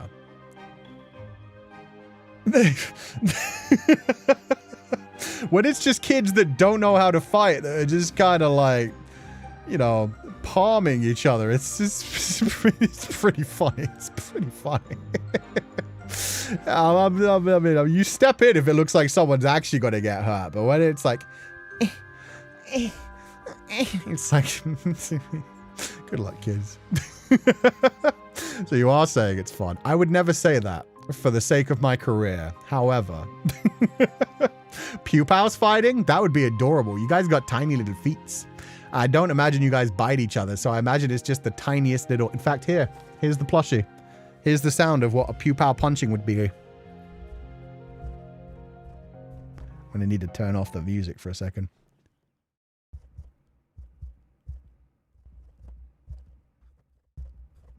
There you go.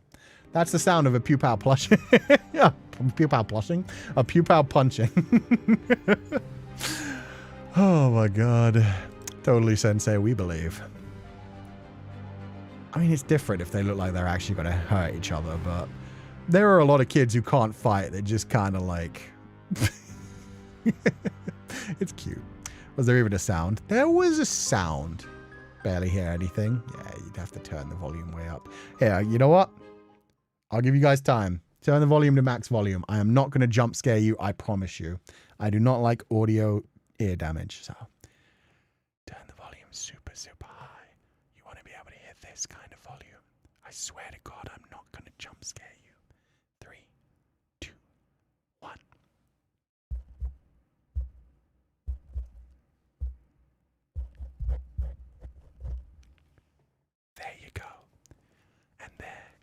ASMR for the day.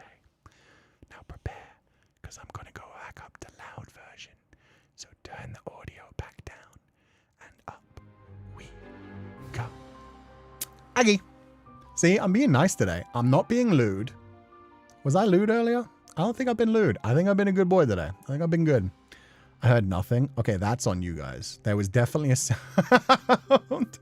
Very gentle and demure. Exactly. I imagine that Pupals basically look like they're hugging each other. You know the way... What animal is it? There's some animal that basically hug each other to fight. They rub their horns together and then they just kind of like hug each other. And it's basically whoever like pulls away from the hug first loses. That's what I imagine of Pupals. I imagine they just kind of like get up on their hind legs and like hold each other up and just kind of little like 6 punches at once, but very, very light punches. Like red pandas. Do red pandas do that? Hell yeah. Slug fighting looks like they're making out. Yeah, they do. Although sometimes they are fucking. Because remember that slugs also... No, it's snails. It's snails that basically make a sword out of sperm and then stab each other with it. And whichever one gets stabbed becomes impregnant. Pregante. Let's go with pregante. Why was I thinking of kangaroos? Kangaroos do that too, though. Kangaroos will like get close up into each other's face and they'll do little punches. And then if they're really fucking angry, then they'll just jump back and kick each other in the chest. And the kicks can kill. A solid kick from a kangaroo can kill a fully grown man. But yeah, mostly kangaroos will box because they don't want to use their feet unless it's straight up, I'ma kill you. But yeah, kangaroos will like get up in each other's face and like do little punches like right against each other. It's fun. Moony the Spoonie. I forgot, brain fuzzy today. Did I mention Reign of the 7 Spellblades? It's dark but perfectly leavened and also pretty queer. Great if you're soured on Harry Potter or just want some mad science and murder in your mage school. Ooh, so it's a darker kind of mage school. Also, what is your avatar? I have so many questions.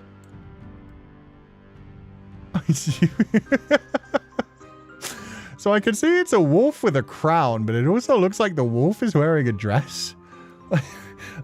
That's why I had to zoom in. I was like, is that wolf wearing a crown? Was it like a furry costume? It's like an edited one.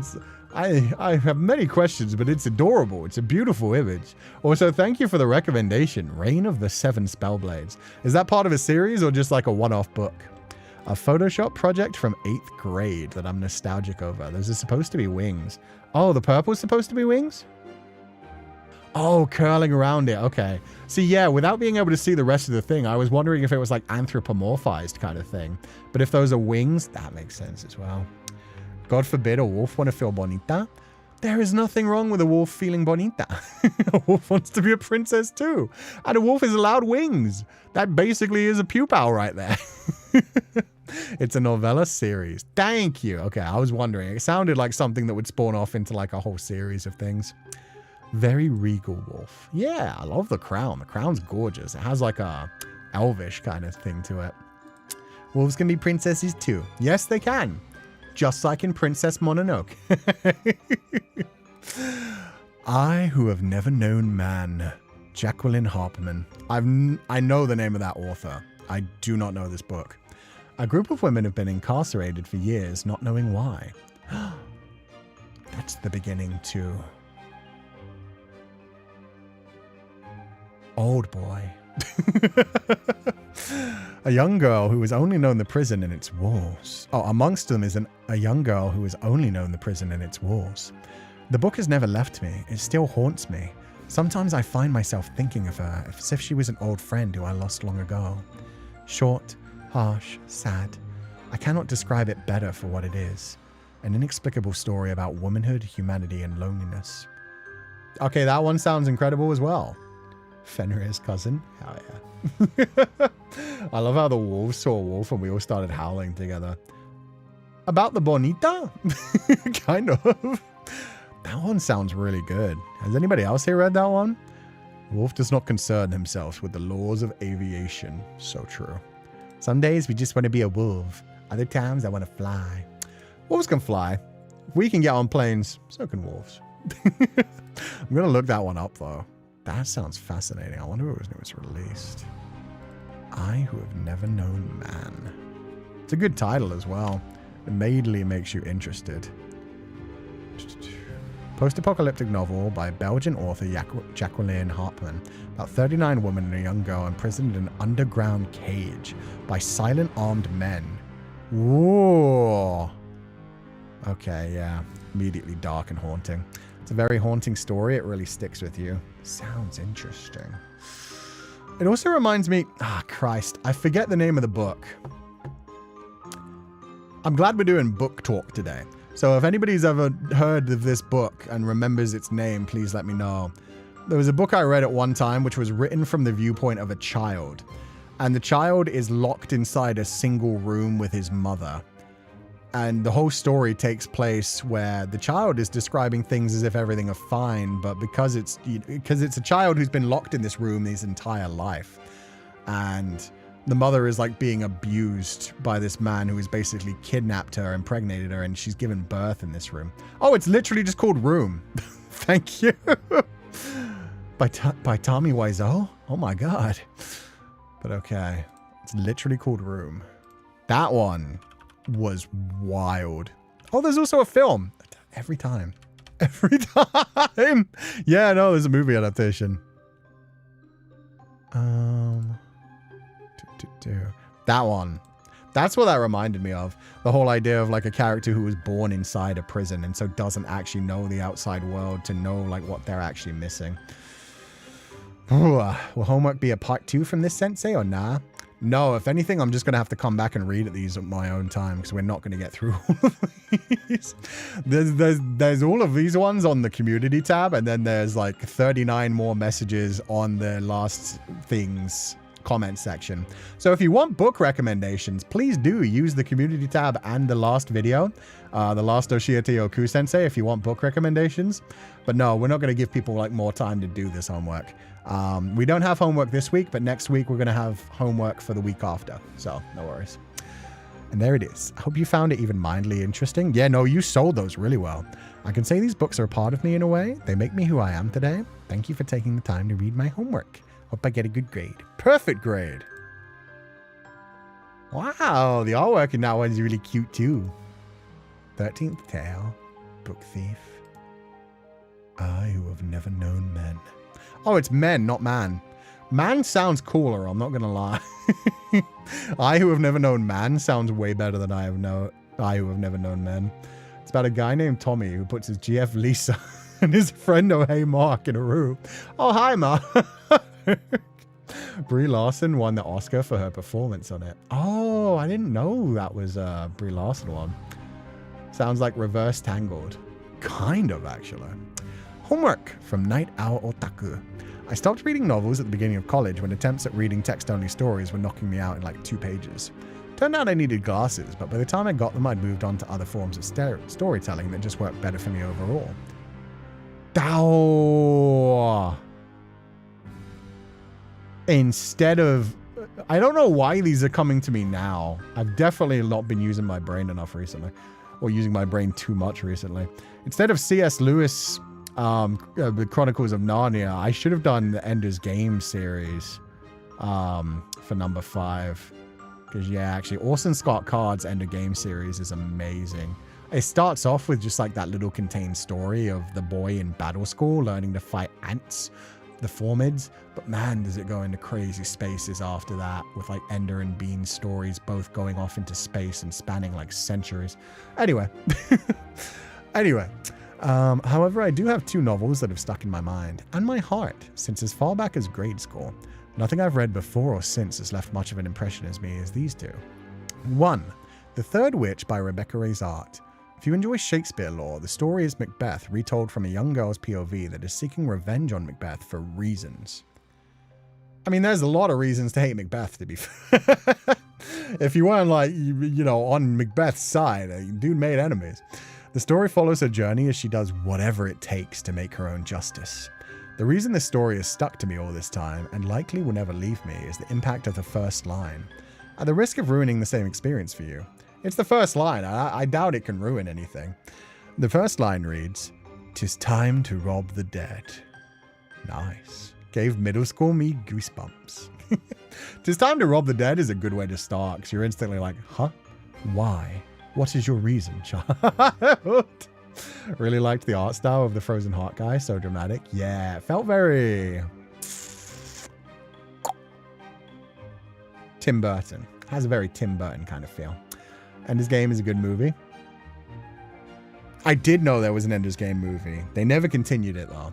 The series gets better as it goes on. The twist at the end of this first one is really good, but it gets way better when he goes into space and they deal with so many different alien species and stuff. It's cool. So good. 2. The King's Shadow by Elizabeth Adler. This one looked like an easy read, but man, did it go hard. For a second, I couldn't remember if I knew that there was an Ender's Game movie. For a second, I was like, there was a movie? And then I was like, there was a movie. I didn't like it. It was okay, but it wasn't like, it didn't stick with me. The main character is a Welsh boy who is essentially an up-and-coming bard. His father got into some trouble with some not-so-nice guys, and they killed his dad and cut out his tongue. Oh, that sucks. Was his dad a bard? Did that end his career? The scene was described quite brutally and vividly. Now mute and unable to become a bard, the story follows his new journey from slavery to the position of the king's most trusted and beloved scribe. Wait.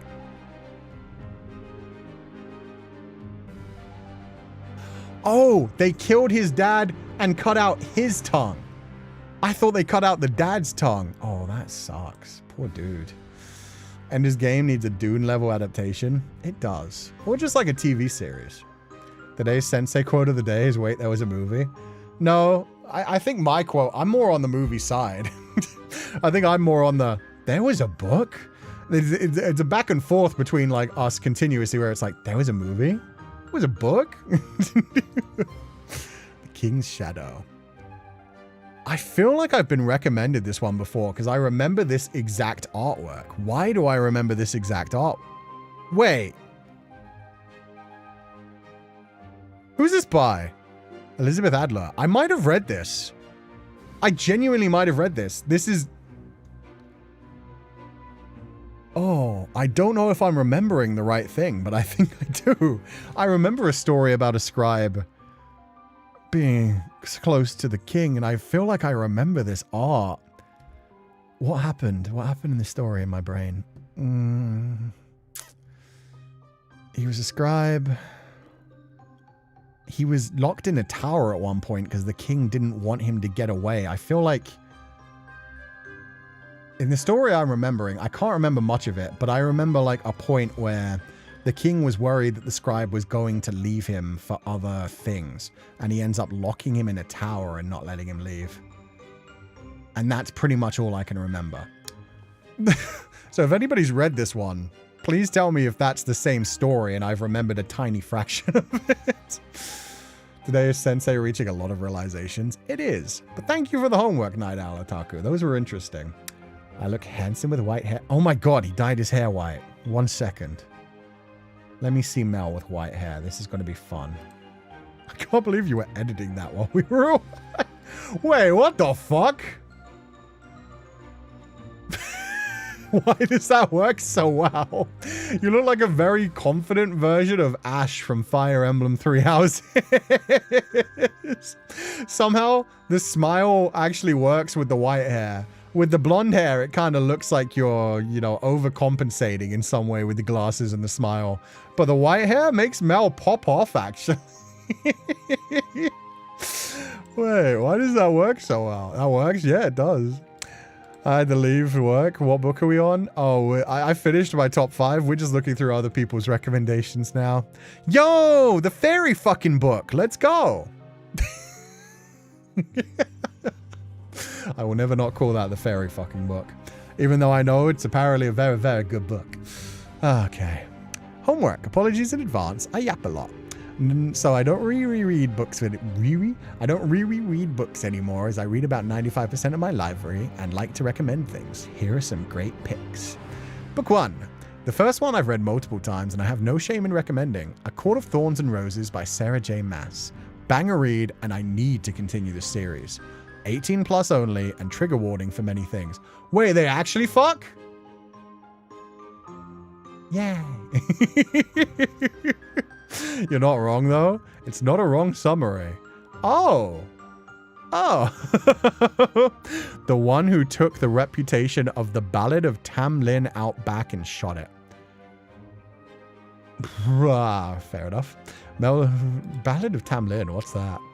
Court of Thorn and Roses is indeed the fairy fucking book. For some reason, I thought that they never graphically did the deed. It's actually graphically described. What are the fairies like? Because this makes it very important for me. Are the fairies sexy? Are the fairies full-sized? I need info. I need info. They do, but still good series. No, if anything, that makes it better. Extremely described. Very graphic, especially in later books. Nice. Ballad of Tam Lin is an old Scottish ballad that I named my cat after. Oh, okay. Where a girl essentially saves a changeling. Got you.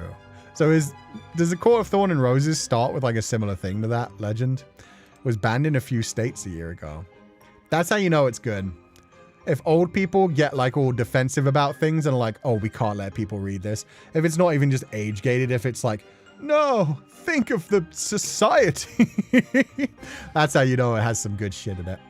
Court of Thorn and Roses is mild. The later books are wild. Okay. Okay. I have one friend who's extremely into the series. And that is the way she has constantly tried to sell it to me, is just talking about like how... I didn't know there was actual graphic intercourse was the thing. I thought it was one of those ones where like the relationship was hot and heavy and then it would like cut away. So I didn't know there was anything graphic. But she has told me about like some of the entanglements that happen to the main character. This book is super well written and reflects the story of a teenage girl who kills a wolf in the forest one day while hunting, but is then tracked down and given a choice. Death threats or going beyond the forest that she was never allowed to go past, to a place she was never allowed to go. And for good reason. Human interaction with what appears to be the extreme wealthy, not so human portion of their society is dangerous, potentially deadly. Follow the journey of the fair as she discovers a world she's only heard about and falls in love with a member of the once ruling class. Sounds decent enough. Sounds decent enough. How sexy are the fairies? That's the big one. It isn't closed door. The door is very much open. Much like other things. Gaping, one might say. There isn't. The whole Akatar series is tame. I've been lied to. One of you groups is lying to me. Tam Lin is the original ballad, and Bonnie are honestly one of the better fairy folklore couples. The book kind of just assassinates the characters of the original. Ah, okay. Get that they did just use the name of Tam Lin, but it did a number to the reputation of the original ballad. Got you. Okay. Thought we were being say-so today. We got through almost a full stream while being say-so. My second recommendation is mainly aimed towards younger readers. Admittedly, but it's so funny that I'm sharing it. You're going to want to read from the first page and ignore the warnings. And yes, I did just say warnings. May I present... The name of this book is Secret by pseudonymous Bosch. Okay, I'm already frustrated just by the title of the book and the name of the author. How dare you, pseudonymous? A few years after the books, the author revealed his real name was Raphael Simon. Despite the warnings and the author's deep-seated fear of mayonnaise. The main story is about an 11-year-old survivalist named Cass. You can't be 11 and a survivalist. And her friend Max Ernest. That also sounds like a porn star name. On a hunt to find out more about the death of a local magician. This is the first... Okay, so this is a kid's book that is just like silly and over the top. This is the first book of the series, and along the way there's a lot of fourth wall breaking, warning about the mysterious secret puzzles that don't make sense until you read more of the series, and a journey to a mysterious spa called the Midnight Sun. How did Pietro Bergamo die? What is the secret? The author does a wonderful job of entertaining while also making the reader think. That sounds cute. Lost the paperback cover, and you'll know the book when you see it. Ah, yeah. Okay, that feels right. Can't just say that about 11-year-old's name. Yes, I can. It does not reflect on the 11-year-old at all. It reflects on the fucking parents. If your last name is Ernest, you don't name your son Max. That's setting them up for failure in life. That's... When I think kid survivalist, I think of Hatchet. I think of... God, that movie where the little girl was like created in a lab and she's a well-trained killing machine and the dad ran away and took her with her. I forget the name of the fucking movie. It might have been Saoirse even. I think it was just a woman's name. But yeah, that one. That's the only thing I could think of survivalist child. I guess technically the one where the kids get trapped on an island too. The blonde girl in the forest. Yeah, that one. He's got to be 30 and still named that? Yeah, eventually. Oh, is it Hannah? Interesting. Hannah without the H. Gotcha. I genuinely had a classmate named Champagne Martini.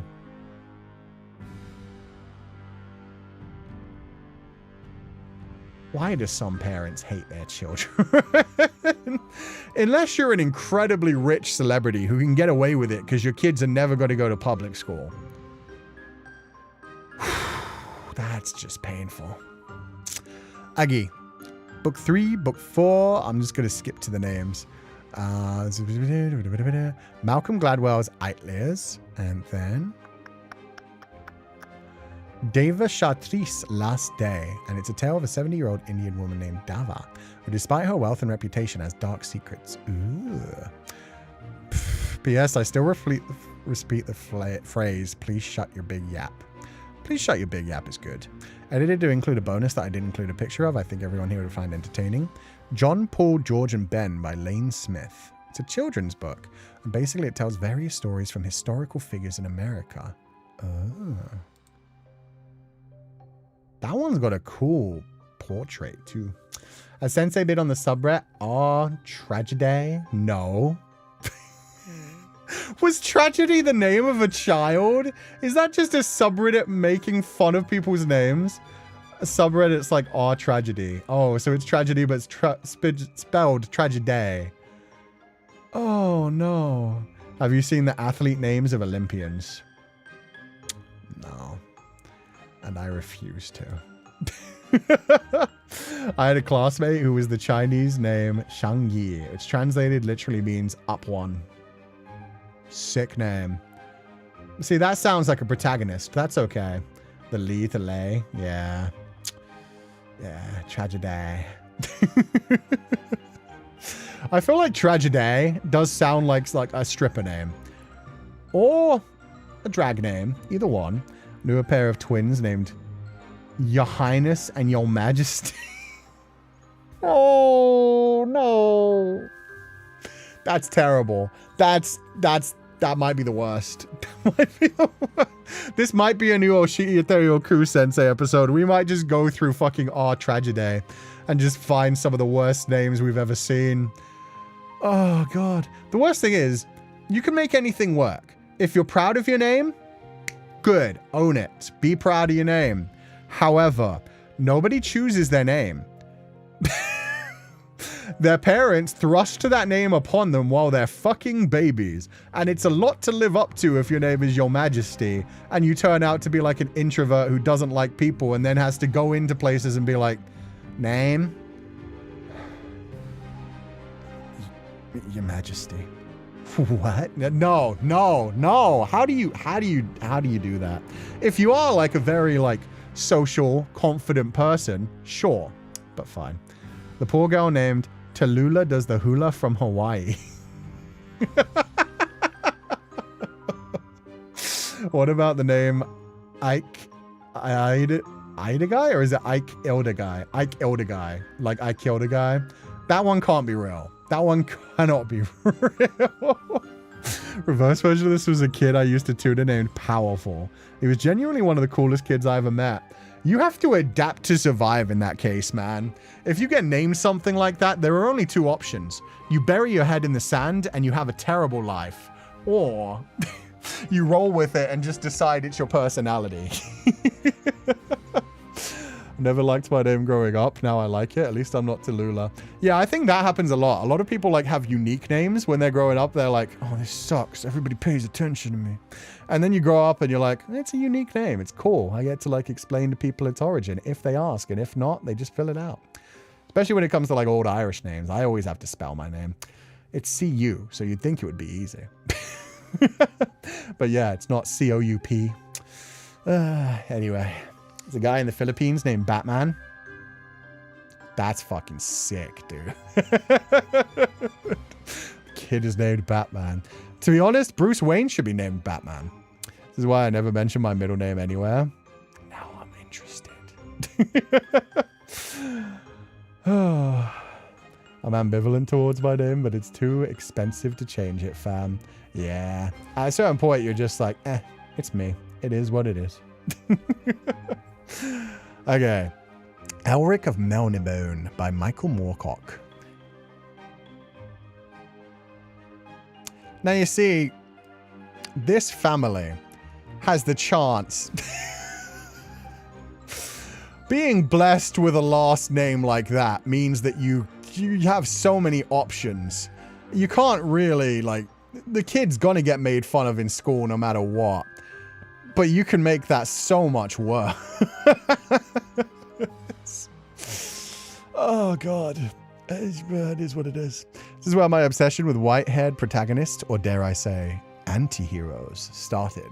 I've read several of the novels when I was a preteen on summer break, and these books literally changed my life. The concept of a sick, frail, brooding, long-haired character who did not fit in the cruel, tyrannical society made my brain go bonkers. Especially when you were surrounded mostly by character archetypes like Conan. I'm not that old, I swear. 80s. Let's go. That's not that old. Don't worry about it. At the same time, yeah, no. If you were surrounded by Conan the Barbarian, Arnold Schwarzenegger... Yeah, the 80s was a time of big, buff, sweaty men, to be fair. Richard Moorcock. There you go. That's more Moorcock. Dick Moorcock. What's your name? Dick. What's your last name? Moorcock. Yeah, okay, it's Moorcock, but what is it? Is it Dick Dick? Is it Dick Cock? Is it... Oh, God. Goblin McCock. You see, that one you have to have an accent for. You have to have, like, a Scottish accent to be like, Goblin McCock. God. And Moorcock probably is a Scottish name. That's probably a very normal name in Scotland. A kid named Dick Dick. Dick Dick is actually a name, to be fair. It's just, you know, not English, so. Oh, my God. Elric is still to this day my little pathetic meow meow who can't even wield a stick without some magical drug shenanigans. Sorry, what? Magical drug shenanigans? So much pain since his love is always doomed to die. Without spoiling much, Moorcock's works inspired a lot of modern media like Warhammer, the Witcher book series, D&D, and many more. That one actually sounds incredible. I am saving that one for later. I've got a few different... Oh, why am I taking book recommendations? I already have to read like 100. But I am slowly adding to my recommendations of books. Wait, he dresses like a stripper too. Let's go, Elric. What are these outfits? Michael Moorcock, the weird of the White Wolf. Yo, Elric fine as fuck. The never-ending list of tabs for Sensei. Yeah. Someday I'll have time. 2. Vampire Hunter D by Hideyuki Kikuchi. I've got the first of those books translated into English, but I'll probably never read it. I've read the novels at the same time I've read Elric once. When you were that young? You said you read that when you were a preteen. You read Vampire Hunter D as a preteen? That's impressive. The first books were something else. Oh, how each paragraph's writing swoons over Dee's beauty. It actually turned into a running gag. To be fair, that is a fine-looking man. Sensei, I can't get the Moorcock out of an Irish accent out of my head. Moorcock. Goblin Moorcock. God.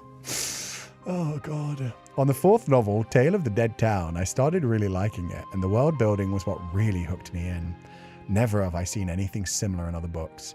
The characters and story arcs are entertaining. The horror aspect, literally my love. Vampire Hunter D Bloodlust is an incredible movie too. I'm not sure if that was directly taken from one of the books, but the storyline of that one is great. Oh my god, the art style is so good. 3. Howl's Moving Castle. I read it much later after watching Studio Ghibli movie, and it became my comfort book after that.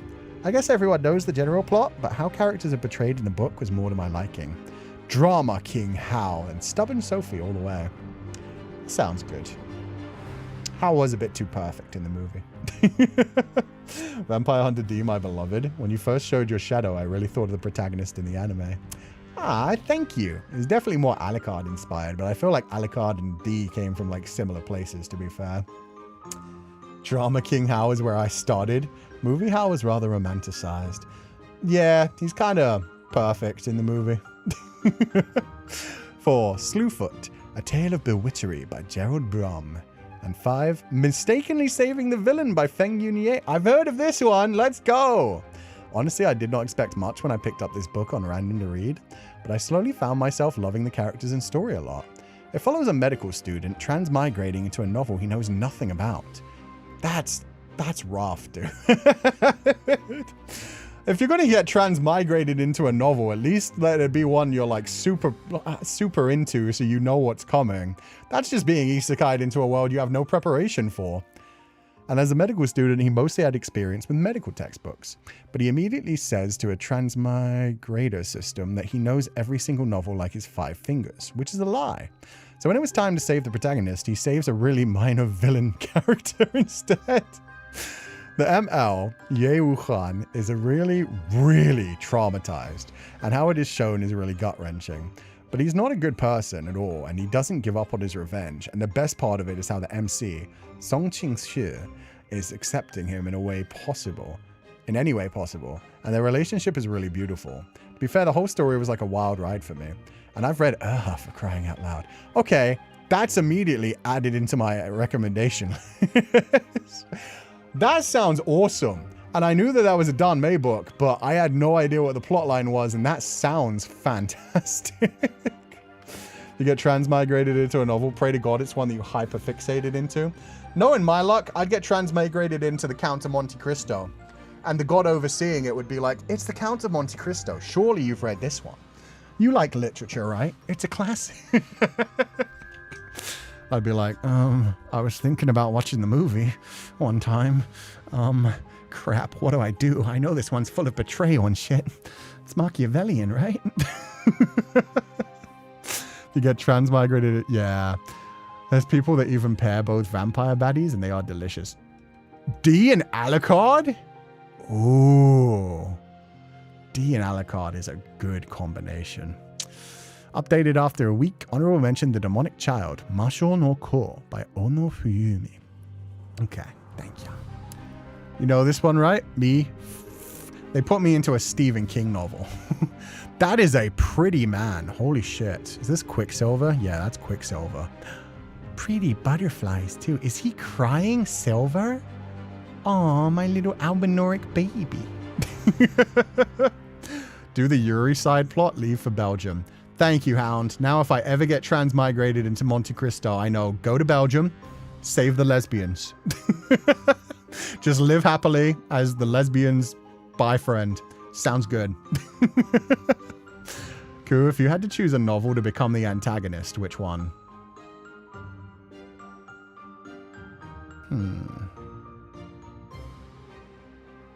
That's interesting.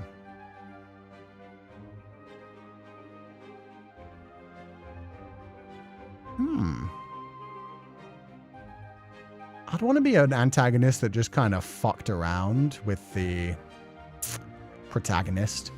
Never actually being evil, but just being powerful. It's not a book, but I think I'd want to be Sephiroth. Because all that Sephiroth does is like torment his twink boyfriend. That's pretty much his life. That's the type of villain I'd want to be. So I can't think of one from a novel right now, but I feel like there's so much romantasy and so much fantasy that could work with. I forget the name of it, but like Shadow of Ashen Bone or something. I think that one has things like that. But yeah, I'd want that kind of thing. I want the kind of thing where I just existed to be the big bad at the end of the story. And so my entire life is just tormenting the protagonist in like slightly sadistic and sexual ways. I just show up when they're at their lowest moment and like tell them, yeah, you're never gonna get to me. Pathetic. You should just grovel at my feet. So that they get more inspired to get back up and fight again. We have our little fighting and almost fucking moments.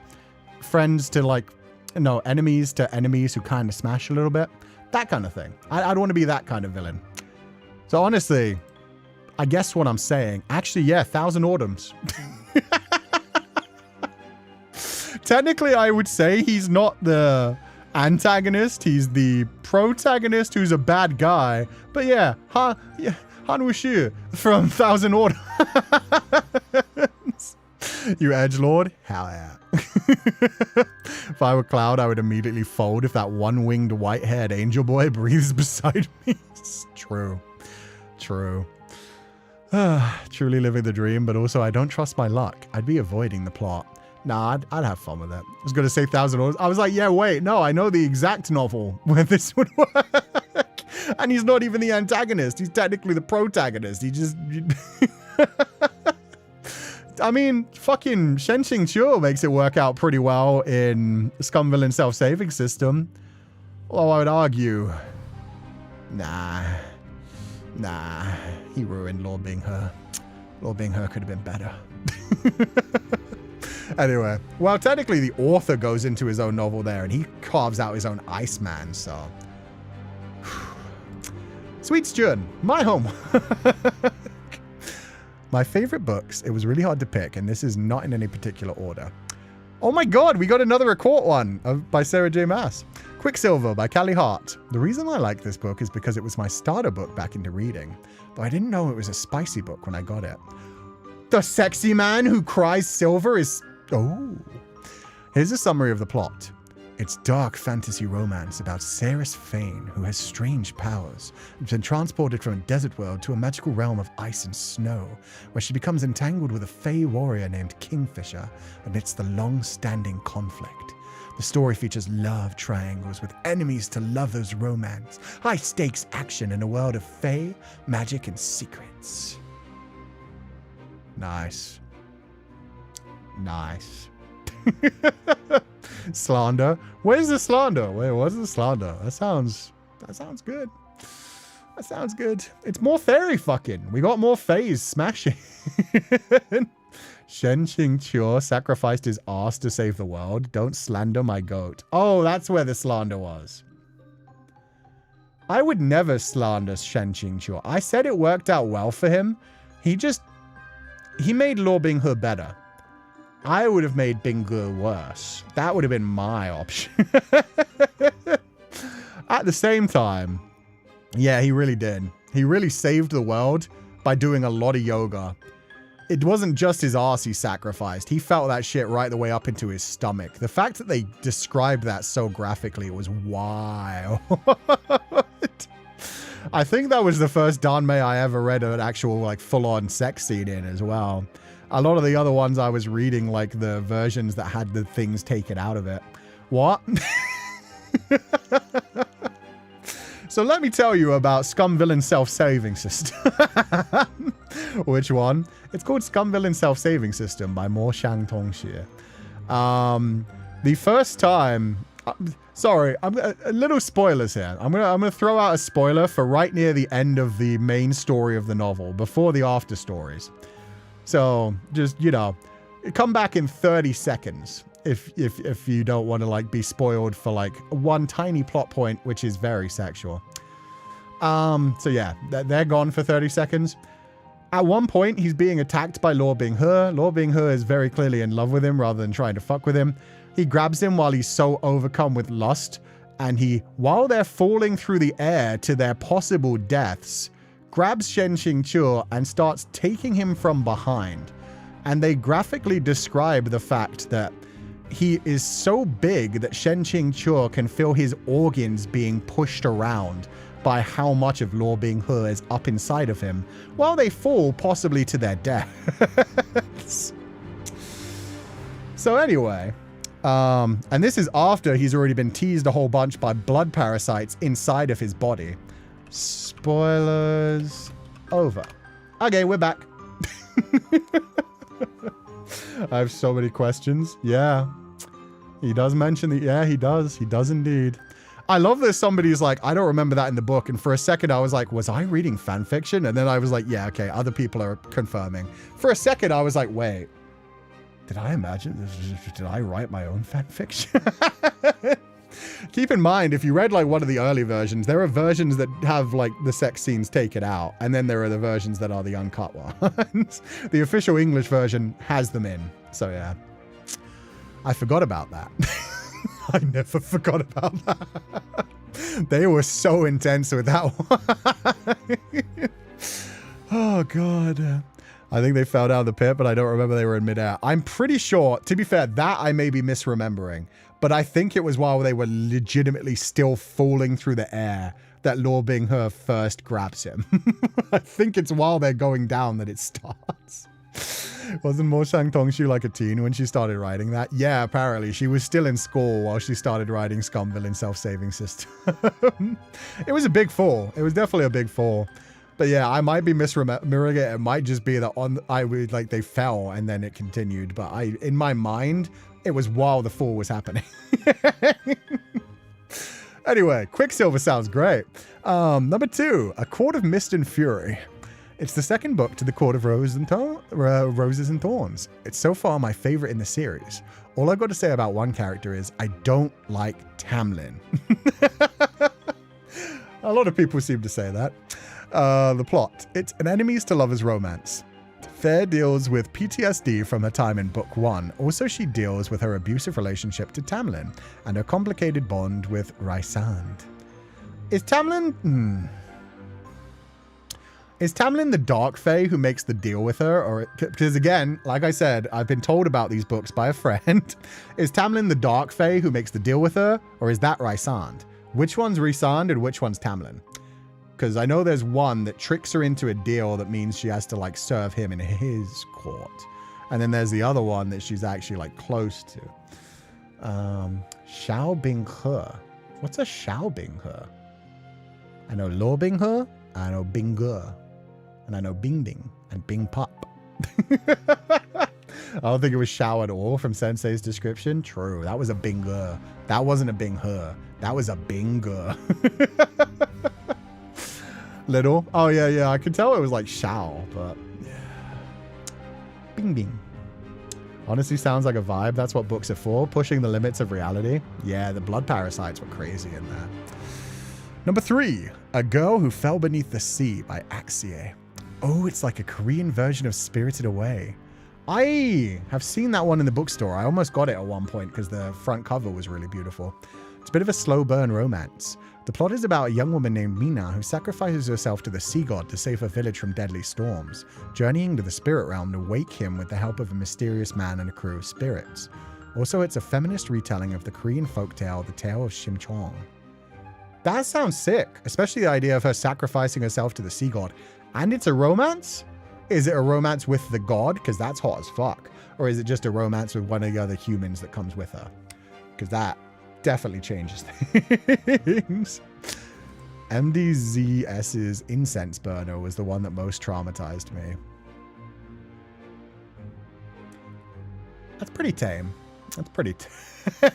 If you have a pen and a dream, everything is possible. True. People don't realize the freakiest things you can ever imagine. You have to imagine them first. Nobody else will imagine them for you. Ready Girl Who Fell Beneath the Sea Twice. I love it. Awesome. Does she smash the god or does she fall in love with one of the other people going with her on the journey? That's my main question. It sounds wonderful no matter what. I definitely remember seeing that one in the bookstore at one point and thinking, oh, that's a beautiful cover. Not remembering the plot of the first book, otherwise I'd be able to answer your question. Got you. Okay. If you want to bring imagination to life, lock in, pick up a pen, or open a Word doc. Or just imagine it. You don't have to write everything down. You don't have to share your fantasies with other people, but god damn it, you should pursue them. You should imagine them. You should dream. Have whimsy. Thought in my innocence that I was one of the most unsay-so pupils, and I have been put in my place again and again. We get up to some shit around here. The beach end scene was traumatizing.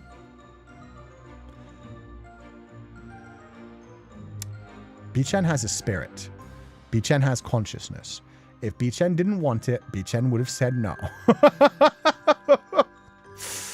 All these fiction talks are making me want to read YN. Go for it. It's always good. It's always good. Read more. Reading is fun. Okay, recommended. For Whom the Bell Tolls by J.C. Lin.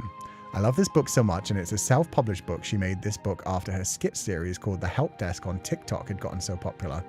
It follows a badass girl named Lily who dies and finds herself in a fantastical afterlife where she ends up working in hell. Her job is called the Help Desk. No. She guides Karens, Ken, and a male version of Kens. Huh? Male version of Karens and bad souls to their levels. Is it, when you say Karens and Kens, do you mean Karens like annoying middle-class white women that demand to see the manager? Is that like Ken, male version of Kens? Is that male version of Karens? And bad souls to their levels.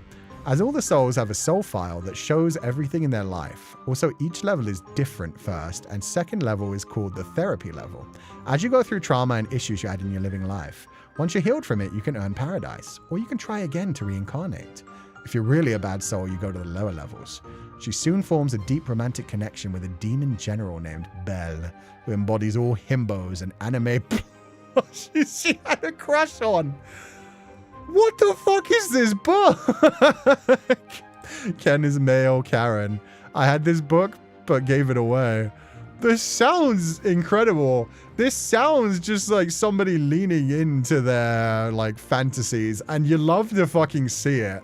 Someone who's just like a giant demon named Belle, who is a himbo, buff and fucking, Barra style, nice chest hair, a great big happy trail. You can tell that's described really well. Sounds like a laugh. It does. It sounds like someone who was very passionate about something and was just like, wait, people actually want to read this? Okay. And sometimes those are the best kind of stories. Also, the idea of like a help desk that just kind of judges lost souls sounds fun. Sounds like a lot of fun. What was the name again? I'm getting on that. For Whom the Bell Tolls by J.C. Lin. I also love the fact that she just made it after a skit series. So she, on TikTok, was just making a series of like things called the Help Desk, which kind of sounds like, because I watched those other ones, it's YouTube shorts, but he probably has a TikTok too. The same guy who does like the friend who has weird hobbies and talks about like getting revenge on people in weird ways. He also has a series where he like helps Lucifer come up with ways to punish people. So a very similar concept. So this is just a TikTok that she was then like, oh, people like these? I'll write a book about it. And then like, yeah, span it off into all kinds of things. Demon but cute, Limao. My 16-year-old self would be happy. See, I wasn't thinking cute. I was thinking big, scary, muscly with giant fucking horns and flames all around. Those are always good to have around too for those times when you need to laugh. Yeah. Used to write stuff in Wattpad. Good. That's always good. It's good to write. It's good to like share things with the world. And it's good to like, yeah, express yourself. 5. Blood of Hercules by Jasmine Mass. It's a why choose fantasy romance and a modern retelling of the Hercules myth. Wait, do they have more image? I need to see the demon one. Yeah, that was the beauty. See, I saw this cover and I thought it was like a light novel kind of thing because it's got a very similar art style. It kind of looks like ST's art a little bit, but yeah, more of a Korean emphasis. But yeah, I saw this novel cover and I was like, oh, that's beautiful. Let me read the summary. Damn it. I really thought For Whom the Bell Tolls would have a big, scary, horny demon. They didn't want to lean into that. That's fine. That's fine. Blood of Hercules. Oh, cool looking.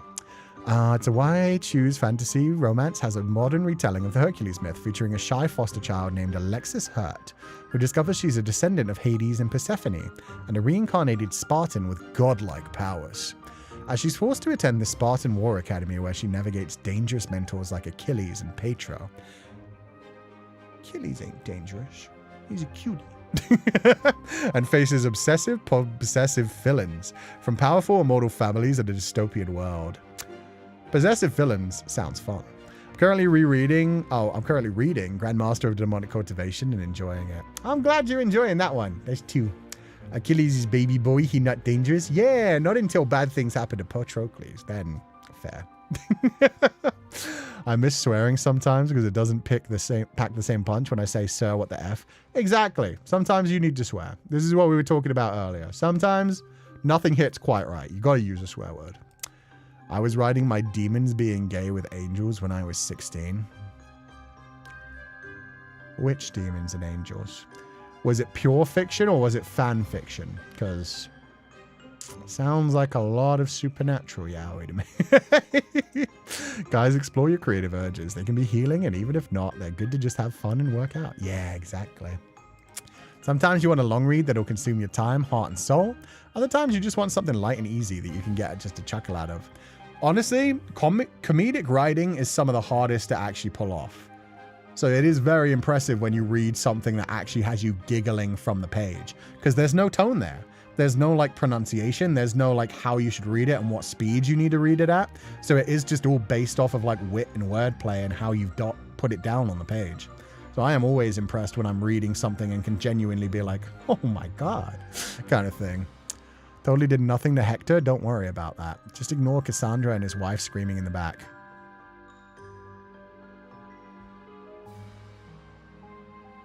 I mean, was that not after Patroclus, or am I wrong?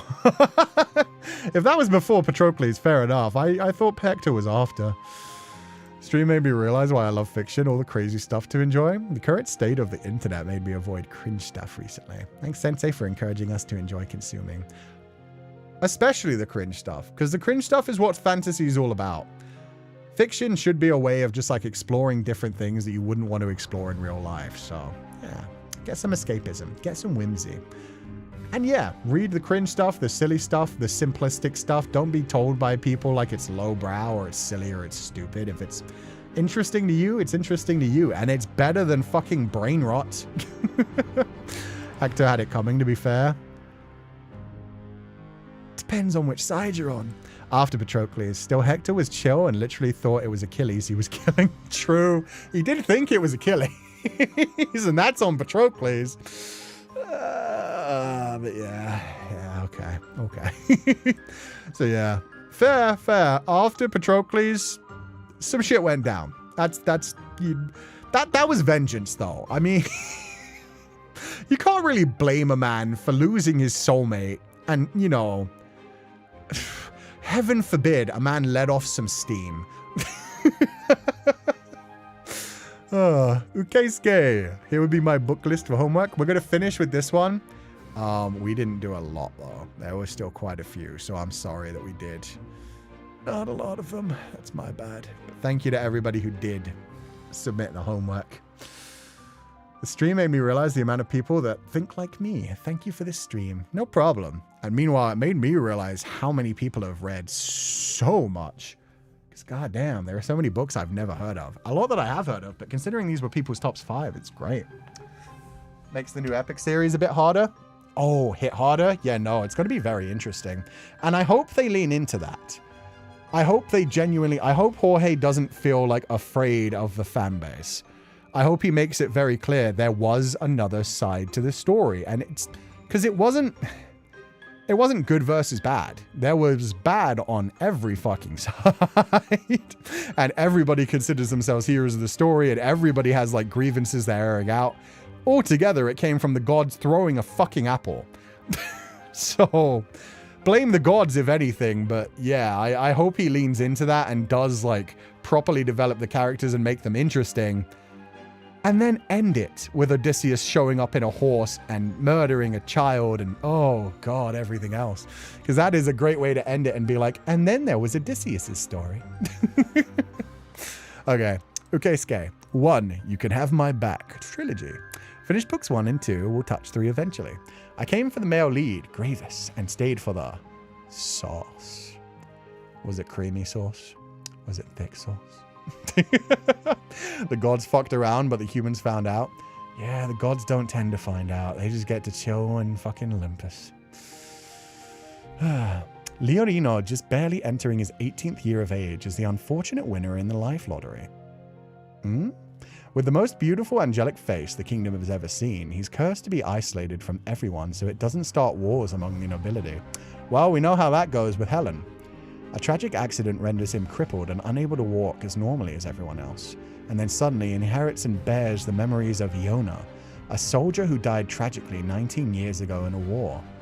And in the midst of all this, a rising conspiracy that not only links to Iona's end, but also the possibility of a traitor within the kingdom. Thus it unlocks a web so tangled together that Leo Reno must find a way to navigate through without stirring up the fact that Iona now lives through him. Fucking with identity and failed to keep secrets ensues. Woohoo! All while trying not to pine too much on the second Prince Gravis. That definitely sounds interesting. See another unread BL and 2? Interesting. You can have my back. I'm Googling this real quick because that does sound interesting. God damn it. That's 4 books that I've added to my freaking list.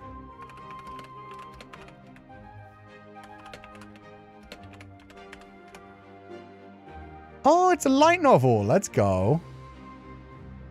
Which means it has the nice art. Yeah, it has the nice art. Oh my god. How long is it? How many volumes is this? Boom, ba boom, ba boom. How many volumes? 4 volumes. Okay, that's not bad at all. Oh, it's Yen Press. That's unfortunate. No hate against Yen Press. I like Yen Press. The only problem is they don't release physical editions for the most part. They release some physical editions, but most of them you just have to get on an e-reader, which is sucky. I want physical editions. The books are big for light novels, not gonna lie.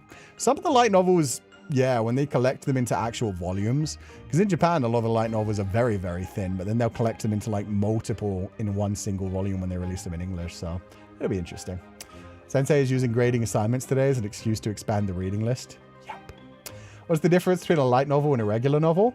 Light novels tend to have artwork inside the pages, so they have like a really nice cover, but then they'll also have like an image that shows a scene like every couple of chapters, like 2 to 5 chapters maybe. They'll have like another image that's part of the story. And they're also normally written for like a young adult kind of audience. They can be written still in a very like complicated way, but in general, they're written in a way that you don't have to think about the words too much. Like the plot can still be very heavy and deep, but it's very much like able to be read by anyone who doesn't need like a very deep level of understanding of the language. Number 2, Little Mushroom. Hell yeah, Little Mushroom's great. Dystopian sci-fi and a whole lot of cutesy shite with Anju, our resident little mushroom who only wants to get his spore back from the humans. While on his journey to find his spore, which is also an adorable way to put that. He just wants to find his spore and take his spore back home. And then he gets roped into the humans' bullshit. He encounters and confronts Lu Feng, the cold and cruel, not really, judge of the last remaining safe heavens for humanity. Thus kickstarts a whole lot of stuff where Anju gradually learns how humans are being driven to near extinction, and what led to this apparently merciless pretty man with sea green eyes to be so cold, and yet so sexy. Anju is baby and I love him so. He is. Especially when he gets into the hive. That whole arc where he gets locked in the hive is so good. My favorite of the cast is definitely the old man who makes mannequins. He's grumpy, but he's a great mentor to Anju. You can see the elderly wisdom of him, and it's comforting to an effect. I barely remember him. I read all of Little Mushroom in about 4 days. So yeah, I don't remember the old man. Can you please tell me if this one is say-so or unsay-so? This one's very say-so. It's romance, but it doesn't lead into like full-on graphic anything. It's just very much like a romance. It's only 2 volumes long. It's good. It's cute. The sci-fi elements are really good. It's a strong series. The sci-fi is really good. The actual like action-y kind of stuff is really good. It's a great time. Finally read Little Mushroom the other day, understood why it's popular. The way humanity is described. Yeah, the way they describe so many different things and it is so good. I love the way that they set up the reason the world is fucked up. The whole like DNA blending kind of thing is wild. And the way that they solve it by the end is great. Oh, it's so good. 3. The Raven Consort of the Inner Palace. Not finished. I don't know how many books are in this series. Me neither. But I've got all of them so far. The artwork's beautiful in that one as well. Oshiete, the Raven Consort, has a special art in finding lost items or to curse a person to death. Ah yes, two very similar strengths. She lives in isolation within the palace, awaiting a fate that will end her life, I think. Having learned and met the Raven Consort, the current emperor, Sha Gaojun, decided to protect Oshiete and help her out of her destined fate, or at least ease her pain. A blossoming companionship bloomed between them. Oh no, found family, my weakness. The anime had Alejandro Saab, which is so funny, like you can't escape this man at all. He's everywhere. He really is everywhere. It feels like isn't he now Deadpool as well? In Marvel Rivals? Between him and, oh god, who's the guy who's playing Grimmy in A Date with Death? Oh, I forget the dude's name. But those two voice actors, one or the other one is in pretty much every single English thing. And meanwhile, yeah, they're probably both in a lot of things together as well. Jonah Scott, yeah. Jonah Scott or Alejandro Saab, they're in everything between the two of them. Ballad of Sword and Wine. I still haven't read that one. I've heard good things about it. But yeah, it's not one of the ones that's actually on my list. Enemies to lovers with the everybody wants to rule the world and we're just pawns to their game type of story.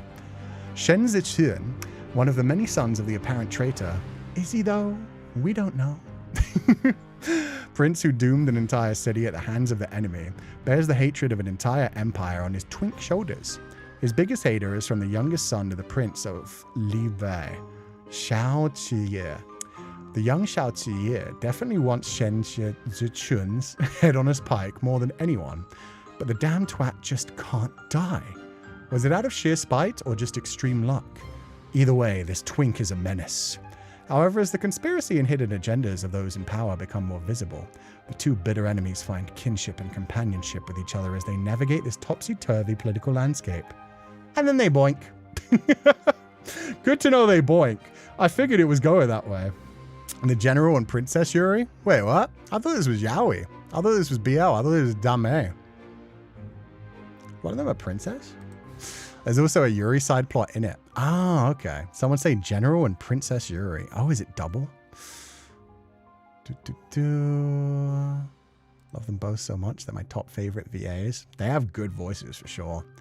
They had the one with the lesbian side ship. Oh, that's where the General and Princess Yuri started. Okay. Meanwhile, that's what confused me because it was like General and Princess. You mean female general, eldest princess? But that's a whole different story. It's a really good read and so worth it. So the main plot is Danmei, but then it has a side of Bai He? Interesting. 5. Global University Entrance Examination. I have had this one recommended to me so many times, and I've never had somebody describe the plot. So this is going to be good. People are randomly plopped into an alternate world where they have to survive by passing challenging and life-threatening tests, exams. Failure means death. Your He wakes up with no memories and skills that is too well adapted for such exams, was able to survive and pass with flying colors. He gains the attention of the elite squad of test proctors, especially one named Qinjie. Badass duo and heavy intimate tensions ensue as the two navigate this world's puzzles and riddles, and a strange sense of familiarity rises between them. Do I know you? It follows the black hair pretty twink with an aloof personality, and the taller military officer brunette with the deep voice character tropes. I've read so much of those that they blend together. And it's hard to talk about it when describing these people without going, but this guy is different from the other because, yeah, it'd be like that sometimes where it's like, okay, there's this chaotic twink and this really stoic, like, thicker one. My sister recommended me that. Yeah, no, I feel like this has been recommended to me, like, for 5 years now, since, like, the Grandmaster of Demonic Cultivation started coming out on Donghua. Remember when I was a kid, I liked when Mulan dressed as a boy and have a moment with the general dude? Now I grow up, I understand why. I think when you grow up, what you recognize is the moment that General Shang is disappointed to see that Mulan's a woman. There's a moment when it gets revealed Mulan's a woman that General Shang's like... It's not like shock, it's more like, Oh. There was definitely like, the man was starting to realize something about himself. He was starting to go like, I like this soldier Ping more than I should. Oh God, I'm gonna have to come to terms with this fact. We're at war, it should be fine, I mean. And then he finds out it's a woman, it's like, fuck. I mean, I guess now I can marry her and stuff. Fuck. You lied to me? Yeah. He taught her how to use a spear, and it turned out she didn't even have her own spear. Bullshit, man. Bullshit. Shang had to come to terms with the fact that he's part hetero. Yeah. He had to come to terms with the fact that he was very clearly bi, and at the same time was like, oh. It's like, that's fine. That's what straps are for. Yeah. You know the armor stayed on. Yeah, exactly. Exactly, Rusty Bishop. The armor stayed on. You can leave the helmet on. The entire, like, everything. Armor, chest plate. Those uniforms were fine. You could just lift the front up. Oh, this was a say-so stream for so long. I'm sorry. I got older. The scene of the desecrated village in Mulan is more horrifying right after an uplifting song. Yeah. The way they cut the sound right at the end of the song and then it's just silence. The wind blowing through the mountain and then the little doll. You don't actually see any of the murder and destruction because it's a Disney movie, but you just see the destroyed homes and then you find the doll floating down the river. Good shit. Good shit. My hubby said you sound like Kung Fu Panda of all things. It made me cackle. Skidoosh. Skidoosh. If I do an American... Jack Black. I can't even think of like iconic Jack Black lines. I think I could do a pretty good Jack Black though. I like singing Tenacious D. I think that SVSS tangent killed the say-so. Yeah, that's fair. But we scared away people that didn't want spoilers, so it was okay. Sounds nothing like Poe. I don't think so either, but I think I could do that voice pretty well. Chicken jockey. Kinda. We should have expected the unsay-so part when we got to Akotar. Yeah, true. Although I don't know enough about Akotar to make it spicy, but Scum Villain, definitely. The clanging of metal can be heard in Mulan's and Shang's room every night. It's okay. They're just cooking, guys. It's just a lot of pots and pans clanging together. Don't worry about it. It's fine. The Spanish version of Poe? Now I'm even more curious. I must know. Spanish dub Kung Fu Panda.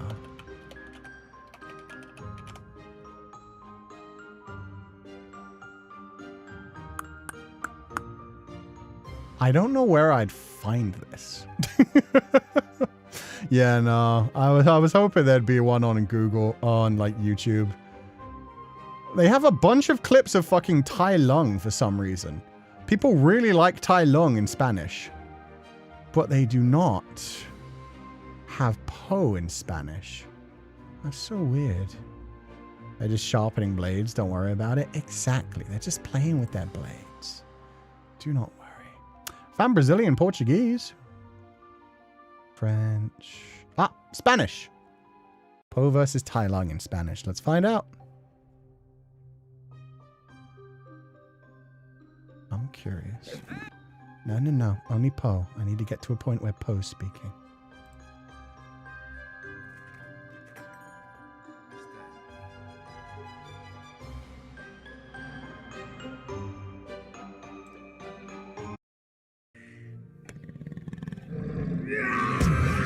No, just Poe, please. I'm gonna get a copyright strike over this. Just speak, Poe. Wonder why everybody likes Spanish Tai Lung. ¿Conoces esta llave? Es un farol. Es un farol. Shifu no te ha enseñado eso. No. Lo he descubierto solito.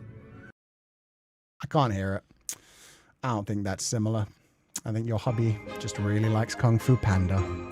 El Panda? El Panda. The growl. Yeah, I can see why people like Spanish Tai Lung now. He sounds awesome. Mind you, I meant Latin American Spanish, not Spain. Oh, that was the European Spanish. Shit. You sound like the LATAM dub. I don't know if I can find that one. Damn it. Meow Raid. Hello, Raiders. We're actually about to head out, unfortunately. But thank you guys so much for the raid. What is up, Lilo? Lockats, how are you guys doing? Did you guys have a good day? How was you guys' stream? What were you guys up to? Thank you so much for the raid. Oh, YouTube is so broken. You guys been having the weird problem where like messages appear in clumps? Because it's been a weird day for us on YouTube. We've been talking mostly about books and then also a lot about yaoi and danmei. It was Izatsu. Awesome. Glad to hear. I'm about to dip freelance for Ash merch. Ooh, good luck. I hope it goes well. Also, yeah, if you guys don't know, it's Ash's birthday yesterday and he's got new merchandise out. So please do check that out. But thank you so much for the raid. I hope you guys are having a wonderful day. Don't worry, this man usually still yaps for an hour when he wants to head out. No, you can hear it in my throat. Not streaming for a week means I'm weak. We gave Lilo a headache with Norwegian tongue twisters. That is fun. Norwegian and Swedish tongue twisters, I feel like, are some of the hardest in the world because they sound like the same thing in like 12 different tones rather than actually different words. Lockouts were tricking Lilo into saying stuff in different languages. I hope he was at least translating them before he said them, because some of them are pretty rough. Also, Cantonese tongue twisters, those are rough as well. Cantonese, I think, are harder for me than Mandarin, because Mandarin, at least I know the sound of the language. Cantonese is a lot harder when I look at it. Does Cantonese have more tones, or am I imagining that? I think Mandarin has what, 3 tones? Rising, lowering, high. Oh, there's a couple. Cantonese does have more tones? Yeah, I thought so. Yeah, that's rough. I think it has 7. Oh, it has 6. Okay. Oof. Sensei needs to go into the cocoon to recharge soon. Yeah. Mandarin has 4. 4? Rising, lowering, the high one. Oh, and then the neutral. Okay. So there's neutral, rising, lowering, and naturally high tone. Got you. 4. 6. Send him a Norwegian tongue twister and a dialect as well, meaning more vowels. You guys are so mean. So mean. But yeah, we were just reading through different people's like recommended favorite books of all time. So I ended up like getting diverted into like danmei and all kinds of stuff. Light novels, pretty stuffs. It's been a fun day, but we are actually got to leave right now. I'm going to wrap up now. But just in case anybody missed it earlier, this is my schedule for the week. So yeah, nice chill week. We're doing more Metamorphosis Lost finally, chapters 4 to 6 on Saturday. Thursday, Tomodachi Life 2 demo. Friday, Smash Ultimate with Ash. And Sunday, the usual, just riding and chill in the membership. Did you say yaoi earlier? Yaoi, danmei? Yeah, we were talking some BL volumes. We were also talking because some people didn't know just how graphic Scumvillain's self-saving system gets. So I was talking to people about Shen Xingqiu and Luo Binghe's first time. Feel free to Google that. With that, I'm heading out. I hope you guys all have a lovely day. Thank you so much for being here. As always, burn bright, my pupals, and I will catch you guys next time. Bye-bye.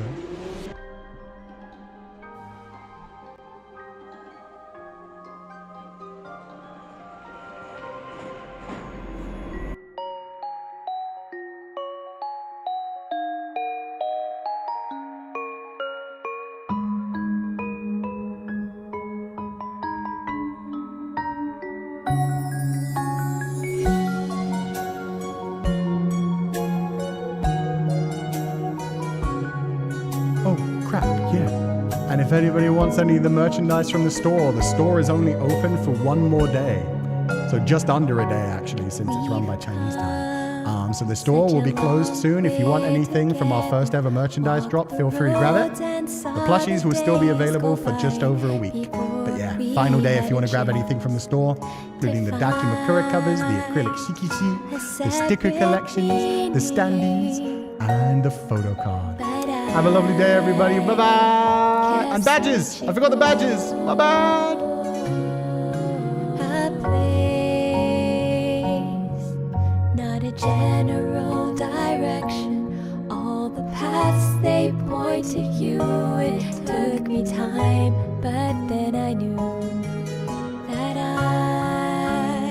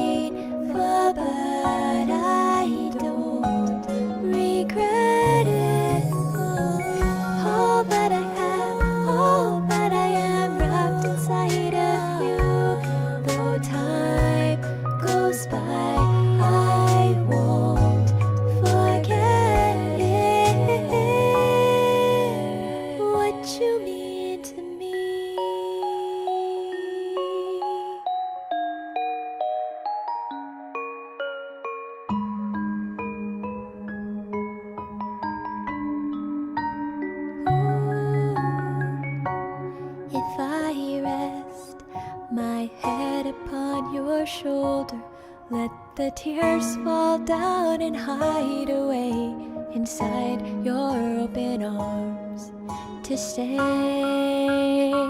like this forever,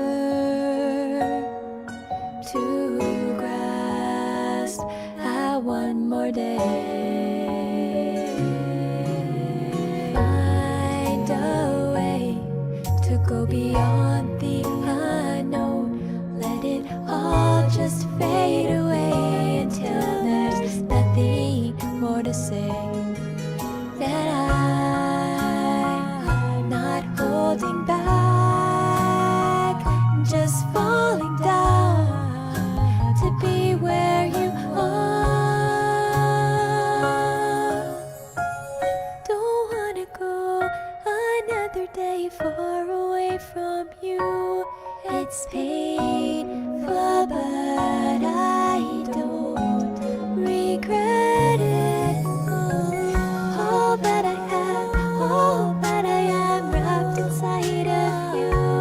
Though time goes by, I won't forget it. What you mean to me.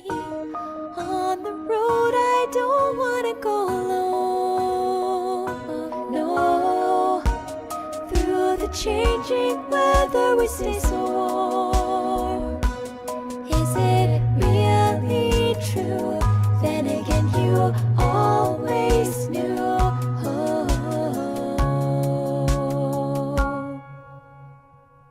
Don't wanna go another day far away from you. It's painful, but I don't regret it. All that I have, all that I am wrapped inside of you. Though time goes by, I won't forget it. What you mean to me.